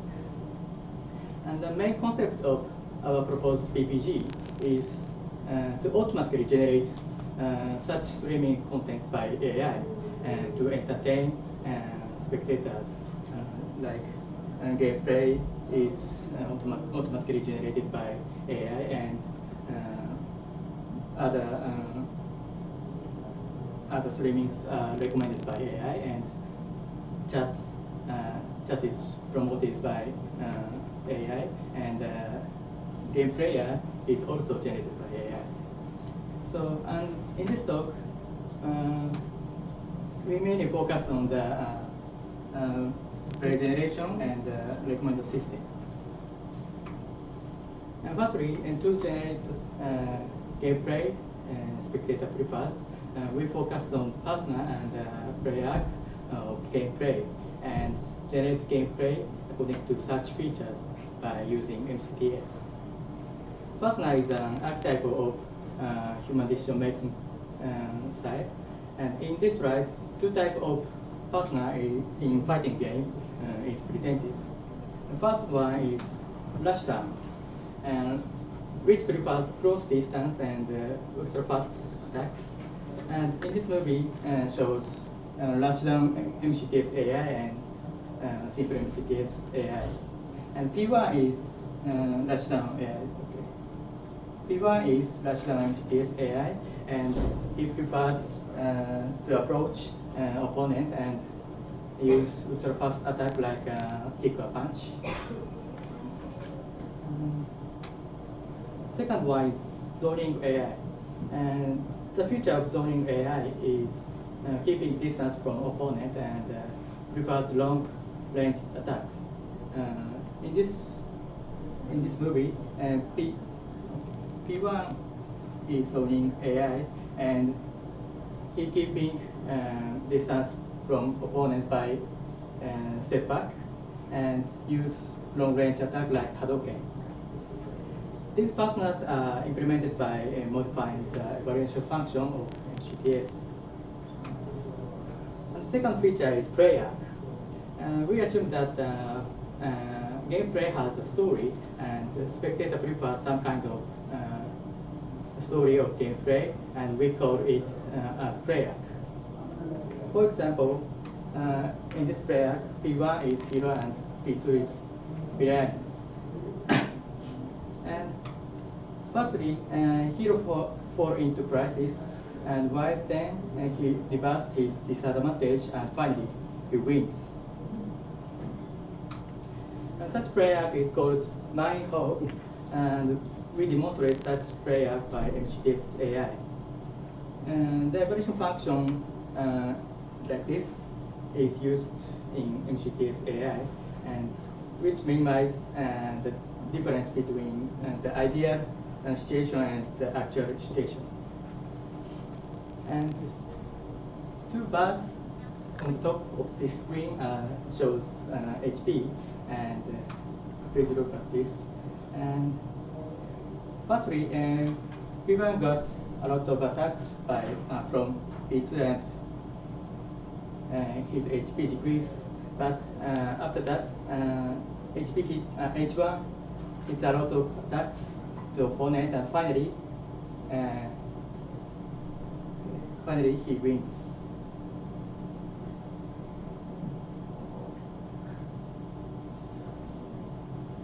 Okay, finally P1 wins.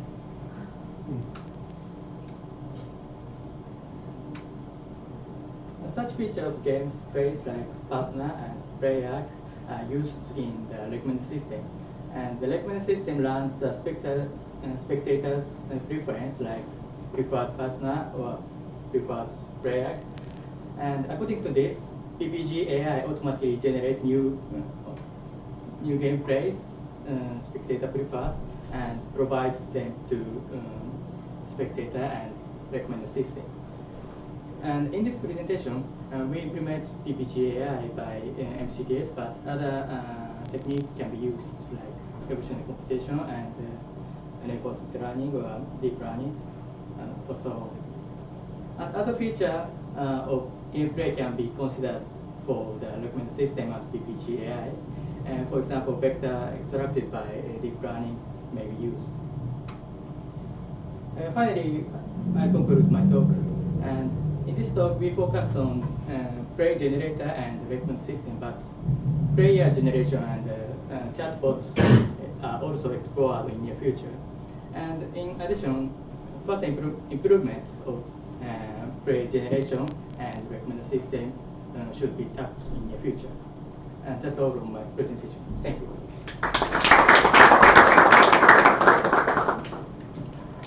I find this a fascinating proposal, and it's technically interesting as well.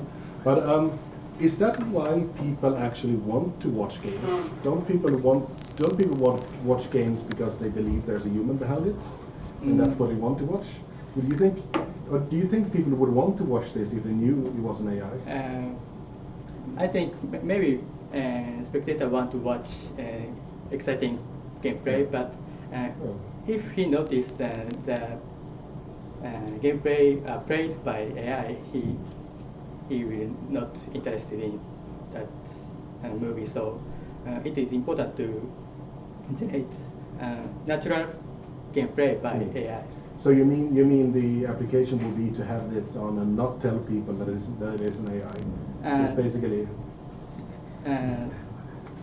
Exactly, the ethics question here. So, yeah, basically lie to the spectators and about hallucination. This really appeals to the core AI person in me. I have a question. So you have one AI controlling both players essentially, yes. right? Could you talk a little bit about how that's architected, like how it works? How the two AIs cooperate to tell a good story? Not cooperated, but that's one solution to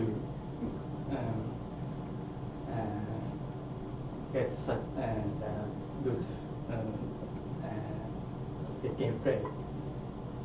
So do you like evaluate actions that are happening, and then what do you do to the individual P1 and P2 AIs to get good outcomes? Yes. What is it that you change about them? And I think both two players are controlled by one single AI, so it's actually more exciting gameplay. Okay. So when you say it's an AI, this is a form of an AI director. Sorry? A form of an AI director, you can see it as basically. Yes. I mean, the curve is similar to the Left 4 Dead sort of tension curves. Yes. Any? Yeah? I'm curious if you would have thought about how would that player generation work? Like the actual video of the player playing the game that you said you propose that in the future you might be able to generate that. Because like a lot of the stream comes from you, like in the charisma of the person who's streaming. So you have an idea of how would that look like with an AI generating that part of the experience?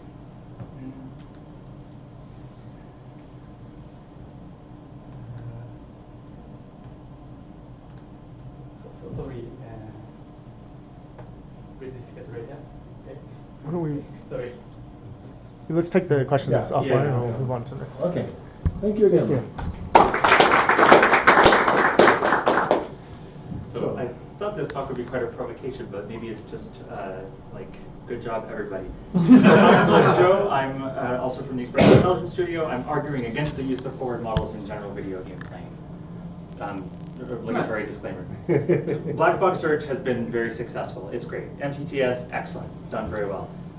We can handle even complicated RTSs like StarCraft by manually abstracting them into several distinct subgames and getting good at those. Or we could write some game-specific AI that doesn't use simulation at all. But these kinds of approaches so far have required lots of knowledge about individual games, or if there are things that are common to a genre, we don't have a principled way of describing or formalizing or reproducing that kind of knowledge. Deep pure learning, great. Also requires substantial computational resources, and it's a general approach to narrow solutions. It has to be retrained for every new game often. All this stuff is very pragmatic. Works great. It's also boring. We can play 1,000,000 turns in a second, but each turn teaches us next to nothing. In the end, we learn a reward function that's like a shadow of the truth of the game's strategic landscape. It's hard for players to generalize and improve from. The game designer doesn't learn that much from it. Each new game is a step forward, but it's all kind of steps in the same direction, and it might be a dead end. Computers beat humans at game. Great. Thousands of computers beat game at using tons and tons of electricity. It's a kind of a cliche, right? And it doesn't scale to many games of real interest. How long a time horizon would you need to beat a game like Final Fantasy using Monte Carlo tree search? Could you get into the dungeon, get a treasure, fight random battles, and get out? Could you grind for levels in gold? Could you even use an item shop properly? It's not clear that you could do that without tons and tons of domain knowledge. Players get this domain knowledge from reading the instructions, right? Or using common sense about like the world map being some kind of graph connecting towns and dungeons. They see that treasure tiles have positive valence, and they recognize that new enemies are scarier than old ones. They can guess that a locked door ought to be openable somehow. Right now we're doing general game playing using the same basic techniques as software model checking, but games as a class have semantics above and beyond just like their software, and we have to take advantage of more of them besides they have an objective function. Even the software model checking people, to be honest, have moved beyond naive search through concrete program execution. They use approaches like symbolic execution, bounded model checking, counterexample guided abstraction refinement, concolic testing. There are entire subfields that are dedicated to automatically turning programs into simpler programs and then analyzing those. I'm going to interrupt myself here real quick. I think recent work in GBG AI has been really awesome. Learning heuristics is great. Strategizing search to learn more about the environment and object interactions is great. I want to encourage that and other approaches also, and to find more formal underpinnings for it. You might think that having high-level modeling languages like VGTL or PuzzleScript could help make games easier for AIs to understand, but I don't think we're there yet. Even our highest level game-making tools effectively only have a frame-by-frame semantics, and we have to start finding definitional styles that admit compositional analysis. This is an active project for me. We need to start learning more from less play. There are some good examples today. The key thing is we don't want to learn the probability of success associated with a move. We want to know why the move was good or bad. That's much better for us. Humans also have very strong prejudice. Avoiding spiky or burning things is natural if there are non-spiky or non-burning alternatives nearby. We don't keep bumping our character into a locked door if we don't have any keys, like just in case it opens. Games that require these kinds of behaviors exist, but they're like unfair or arbitrary. Our AIs, though, always try out every option because they can't speculate what might happen beyond maximizing a heuristic function, which is often hard-coded. The models that players use for this, they aren't as good as the real forward model, but they don't really have to be. Players are very good at applying them in creative ways. It's also the case that even with a perfect forward model, you can't avoid replanning if the game is adversarial or stochastic. Humans also see games like Metroid or Zelda in multiple ways simultaneously. Of course, they navigate in real time, dodging and fighting enemies, but I think they consider the game as much more from a topological view, right? Like going back to that room via this hallway, finding a key for that door. They work at multiple levels of hierarchy simultaneously, plan with partial orders and hierarchical goals, and they build out a low-resolution model as they learn more about the game. Even the game industry AI builds graph representations for navigation. For motion planning, it's much better, I think, to work with piecewise quadratics or hybrid automata than state transition functions at 60 frames per second. I have some work with Adam and Christopher on this kind of thing. Proposal time, concrete proposal time, 20 seconds. First, I think we need a GBG AI track that gives agents a chance to read the rules before they play, similar to some of the GDL general game playing competitions, but of course they'd get no forward model during play. I also want to see a single player track replacing the old learning track where you get no forward model. And if you die, you start over from the beginning of the level or from a checkpoint, just like the player would. And here we would want to score on elapsed game time or number of deaths. Forward search has been the go-to solution for general game AIs, but I think it should be our last resort. Thanks. Sorry for going over.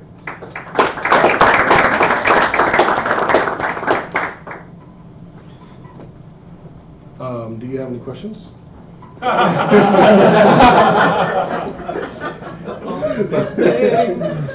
Sorry. It's fine. Rule reading track, someone really should do that. I mean, I think it's like just up there and someone should do it. That would be beautiful. There's lots of good things. What do you say that you're saying, but what you're saying is that everything which we're doing amounts to system 2 thinking, but we're not doing enough system 1 thinking? Let's go with that. I'm not familiar with the terminology. I mean, in terms of, it's like shallow versus deep processing? Yeah. Yeah. Well, fast and thinking fast as well. I was thinking Kahneman, basically. Yeah. So it's like we're doing all the explicit thinking forward, but we haven't learned to do all that. I mean, but when you look at DeepMind's ALE playing with, I mean, you mentioned DQM. To me, it sounds like DQM doesn't really fit in with the rest of what you mentioned there, because DQM is more like learning higher representations. It's on a totally different time scale, though, right? Like the amount of information, like marginal information from each new play is next to nothing. Right, that's true. So in that sense, it fits in because it's ridiculously inefficient.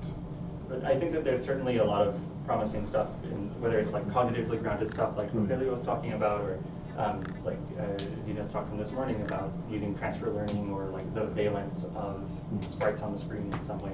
I think that this stuff's out there, and I'm interested to work with anybody who wants to work on it. Just chat about it. Yeah. I'm interested in really setting up the challenge because that would be really cool. Cool.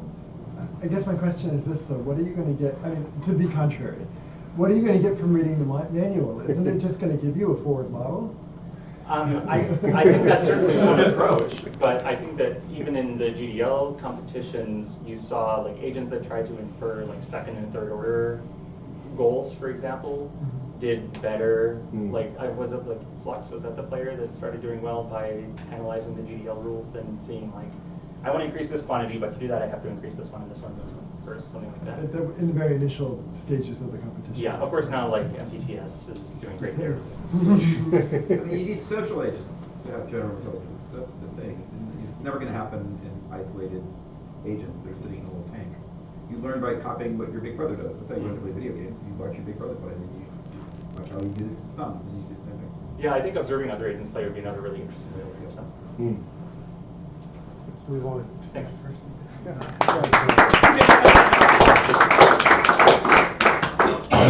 All right.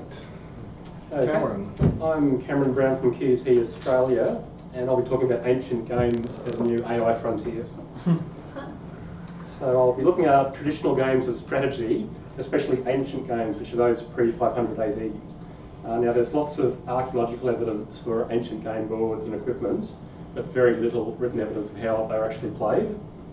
So our current knowledge is unreliable, and it's based on reconstructions which favour historical authenticity rather than any mathematical analysis.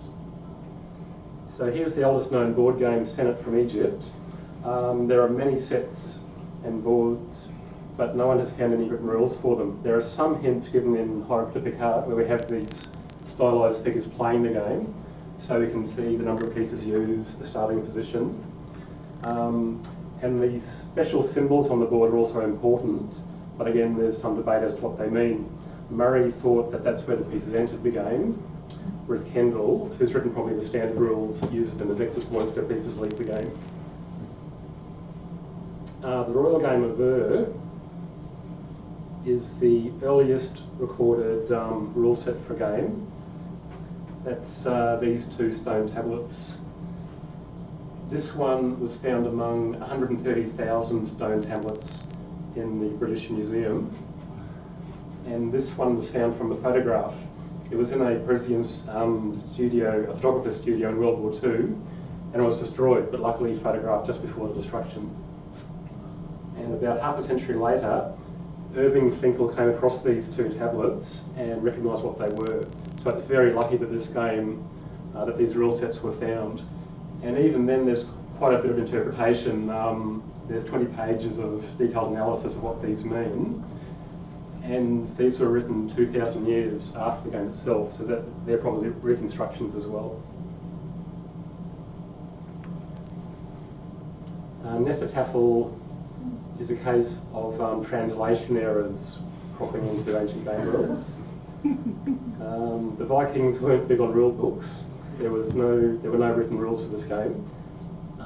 In 1732, the naturalist Linnaeus saw the similar game Tablut being played in Lapland and recorded the game's rules in his diary.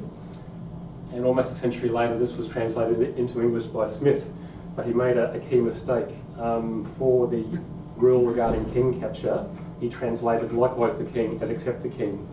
And this made the king very hard to capture, which meant white won almost every game. Unfortunately, Murray used these rules without question and published them in a very famous book, and they became the standard for many years. But now there are many varieties as players develop their own versions to correct this flaw. And there are also transcription errors. Muturere is a game from the Maori in New Zealand. It's not actually an ancient game, but it's still a traditional game. There's a special opening rule, and without the opening rule, the first player can move to a terminal state on first move to win the game. So this rule is pretty important. But in a survey by mathematician Marcia Asher, she found that 2 historians had described the game accurately, except left this rule out. So the problem is that our knowledge of ancient games is unreliable. They do contain flawed rule sets that are unlikely to be the ones used. So this one solution is to measure the quality of the games as well as their authenticity as cultural artefacts. So this can be done through self-play, which can be used to indicate which reconstructions are flawed, and we can use PCG methods to correct any flawed games and improve them. And the idea is to maximise for both quality and authenticity. One issue is complexity. Move to Rare, the game I just showed you, has 46 moves, so mathematically it's of almost no interest. But it survived for centuries, and it actually does have some degree of depth to it. There are patterns to learn before you master the game. So somehow, we want to cover the complete range of complexity from 46 states to Go, which has a much larger number. And I think the way to do that is by measuring the strategic potential, which just sounds a lot like the strategic ladder that Frank was describing earlier today, but from a different angle. So I think there's room for a new field of study called digital archaeoludology. Okay, this is the use of modern computational techniques for the analysis and reconstruction of ancient games from incomplete descriptions. And the aim is to improve our understanding of ancient games and their development. Thank you.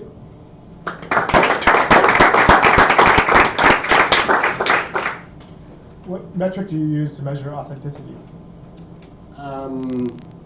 It's the historians who measure authenticity. I haven't done any measurements yet. Okay. But if I did, I would relate it to similar games of the period and the style. Mm. Yeah. Could you even, I mean, I guess you could even use that to sort of come up with some kind of history of when various inventions in board game design exactly. were come up with, which I don't know of such a thing. Frank sounds like someone. No. Like in linguistics, like you basically track like genealogy. Yeah, that's right. When someone was going to do that. I like to do like a phylogenetic model of the development of games. Yeah, exactly. Very interesting. I remember. The question is finding the right abstraction, so that right, because you can it's very hard to say these two games actually share a property distinctly. Yeah, that's right. I remember. Exactly, I was mentioning. We did this for the match 3 thing, and some point I talked to him and he said he was going to write a whole book with like basically all of game design and this, and then he looked a bit tired.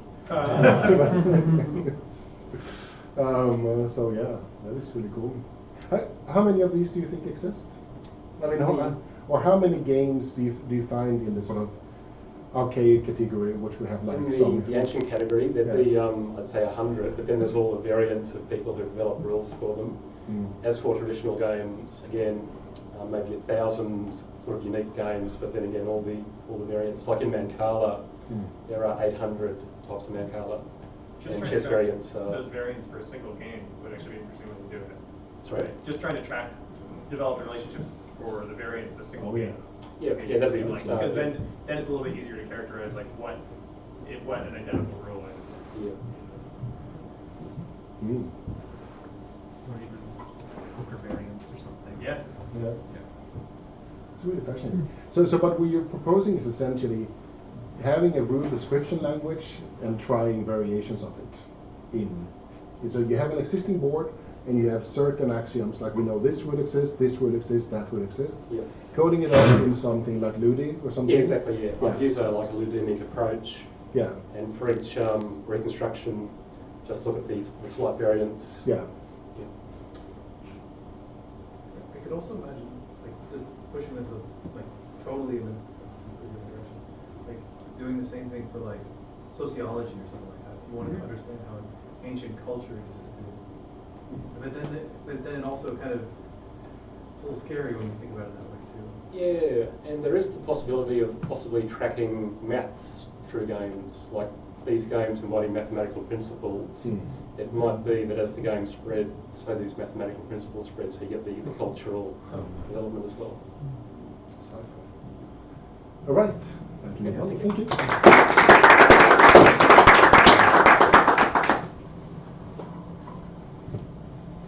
So, hello everybody.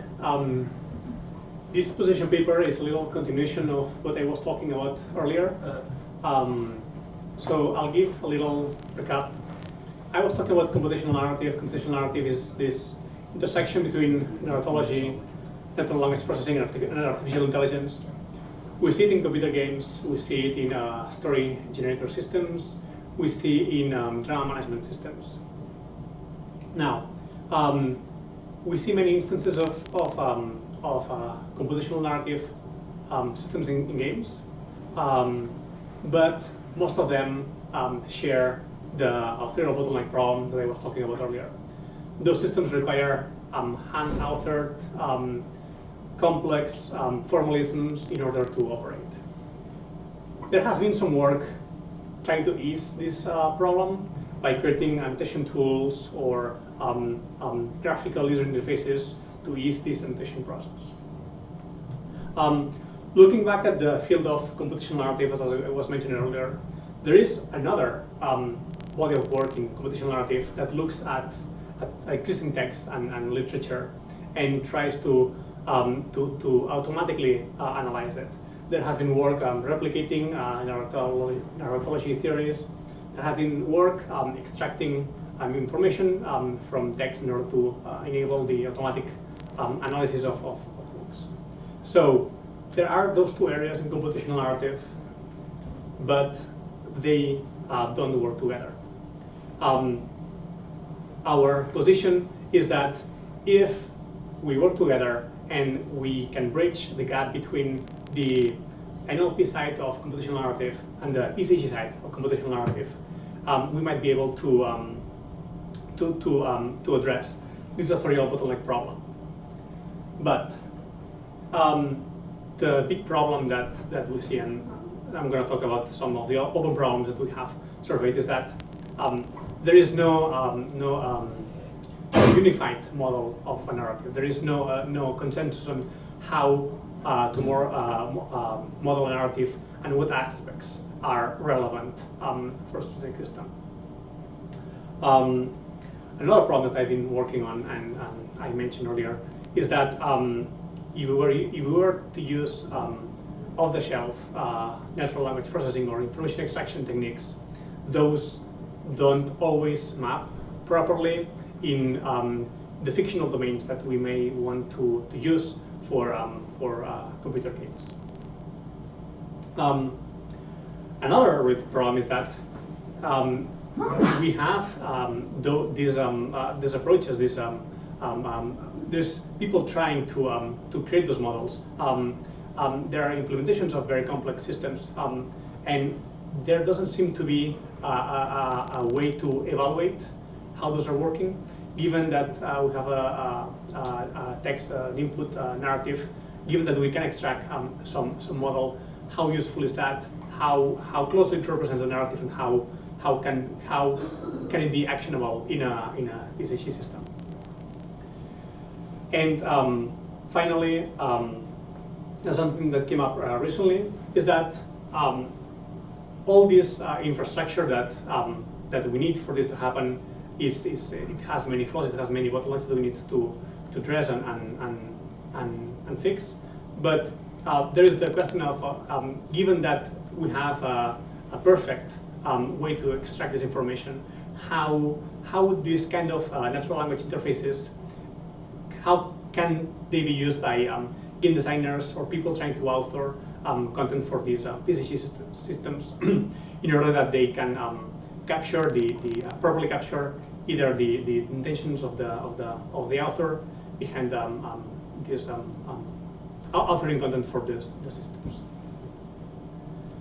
So just a quick summary. Our long-term goal is to bridge those two bodies of research in computational narrative, so that we can enable end-to-end computational narrative systems that take text and, for instance, generate text automatically without this tedious step and human contribution in the middle. Thanks.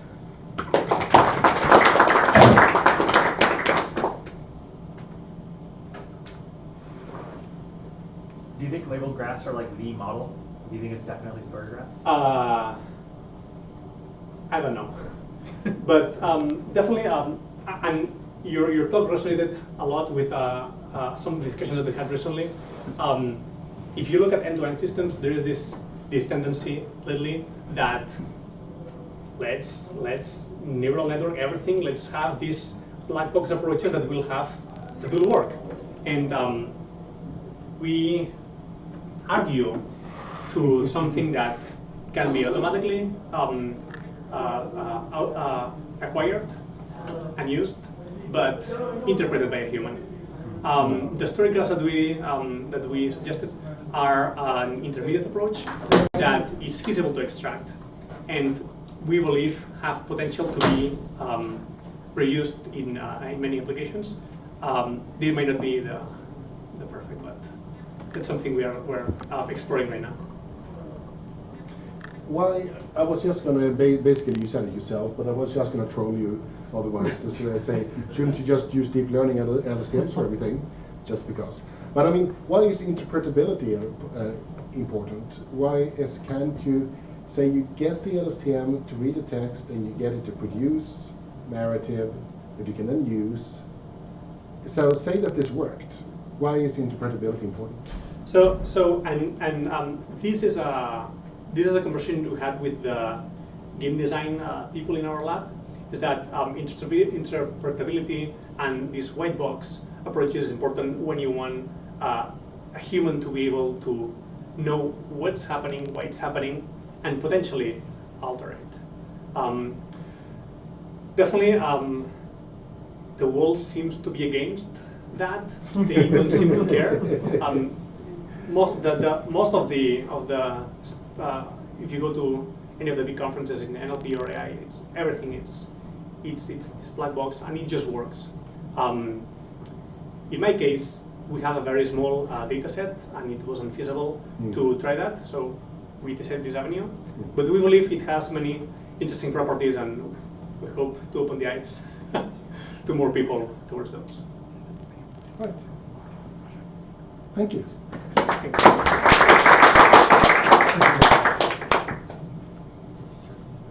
We good? All right. Hi, I'm Alex Zook. I'm coming here from Riot now. I used to be at Blizzard, and before that, a student at Georgia Tech. And I want to talk a little bit about what I'm calling like AI in multiplayer games, and I'll get to what I actually mean by that, because I don't just mean games with 3 people in them. This talk is probably better thought of as, how can AI make it so that playing online or with other people doesn't really suck as much as it typically does, as that's most of my day-to-day life. So to start as a little preface, I think we often think about a lot of the problems in our field as things where we kind of have this really fancy hammer of AI. We're going to go solve something that's like this is an issue, is beating another person. There's a lot of things we've made AI to do that are often like really cool and hard problems, like beating people at a video game, or Jeopardy, or Go, or chess. And it's great that we do these things, and I think we learn a lot about things that are very relevant internal to our field. But as someone coming from the industry where I have to use a lot of these things in my practice, most of the time if I show a designer, I'm like, hey guys, we just learned how to beat people at Go. It's like, great, but what does that mean to me? What have I learned about game design? How does that help me make better player experiences? And for what players is this even helping? So again, just as another example to kind of hammer on this point, if you look at things like procedural content generation, we're doing really cool things of creating content, usually for one person, but whatever, that's not related to the talk. But again, we develop these cool techniques, they make this cool content, but in terms of the actual AI meat, there's still this question, like, what have we actually learned? Like, if I'm going to go make my own game or change my own game, how am I going to learn from this and translate it? And what does that make my game better for? So to pivot, I kind of would like to talk about this the way we try to think about it when I'm working with game designers and some of these problems, which is like, why are people playing games? And what are they doing? And in this talk, I'm going to focus on one important slice of that, which kind of shows up in almost anybody you ask about player motivations, is this idea of social interaction. Whether that's kicking other people's asses or working with them to kick someone else's ass, the idea is, other people are this really important facet of games. And so if that's one of the reasons why people play, what's the big deal, right? We can beat people at video games, aren't we done? And I think that's really missing the point in a lot of cases. I think really the idea here is sort of, when you think about a competitive multiplayer game, there's much more than just beating other people. It's often your personal sense of mastery and learning about this small space of constrained content as opposed to an infinite space of procedurally generated content. There's things like the meta, the way the evolving strategic space of the game is playing out, that players fundamentally want to understand, designers want to understand. They want to know what's influencing it and how. People want to think about how do you work together? What even makes for a good team? And how does that change when you're playing locally with people versus online with people versus using a headset to chat with them or not? Things like climbing a ladder are really important to people who want to be the best in the world. You have things like mentoring, coaching, spectating, learning from other people, where it's not about do I beat the other person, it's actually what am I learning from other people or through other people. You also have things like your chatting, communication, your whole community, and these are all core elements of that experience of being in a multiplayer game that we don't really have a lot of AI tools or support for. So it's kind of this question of like, where are the AI techniques, where are the AI solutions to all these related problems? The typical problem that comes up in this context would be like matchmaking. I need to make matches for people online. Is that a traditional problem of beating people? No, it's about setting up a fair match. That's an example of this kind of thing on the periphery of the AI as a bot, or the AI as content creator, is AI is creating a player experience. So this is just an example of some questions you could ask about, like, where's the AI when we have more than 2 parties involved? So rather than just, it's me versus one other person, it's either some sort of triangular relationship, or there's many players in a massive world. Where's the AI to actually do with the whole player community? So online chat, online forums, ways people start to share strategies, discuss them, moderating the toxicity and all the negative experiences there. There's a huge area of this sort of experience around a game that is fundamentally social, but there's really very little use of AI or any intelligent technology in. All the different types of competitive behavior I've kind of run through already, as well as ongoing long-term relationships. So a lot of our AI techniques are built on the assumption we can do this one-shot thing, do something, and the world is frozen. We're a snapshot in time. We beat chess, but people now play chess much better than they used to. They've learned from the machines, and we're going to beat Skynet, or work with Skynet in terms of like cyborg chess and all these other things. Like, you get this whole new world of things that happen that aren't really based on a one-off formulated problem that we solved that has remained static ever since. So if we go back to some of the things I asked about, like what's a multiplayer game about, this suddenly leads to a huge number of different topics for areas AI could actually be really helping understand and better deal with games and advance games themselves through different, analyses. So you can talk about how do you actually analyze a replay in terms of where is it relevant to people. If we talk about the cognitive element of it, where should the audience be paying attention? Where's the actual interest, as well as can you automate the camera for that? So audiences who are like me and can't play any video games that are hard can actually follow what's going on in them. You have long-term buddies. So the flag here I put out is it's easy to beat people, but to make them a bot that isn't just beating people so that you can make money is a little harder. But especially like, where's my AI buddy? Where's the guy that I can go online and go like, I don't want to play with any of my friends because they hate me because I'm bad at this. Where's the guy that's gonna like still tolerate me and work with me over months? Because I'm never gonna learn Dota. It's just not happening. Matchmaking is great for like having people fight each other. We've gotten decent at that at the level of a single match, but not in terms of your friends, not in terms of your teams, not in terms of any long trajectory over a season. We have no way to arrange tournaments that's at all intelligent. We have a few human-derived schemes, and that's been about it that I've seen, and certainly no really great automated systems to point to other than ones that just say, everybody queue up and I'll throw you into something. What if an AI was a team captain or managing a team? What about the people who want to throw together teams but just don't know how to do it or get it organized? Why can't we help them? Ranking algorithms are an area that is researched, but I throw it up here because I think there's a ton more work to be done based on my own experiences of the lack of work I can directly use. Personalized coaches, again, get me decent at Dota. Chat moderators, so that everybody who's cursing at me now gets filtered in a more interesting way than a bunch of hashed out letters that probably don't hide their intent. Or community managers, AI that can actually help and make it so that I would like to go deal with the community, or better, now you can see my screensaver. Too bad. Make it actually fun to go out, seek advice, provide advice, help me actually digest the Reddit community in a way that's interesting and makes my experience better. That's it. Thanks.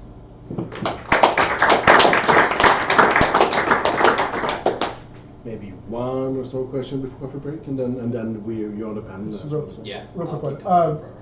What about handicapping? So instead of finding a new friend that's as bad as you, making your current friends as bad as you. That would be a great topic. Like, can you actually make AI that figures out the right handicap for the right person to make it an interesting combination? That's fantastic. That was actually part of the motivation for some of our StarCraft map generation worked originally. Like, hey, you have a good player and a bad player, they generate a map that makes it much harder for the good player. So, and of course the StarCraft people were like, no, you can't do that. Why? It's not symmetric. Well, and that gets to the point, right? For Yeah. many people, a competitive game has to be balanced. So Yeah. maybe it's not the map that has to change; it's something else. And I don't know what those degrees of freedom are. Something that tickles the good player all the time. Exactly. Yeah. I mean, or just slap him on the wrist or whatever. Okay. Right. No. Yeah. Break until 4 o'clock, and then we have our panel from 4 to 5.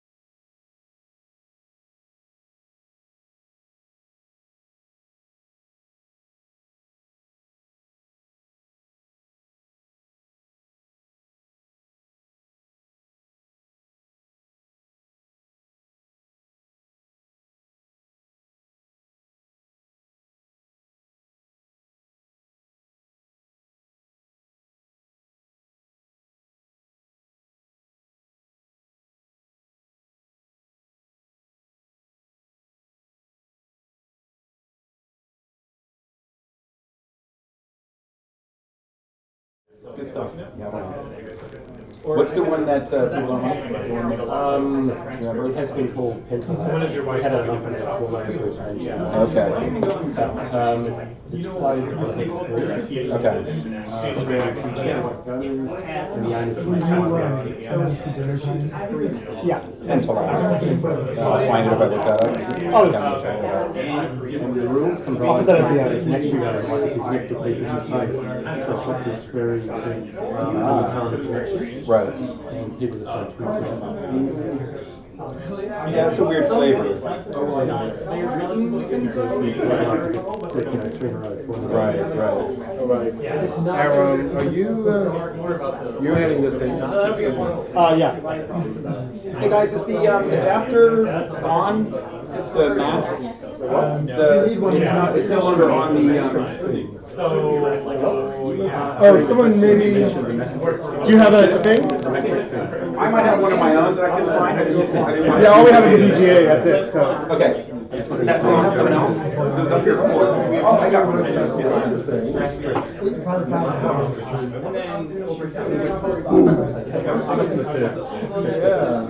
Okay, we're gonna. But it's an interesting proposal.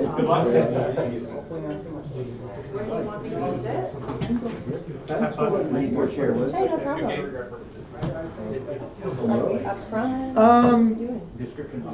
So let me see. We have. Yeah. Why don't just go to our chair? Yeah. That's a good thing. Let's make it cozy. Should we? We'll move over. Table over once. Yeah, we can't really move this thing very easily. Probably take that. Can we get? We got one more chair. I think what we'll do is have you guys sit while you're waiting, and then we'll once you're done talking, we'll. One thing we could, if we want to share on this side, is to. Well, let's do that after the. Oh, sorry. No, I was shocked by the image on the Hilton Wi-Fi sign. Wi-Fi. Heteronormative sex What's the word that you have? Sexual violence. Damn. But you guys don't see it. She's like trying to. Oh, yeah. Should we get a share there, or should we? Which way? 1, 2, 3. Let's move. Grab one. Yeah. That's what I was shocked by. Yeah. You always so shocked. Is that ready? Yeah, do it. All right, let's do it. How many do we need? 4. No, I'll I think we're set. Okay. But there was some. I had to attack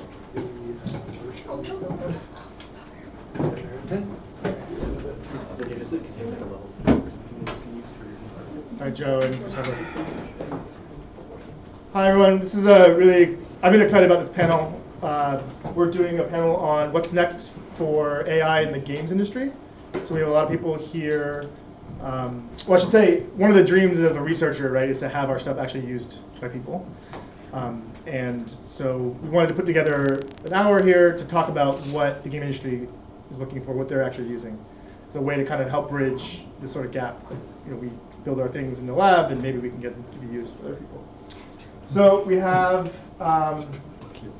lots of great people. We have Frank Lantz from the NYU Game Center, Robin Dinicky from Phenomena, and UC Santa Cruz, and previously that game company. We have Alexander Zook. He does PhD in Georgia Tech and is now at Riot. You saw him earlier, but also was at Blizzard. And then Ben Weber, PhD from Santa Cruz, right? And was at EA and is now at Twitch. So everyone's going to give a little bit short talk, and then I'll ask some questions, and we can ask questions from the room. All right? Everyone, let's give them a round of applause. And take it away, Frank. Or who wants to go first? Or Twitch is up. Done. I can move the camera around. I'll drive. Yeah, you want to come? Yeah, why don't you do that? And I'll get out that way. Here. Oh dear, this is going to be very. Do you want me to just advance for you? Or no, you can come around. There you go. There you go. All right, thanks for the introduction. So I'm on the science team at Twitch, and we have a mix of user research, data science, and analytics. A lot of the work we do is really product focused, so we focus on experimentation, things like A/B testing. And the other area where you see a lot of work with data science is data products. That's something where I'll show some of the work we've kind of done here but also give ideas for what we're going to explore in the future. So one way we're already using AI is for moderation of our user base. So Alex mentioned kind of chat moderation as a potential usage of AI.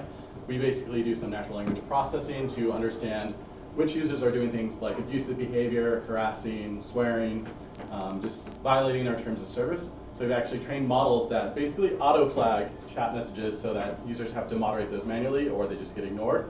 And it's a great way to improve our user base that generally gets excited about things, but some people behave poorly. There's also systems like the Torino system that's been developed by Riot Games. There's papers by Jeffrey Lynn on this, and maybe Alex will know more about this in the coming weeks. But basically, AI for moderation is a great way to kind of try to get your users to have a better environment, better ecosystem to improve. One thing that's going to be kind of looking forward is how do we do this in multiple languages and internationalize moderation? So right now it is English focused.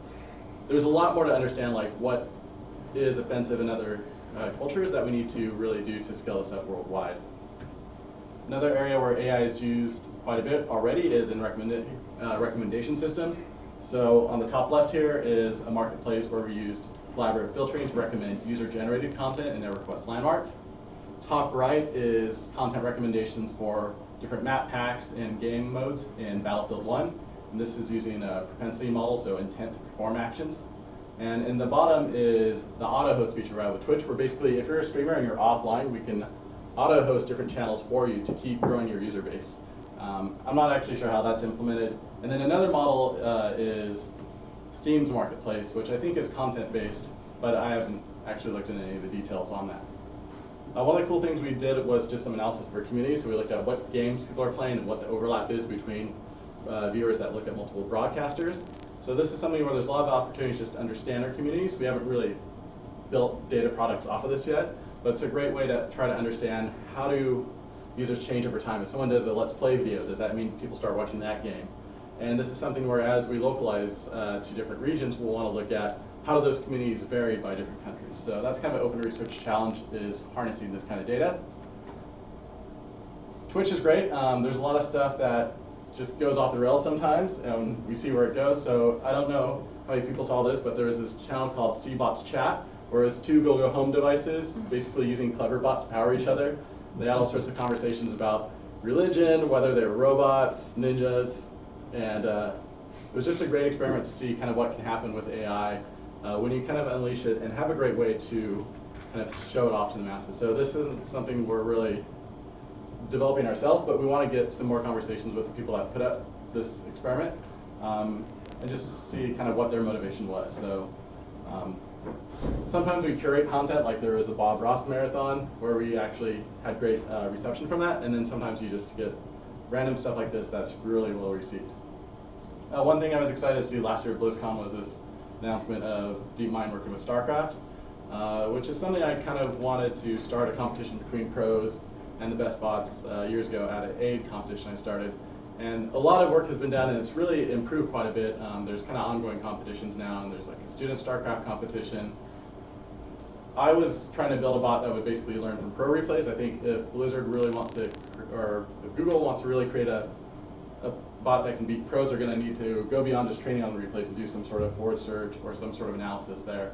And there's a lot of challenges with this. I think just being able to search within such a complex world's going to be hard, trying to create the right abstractions.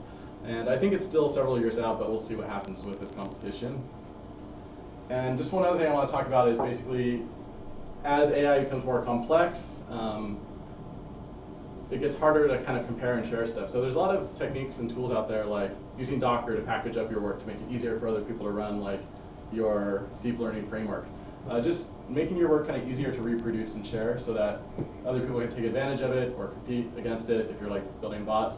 Using Docker would have been a great thing to do when I was running the StarCraft competition, rather than setting up like these different environments with all sorts of collisions and stuff. So take a look at virtualization and just cloud computing for some of your work, since there's things like GPU optimized machines you can use if you're doing things like deep learning.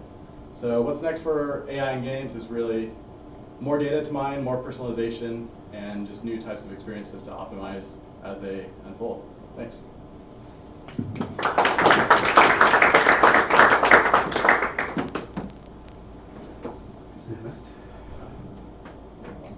Who's next, Brian?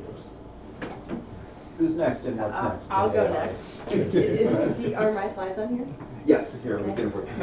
You hit escape, and One then, easy way to solve go to this. the browser, and there's a tab.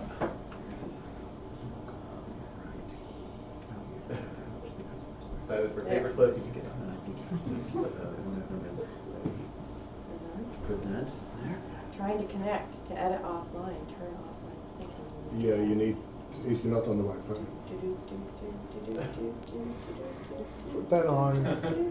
So let's go back to, yeah, here, let me see if I can just put it on the Wi-Fi. It should be on Hilton Events. Yeah. Yeah, no, it's just, it kicks us off periodically, but let's see. We're back. There we go. Beautiful. Thanks, Frank. Okay, so I wanted to talk a little bit about procedural curation for game things. Not necessarily games in the sense of games that people play to compete with one another where there's huge data sets to mine and things like that, but the kind of games that I've been working on. So for those of you who don't already know, I've spent my career kind of working on different types of games and promoting different types of games, experimental games that focus on mechanics specifically towards creating new feelings in players. For example, you know, the kinds of work that I've focused on in terms of systems that are smart would be the ways in which we built the online networking for Journey, which sort of intelligently accesses an entire grid of players within a certain area of you and then surfaces a player near you at a moment which is right for the emotional connection in the game to occur. So this person appears over a hill or within a nearness to you, writing systems that recognize the behavior of players but with an intention of curating a particular experience. In this case, curating the experience of meeting someone else for the first time online. In the games that I've been working on at Phenomena, I've been looking at ways in which we can sort of slightly push technologies that recognize things about players and their experience. World is a game that we made using the Tango AR system, and a lot of the work that we end up doing in this specific system involved vision and recognizing things, specifically being able to go back in time and reactivate an area that you have been playing in. So you place objects in a space, then you put the phone away, and then a few hours later you go back, and how do we actually say the time of day has changed, things have changed in the space, how do we recognize that? In this case, we wrote a brute force algorithm that you just take a line of what you had placed and line it up with the sort of current landscape. You hit a button and then it places all the objects automatically. That technology was a brute force technology that we developed for Google because the automatic technology that they were trying to develop didn't really work. So these are simple things where you can use vision and recognition to create gameplay experiences for players. In this case, trying to make them feel like the world that they created in their own house is still there and is really alive. In the game that I'm working on with Kata, currently we have an entire set of shapes that can climb and react to one another, and there's a huge amount of work that we do trying to LOD the physics, so building a system that understands how the physics will behave over time. But specifically, we're working on the behaviors of these characters, trying to make them actually have affinities that change over time towards one another. So I think there's a really interesting landscape of curating the relationships between characters over the arc of a narrative, again, to build the feeling inside of a player that the world is becoming more alive or more friendly towards itself, or the player is influencing the relationships between characters in this dynamic landscape, and making them seem like real people with real beliefs as opposed to little toys. In Luna, which is the VR title that we're working on, most of the stuff that we're trying to do is be more aware of how the player is looking and what their gaze is doing in the space. So thinking of the idea that there's a world that's been broken and the player's creating it, trying to think about, okay, well, as a person who's looking into this world that's not embodied, what does my actions in that space really mean? So that's the kind of work that I do commercially. The stuff that I'm really interested in right now, in terms of future games, and I think the landscape that we're interested in at Santa Cruz as well, is generating space. But I'm not interested in maps so much, and places as in territories, like lots of different worlds, but rather the idea that you would allow the player to be curating and spending energy in a space over time and really reacting to that space as a system. So instead of thinking of all of the rooms you could generate in a platformer, or all of the worlds that you could generate in, say, a giant simulation of space, think about all the perspectives on a single thing that you could generate. For example, all the ways that you could feel about another character based on the ways in which you curate the camera itself in the moment of experience. So there has been work in this area done on dynamic camera and ways in which we can kind of view spaces from the perspective of camera, but as we move into VR and AR, that camera becomes the person that's playing the game. And you have to really think about lenses on reality through the action of the player. And so I think there's a lot of really interesting research to be done, and I'm looking for work in the area, not in just how do I shape the space in front of you as you're looking at it, interacting with it, but also how do the things in that space take on meaning. So there's a huge amount of work on procedural narrative. What about procedural narrative endowed into objects? And then the objects themselves are curated by the player. So the player can create a collection, and then they can assemble that collection. They can curate a narrative from those pieces, but those pieces are dynamically being adjusted and moved around by a system that's trying to create coherent meaning. So the things that I'm really interested in exploring and talking about in the panel today are notions of meaning. When we embody a system with the notion of representation, it's typical to think, okay, there is a game story, and the player will experience the story in this way. But now, when you take away the camera, and I can't direct your attention, and I give you the ability to have a collection of objects which can be storied or narrative or meaningful in some way, you have to start thinking about the context of that player's interaction with those narratives, and in particular, the fluidity of that narrative over time. So for example, you go on a vacation, you are in the middle of Death Valley, you pick up a rock. You look at this rock, and you know that in geologic time, it was created by, say, lava flows, and it has a particular roughness. A friend of yours just passed away, and you think about the sensation of picking up the rock and having the context of being in that space that's dead, and your friend's death, and you take the rock, and you take it home, and you put it on your mantelpiece. And every time you look at the rock, you remember that feeling. How do we build systems that allow people to do that in a digital space and capture that? That's what I'm really interested in doing now. Building meaning, not necessarily just from what the designer wants, but from what the player can do with the objects in that space and evolve and then share those meanings with others. I think that's the kind of system that's going to be really enabled by VR, and it really, and AR as well, and it creates an opportunity for communication and empathy and reappropriating objects from the same space over and over in an interesting way. And I think systems that facilitate that kind of sharing and that kind of discussion will be really helpful. Specifically, they will help us understand the systems that the players make from meaning in the games that we make, rather than the messages that we're trying to disseminate outward. So all of the stuff that I'm interested in AI in specific is in building those narratives procedurally and reacting to people and their choices in that space. That's it.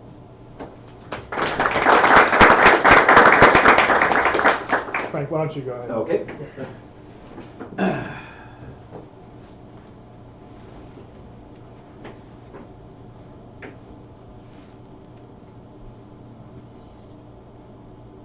So this is what I'm interested in as a topic in terms of what the potential of AI in games is, this idea of machine aesthetics.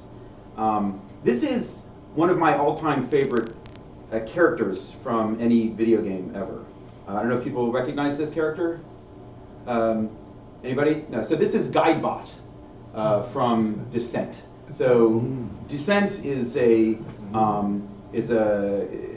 an early first-person shooter that takes place in with sort of full 360 degrees of freedom. You're in an abandoned space environment, and you're going in all different directions.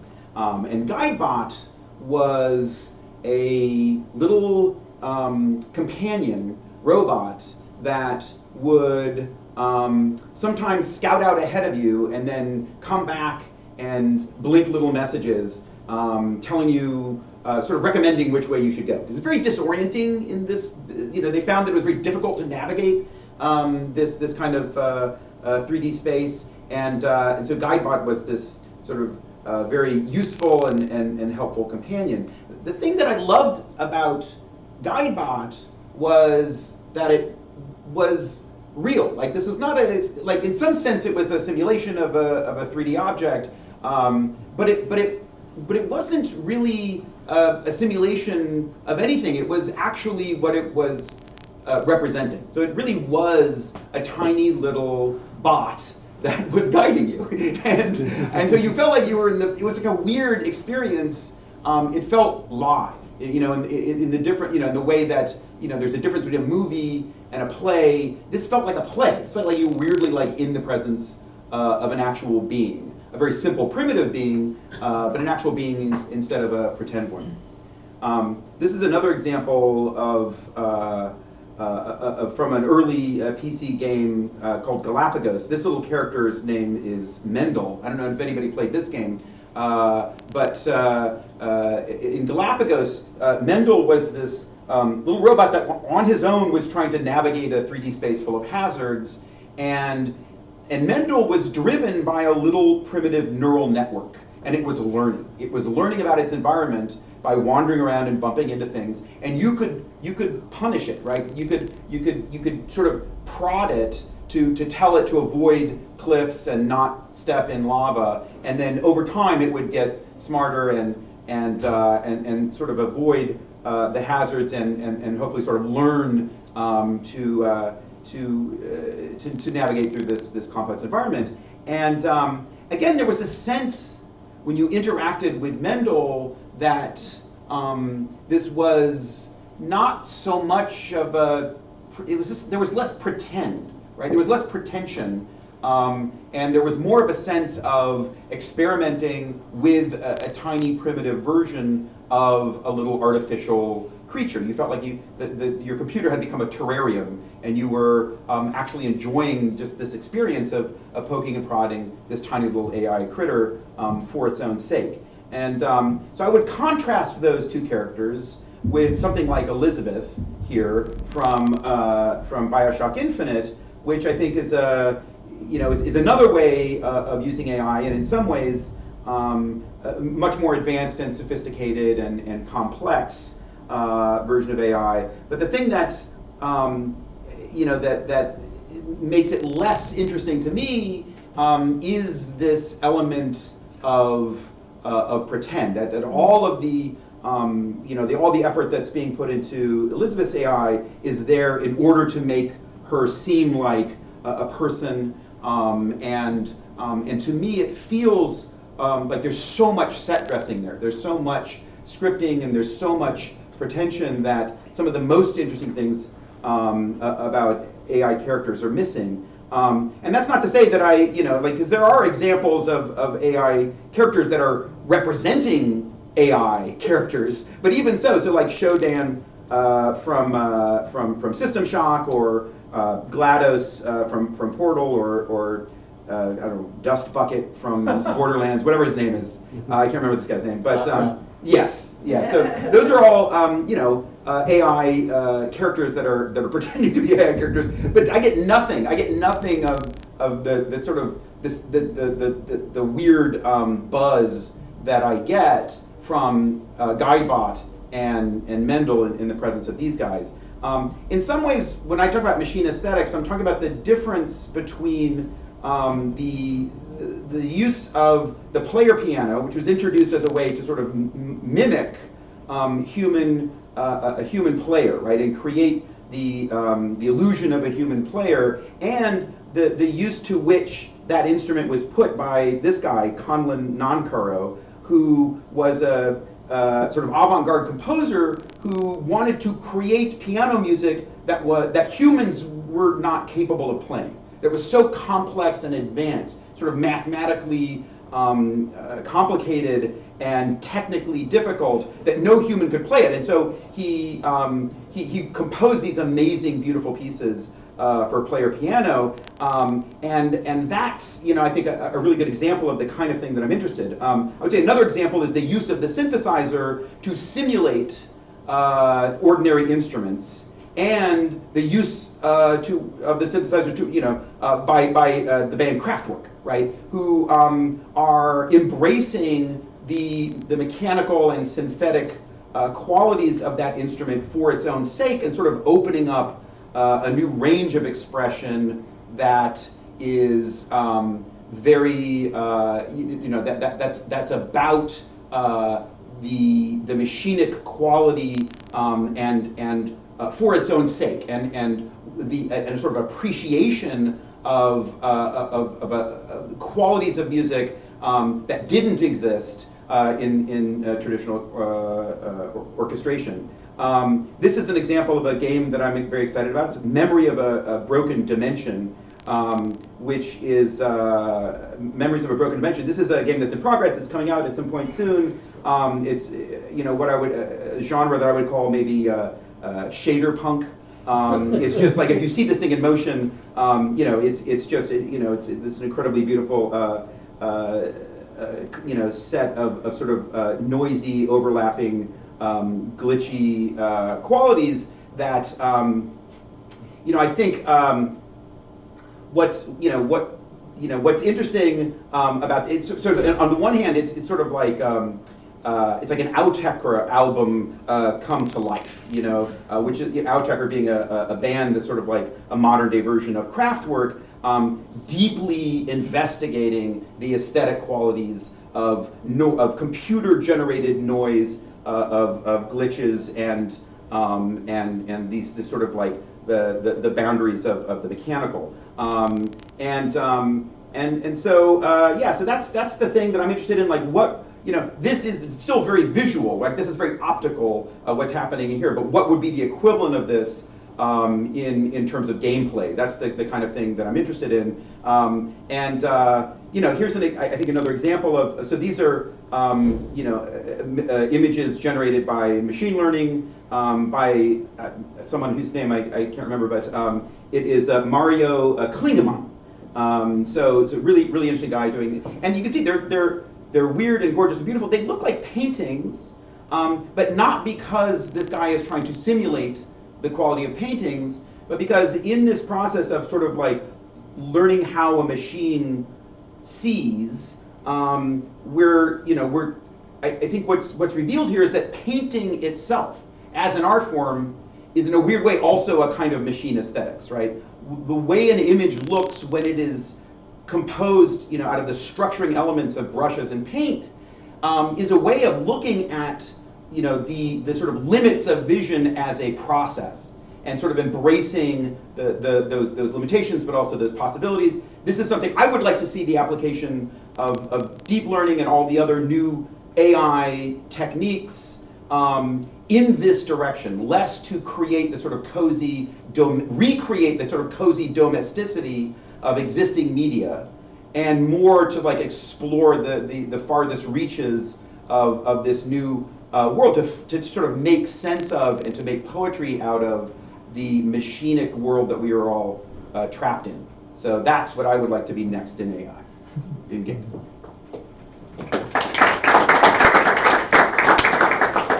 So I'm gonna get words here.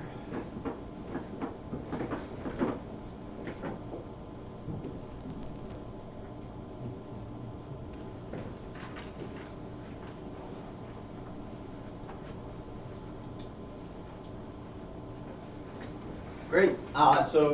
My talk is basically the other 2/3 of my last talk. So if you missed that, don't worry. So talking about my perspective on sort of what's next for AI in the industry, I'm really going to talk about it mostly from my position as someone coming from recently Blizzard, currently Riot. So this is very much coming from somewhere where the organization I'm part of is not an engineering team or a technical organization where I'm trying to build big products. And not part of a game team either, so I'm not there to like write bots for things. Instead, I'm really here to deliver player value in the end. Coming from a finance organization, everyone's like, I don't care how you do it, just make it work, and it better help. Because if it doesn't help, we're going to be very upset with you. And specifically, a lot of this focuses on the systems in the games as opposed to individual agents. So a lot of what I'm thinking about when I'm thinking about what's next for AI in games is more about what are the systems at play as opposed to like little individual pieces. So what's going on in the big picture? And so the big questions that are always hovering around in terms of like how should AI be used in the industry for us is often around like how are we actually improving the player experience? How are we making this game better according to our design goals? What sorts of player motivations or behaviors are we actually addressing with this, as opposed to things like beating people? And ultimately, sort of, if we're going to apply this to various design problems, how is this helping us understand those problems or solve them? So this is kind of talking a little bit about the mindset of how I think about these things, as opposed to the single direct product of those. So just as a quick bit of background on me, I've worked on a number of things that would sort of fall within this broader rubric. So player segmentation in terms of just let's understand how people are playing games. This is a very typical problem in the industry. Usually it's just what are their major behaviors. The meta of games is kind of like the strategic landscape. So everybody in the player base, but also the design team really wants to understand like what are people doing in the game, how is that working, what's working well or poorly. So this is an example from Hearthstone of the decks that are popular. Matchmaking is a perennial problem. Reddit loves us. Players love us. It's great. It never gets solved because every time you fix something, new things break, and it's an interesting dynamic problem of actually trying to provide systems that solve player needs. And most recently, we've been working a lot on things that are actually ways to use our data to create useful and interesting features that are actually dependent on having some information from those players. So this is just highlighting this little thing that pops out that says, hey, great job, it's this celebration of how well you're doing. You can't really read the text, but it's just saying, hey, you're beating your average number of kills, which for me as like a level 1 character was really nice because I die a lot. But so when I'm talking about like when I think about where is AI in the industry going, particularly for these kinds of contexts and problems, I've been trying to think about it more in terms of this model of like, what is the behavior of the player that's going on? What is the infrastructure that we have in the game that's even supporting that? And then how do we start to automate that to create some sort of AI-driven feature that really improves player experiences or does something genuinely new in the space? So I'm talking about players, I'm talking about like, what do people actually do in our game, or just in the real world that they don't do in our game because they can't do it in the game? And what do they want to be doing? So as an example, people like to play with each other, locally. Go sit down, play with another person. That tends to be a thing people do in games. But then what's the infrastructure there? So in the case of something like an online game, we created lobbies. So that's great. You look at many games, they have a lobby, you go there, you tell your friends, get in the lobby, we'll all pile together into a match. Ancient versions of Blizzard's Battle.net, you'd sit around the lobby, go, hey guys, want to play a match? And you'd go find somebody and they'd kick your ass and then laugh at you.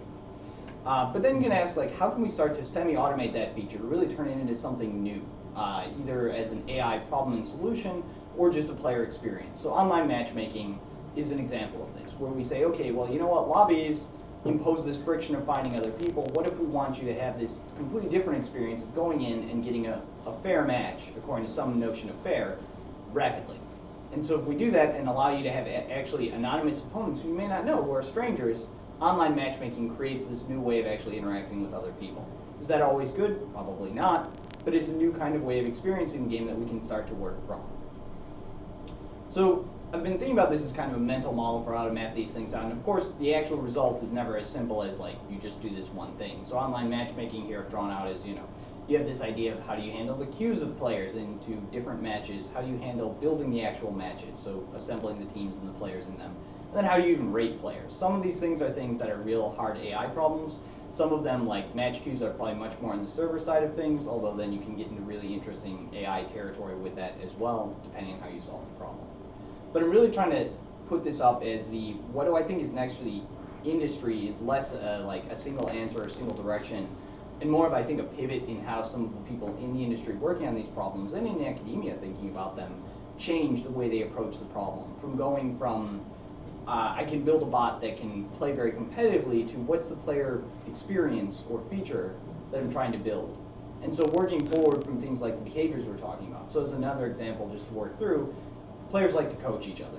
This is a great experience. It's core to a lot of these competitive or multiplayer games that I'm talking about and I've worked with.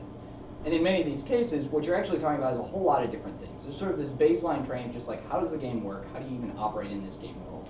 Another different type of infrastructure we need is guidance, right? Is here's hints, here's tips, here's advice on how to get better at the game. As well as other features like spectating. That's a different type of infrastructure where it's just people want to be able to watch other people play the game.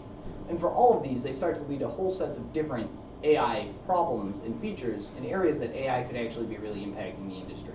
If you want basic training, why can't we just generate useful tutorials for you? generate challenges for you to gradually improve your skills. Players constantly complain about feeling they stagnated. This would help address some of those behaviors and interests.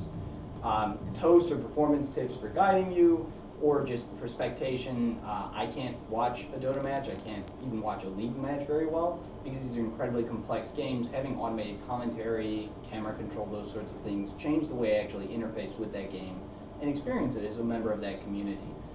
Play of the game is another example of one of those features where I don't know what's going well or poorly in the match, and having it show up at the end makes me feel good, or lets me know that that other guy figured out how to get headshots really well and I should do that next time. But all of this then wraps around this bigger idea of, like, when I'm talking about behaviors, they all fall under these broader motivations, right? And here I'm just talking about the motivate to compete. That happens to be most germane to the games I've been working on, but I really don't think that's the only way to think about these things, as broader motivations. If you want to talk about motivations to feel empathy with people, if you want to talk about motivations to explore the new and the unknown, like, these are all different things that if you start from that, you can try and build forward to what needs to exist either within an existing game or, frankly, more often probably a brand new game, and how to try and extrapolate forward. So when I think about, like, what's next for the industry, I think it's going to be a lot more of trying to start from this, like, behavior-oriented, motivation-oriented, player-centric approach building forward, as opposed to trying to solve a problem with the kinds of techniques or problem domains that we've been looking at so far. That's it.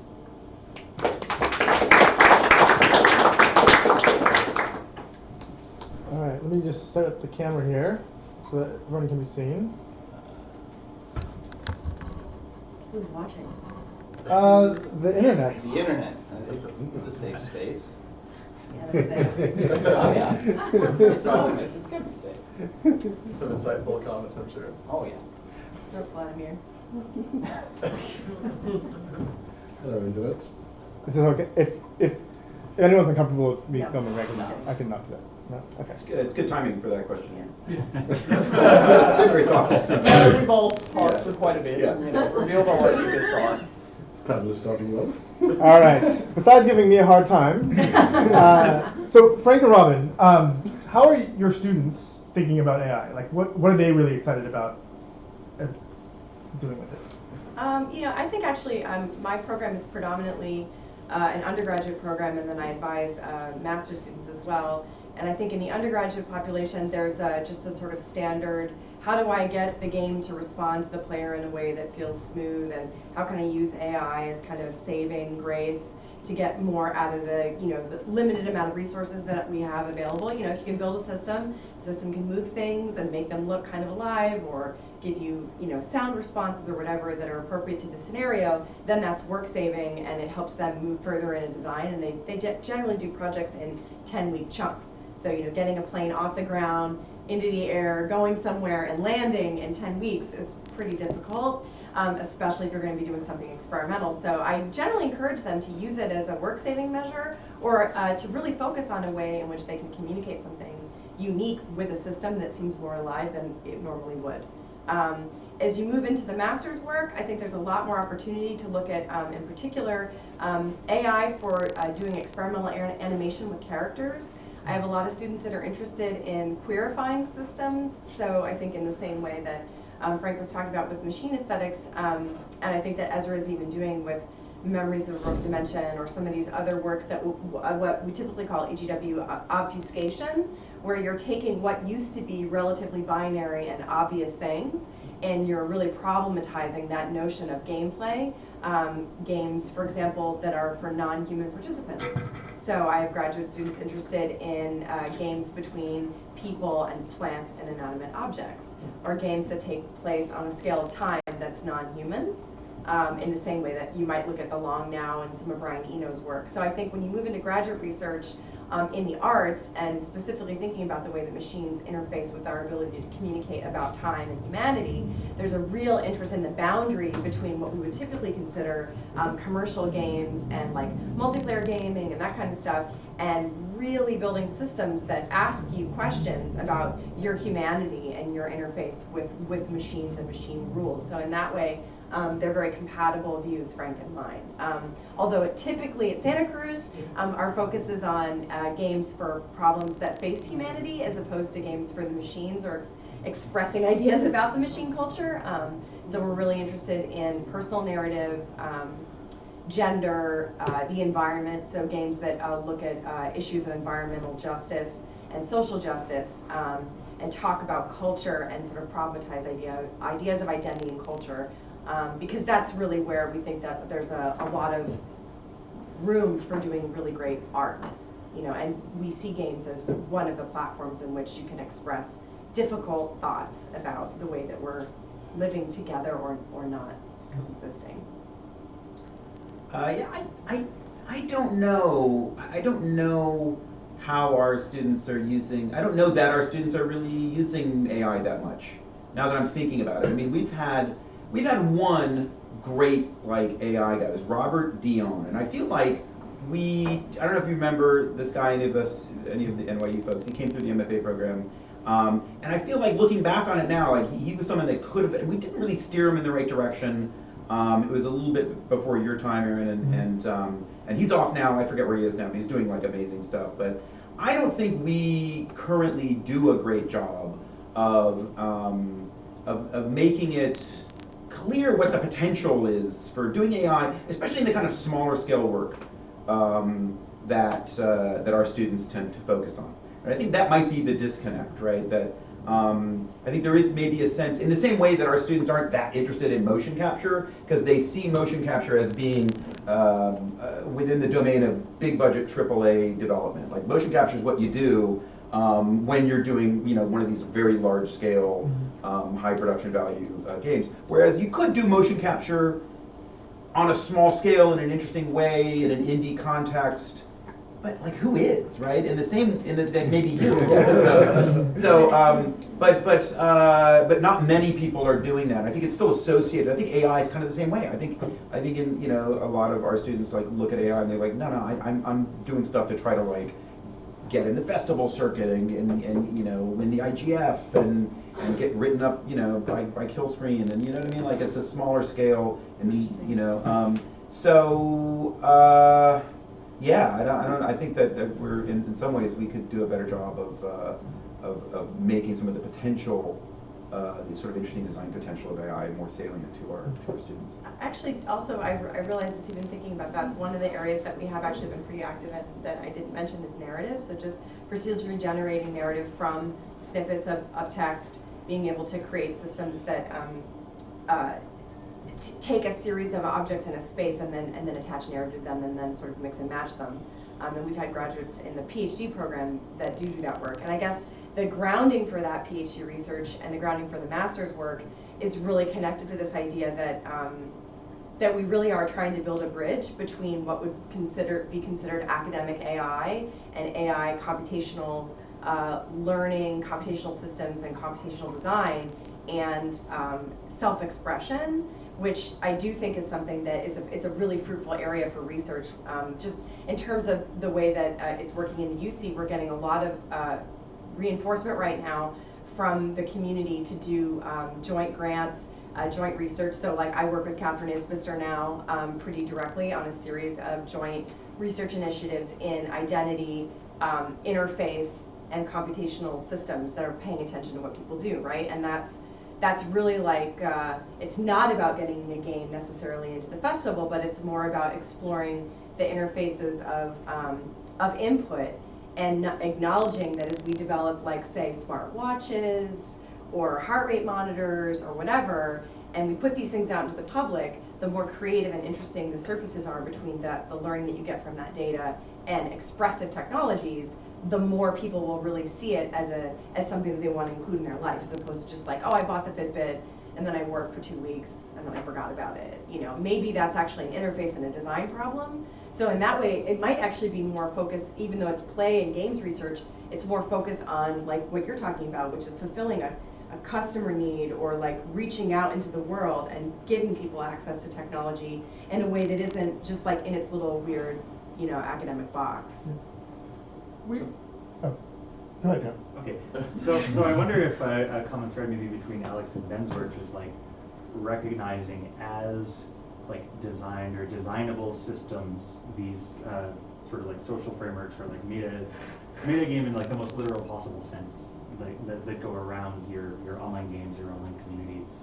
Could you like talk more about the commonalities between your respective areas?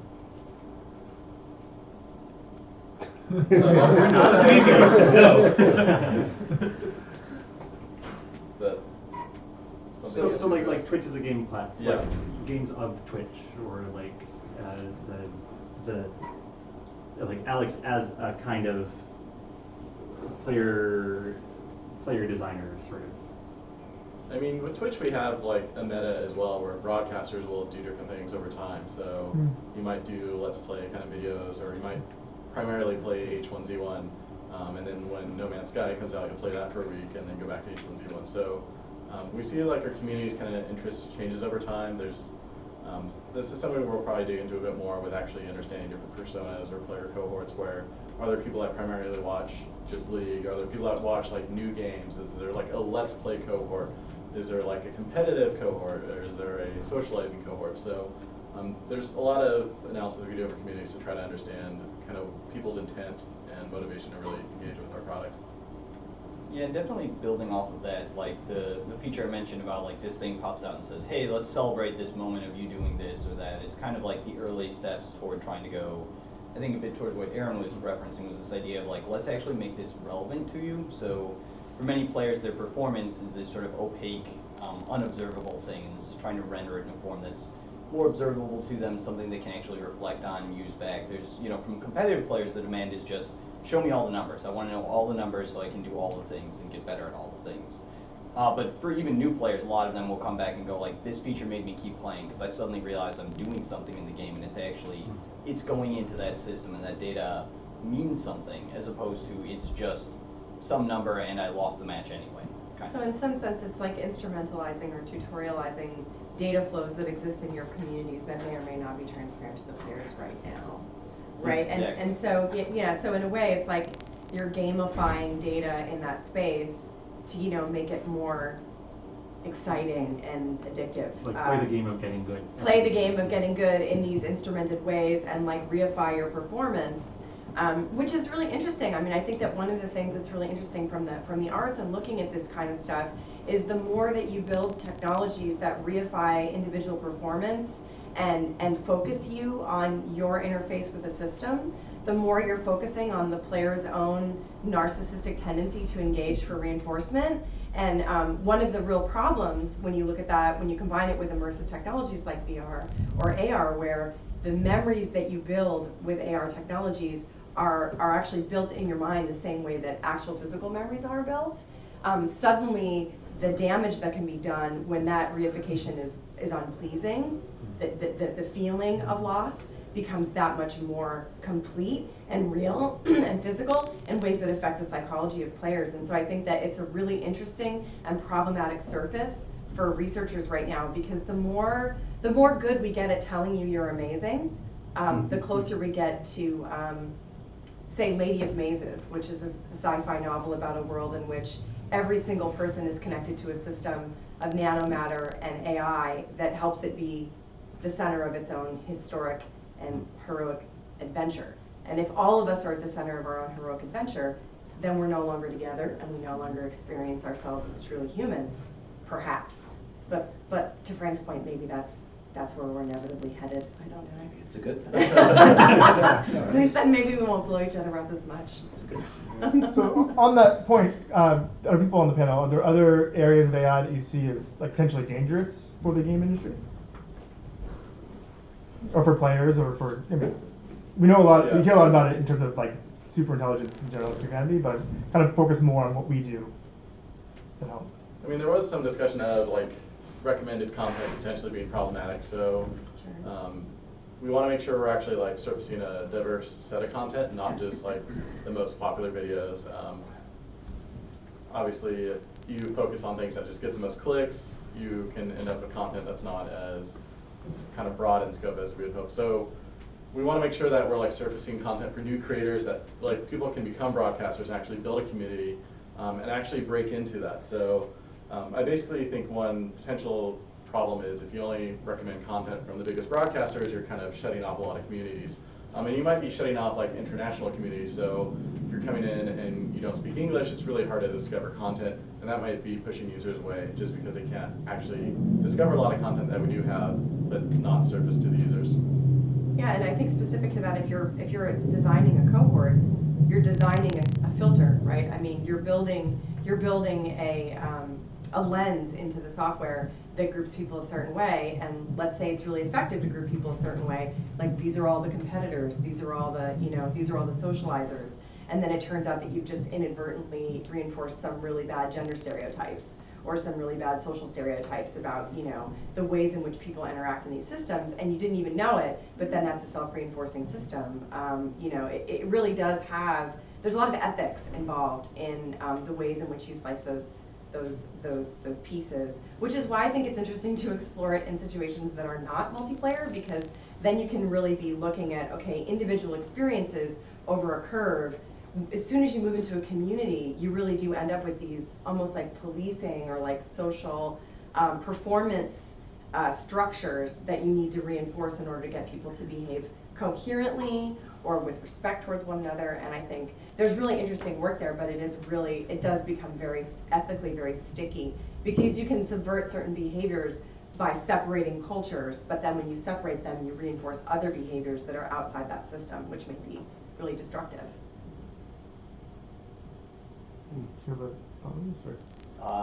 Honestly, bots are our biggest problem. Mm-hmm. Not just from the, oh, it's bad because the bot beat me, but in terms of detrimental effects to an entire community. Yeah. Players not trusting the system, not trusting the game, and not in the useful, like they're thinking about reflecting on, but just the abandonment and disengagement kind of side of things. I've very rarely seen good uses of bots, to be honest. In theory, we've talked about, like, could you get bots to help train people or provide feeders for weak players, but those often hit their own walls of just ethical concerns and everything else, as well as actual efficacy concerns. And I've just genuinely not seen a lot of cases where AI bots have been a way to actually improve the game or the experience or anything around that. Interesting. I want to ask one more question and then we'll go around the room. But we talk a lot in academia about mixed initiative design, so the idea of a computer and a human working together. Maybe it's to make ourselves feel better about what we're doing, but do you guys actually, is there any uses in your job or that you see this kind of thing happening?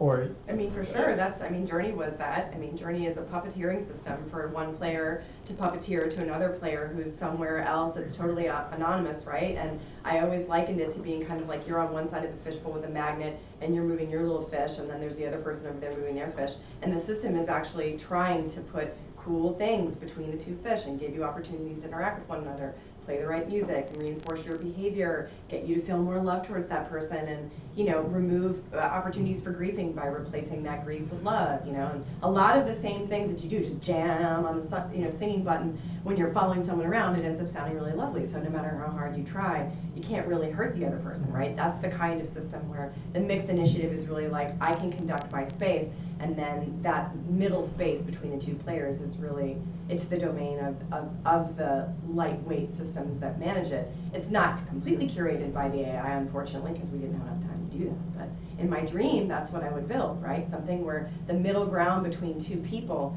is really a space that's an opportunity that's created by the machine for them, and it's a really fertile ground, rather than a specific set of rules.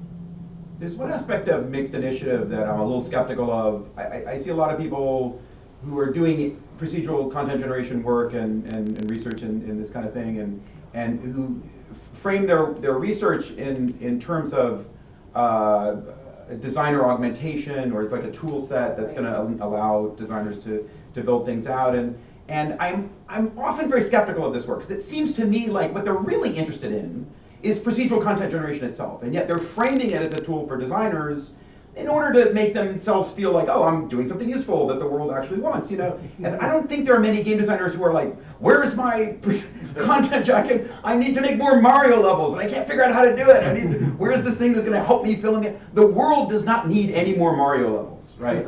We have as many of them as we're ever gonna need. 48. And and yet we keep like, you know, so I that's part, like, so just like further to my, you know, the little thing that I was saying, like, I mean, I would like to see these people like, no, what is it about this stuff that's interesting to me? Like, why do I want to understand Mario levels and decompose them down to their constituent elements and understand the logic of how they're put together? Well, it's because there's something beautiful and interesting about that question for its own sake. And I would like, you know, so I would like to sort of like let go a little bit of the need to pretend that everything has to be useful for game designers, and instead be like, no, I'm making this thing, it's weird and fascinating, I can't stop thinking about it, because that's the kind of thing that players respond to as well. I mean, I think that's the appeal of No Man's Sky, not that it you know, eased the burden of game designers, you know, or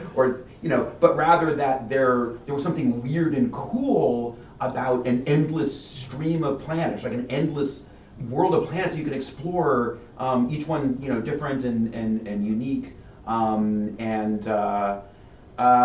So I'm less. But yeah, everything we do makes an initiative in a sense. It's funny because actually conceptually, the procedural generation in No Man's Sky made it much more difficult for them to, as game designers, to create an experience that read with players, right? And I think when you have the fantasy of going into a space and exploring it, and you think about survival and the mechanics of survival, and then you get into the space and there's literally no pushback. You can do everything by pressing a button in a UI. Things beam to your ship from your suit, and like there's you know, all this. I mean, the surface of the actual gameplay there is really it's counterintuitive to the fantasy of exploring multiple worlds, if you aren't just excited to see what the computer did. And like that, so they did create a game for that segment of people, but unfortunately they advertised it right to everyone else. And everyone else is like up on Dota, and you know they're doing their LOL stuff, and they're like, I can't wait to get in there and see all the monsters and do all the things. Or they're playing Journey. Meet other people, or they're playing Firewatch, you know, and then they get into this and there's like no narrative. You know, it's super easy to do all the survival stuff, and then you go into the space. I mean, unless you make one of yourself, which is a very different package to sell. Right? To me, it's a really interesting question about this question of No Man's Sky, and especially in this room, right? For the people doing research and thinking about this question of like, first of all, whether or not it was disappointing. I mean, there's the controversy about that, and we saw the presentation earlier. It's very interesting about that particular theory about. But to me, the question is like, it's never surprising when a game doesn't work, because most games don't work. Right. Like No Man's Sky was not fun. Well, guess what? Most games are not fun. Most combinations of activities, which is what this is, right? They combined a bunch of activities, right? They had this beautiful procedural content generation, and then they had activities on top of it. They have rules and activities, and it's like most, like 99% of activity space is dull. And they were like, wait a minute, why is this? So most activity also doesn't reify itself to you as being amazing. Like if you're knitting, most of the time when you're knitting, you look at your knitting and you're like, my knitting's shit. Like I'm bad at making the same loop with these two tools over and over consistently, where machines are fantastic at it. And if you try to do it over time, you really like, if you've ever knit, like you look at your knitting and you're like, what is wrong with me? I can make marks on a page with my pen over and over, but I can't do this one little thing with this stupid yarn and these two things, right? And like most behavior in the world, even cooking, like it doesn't really reify. You're an expert, you're amazing, great kill, awesome, 20% more amazing, right? And like you could probably instrument No Man's Sky, you know, to make it more pleasing to that kind of a community, but they didn't, and I think that there's a resistance in that that's really interesting, and I personally I'm pro that, but that's the question, right, for the researchers. Will we continue to facilitate that kind of feedback, or do we want to continue pushing into areas that make people uncomfortable? Ben, and then Alex, do you have anything? Do you want So I mean, the automod tool we have at Twitch is kind of an initiative system, because it basically starts with a base set of rules, and then there's this moderation queue. So basically the moderators can go and flag things as truly like bad for the channel or acceptable.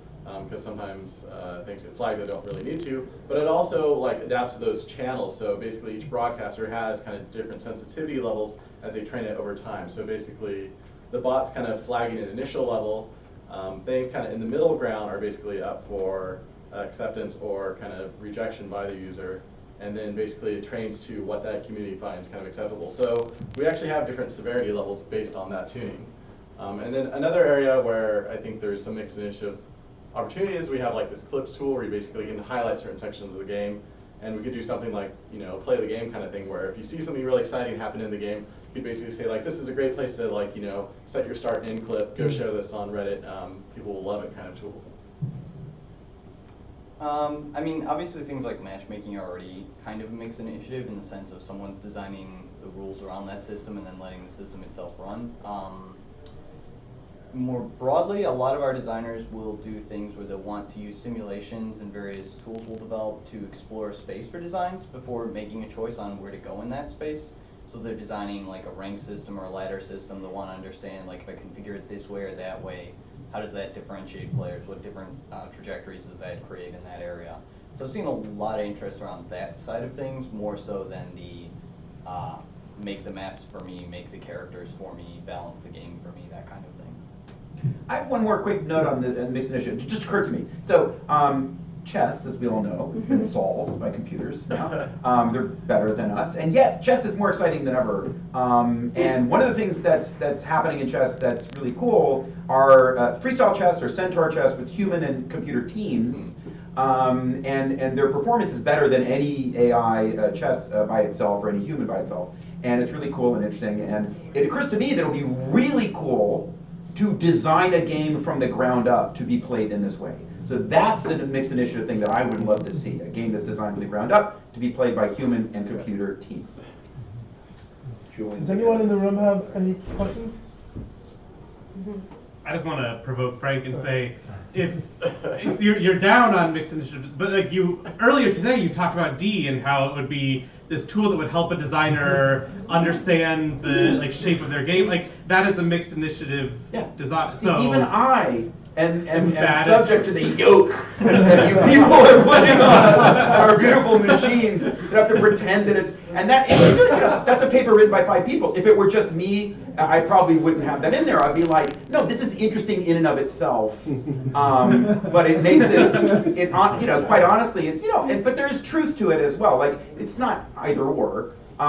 Everything is useful for, nothing human is alien to me. Everything is useful for humans. That's what it means to be a human, is to find use in everything. So yeah, of course, there's no difference.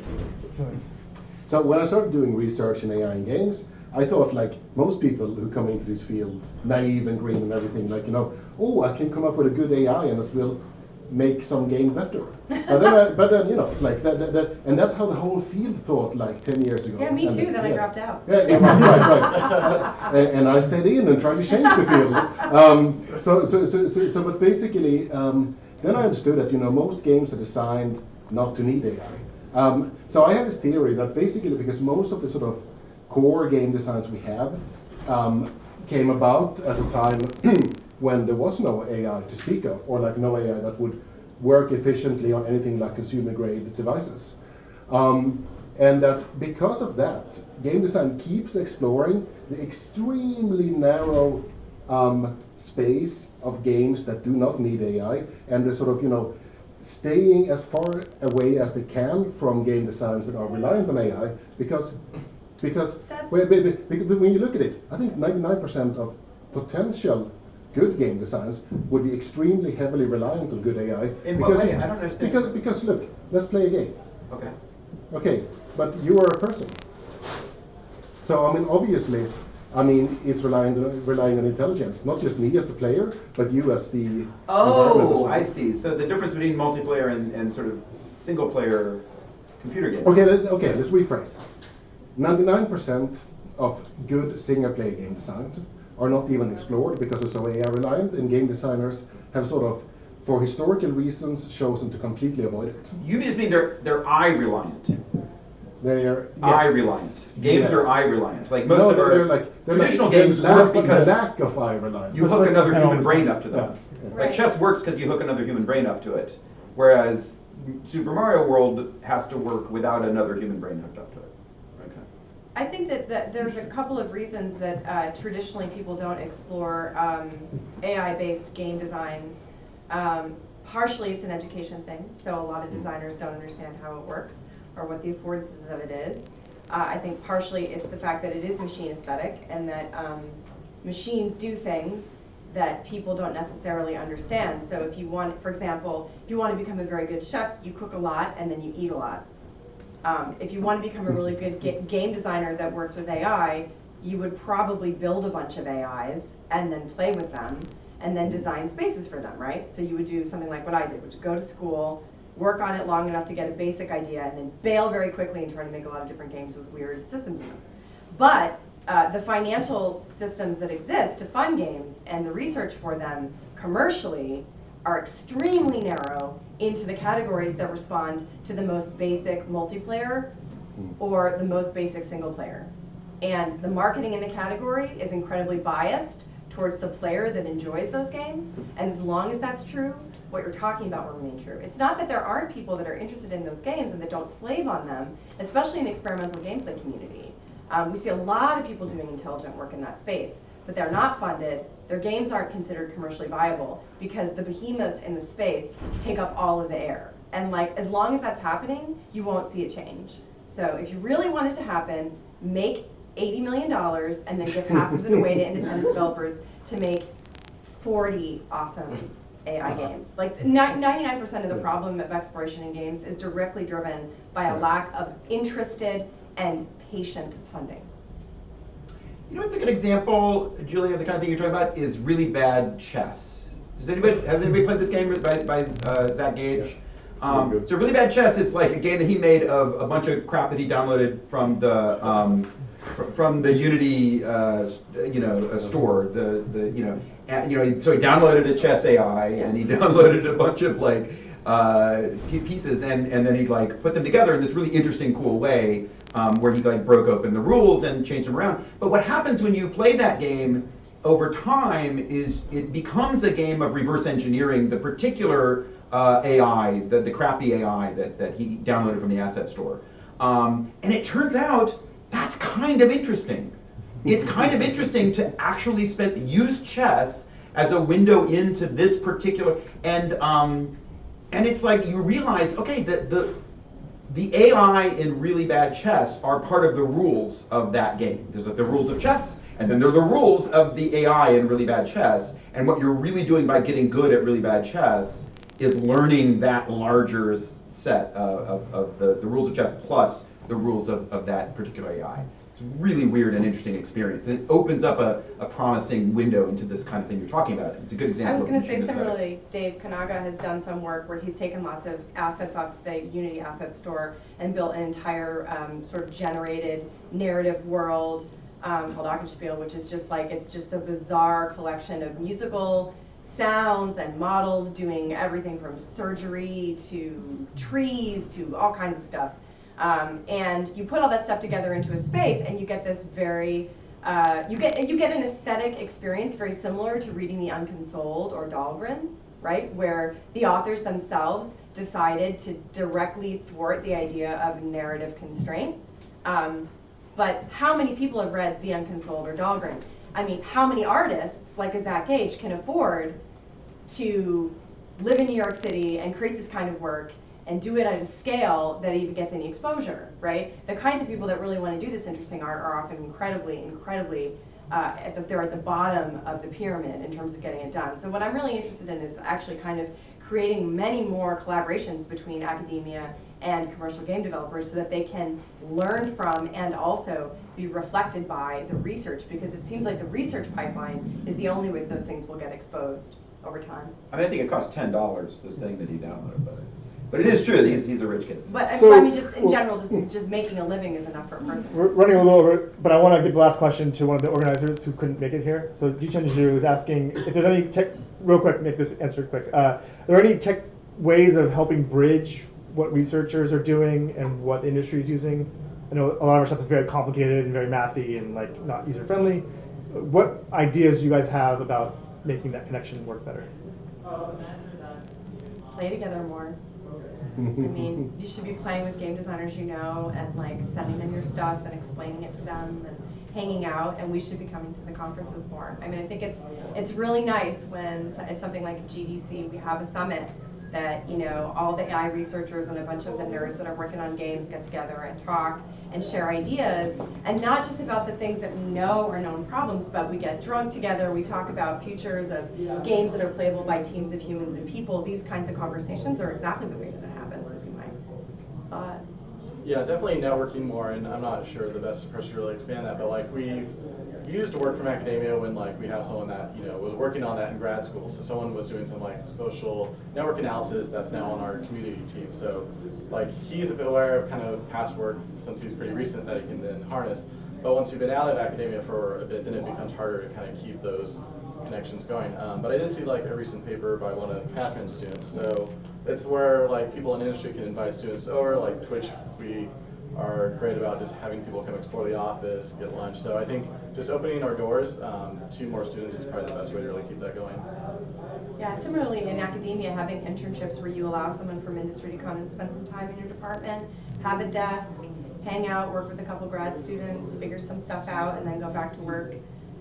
It's very helpful. And then volunteering yourself to go do a little bit of a stint somewhere, just getting familiar with the systems that are in place, especially in a larger organization. Like when I worked at EA, we had a lot of really valuable partnerships with people in AI working on all the sports technologies, and like those in many cases they informed very deep changes in the ways that games were built. And I know that at Riot and Blizzard they do similar work, you know. And so as that continues to evolve, it would be lovely to see research teams that were hybrids, sponsored by Google, Facebook, Twitch, Twitter.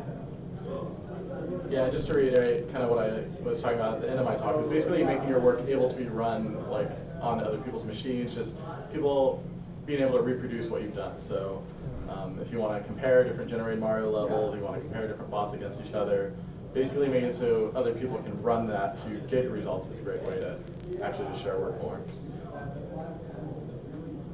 Good. All right, thank you, panel.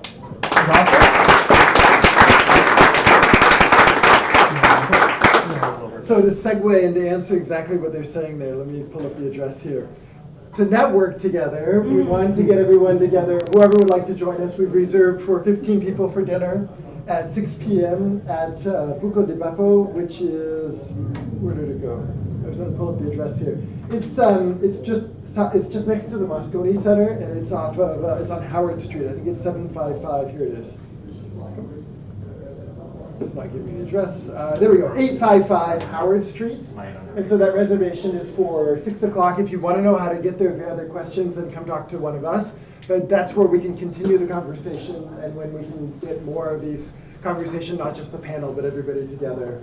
And so we hope that'll be great. So 15 people, but I think they can accommodate plus or minus. So please come and continue the conversation. Otherwise, thank you very much for being here, for participating, and we hope you all enjoyed this day together. And we hope to see you in the rest of the conference as well. Thank you, Formalizing.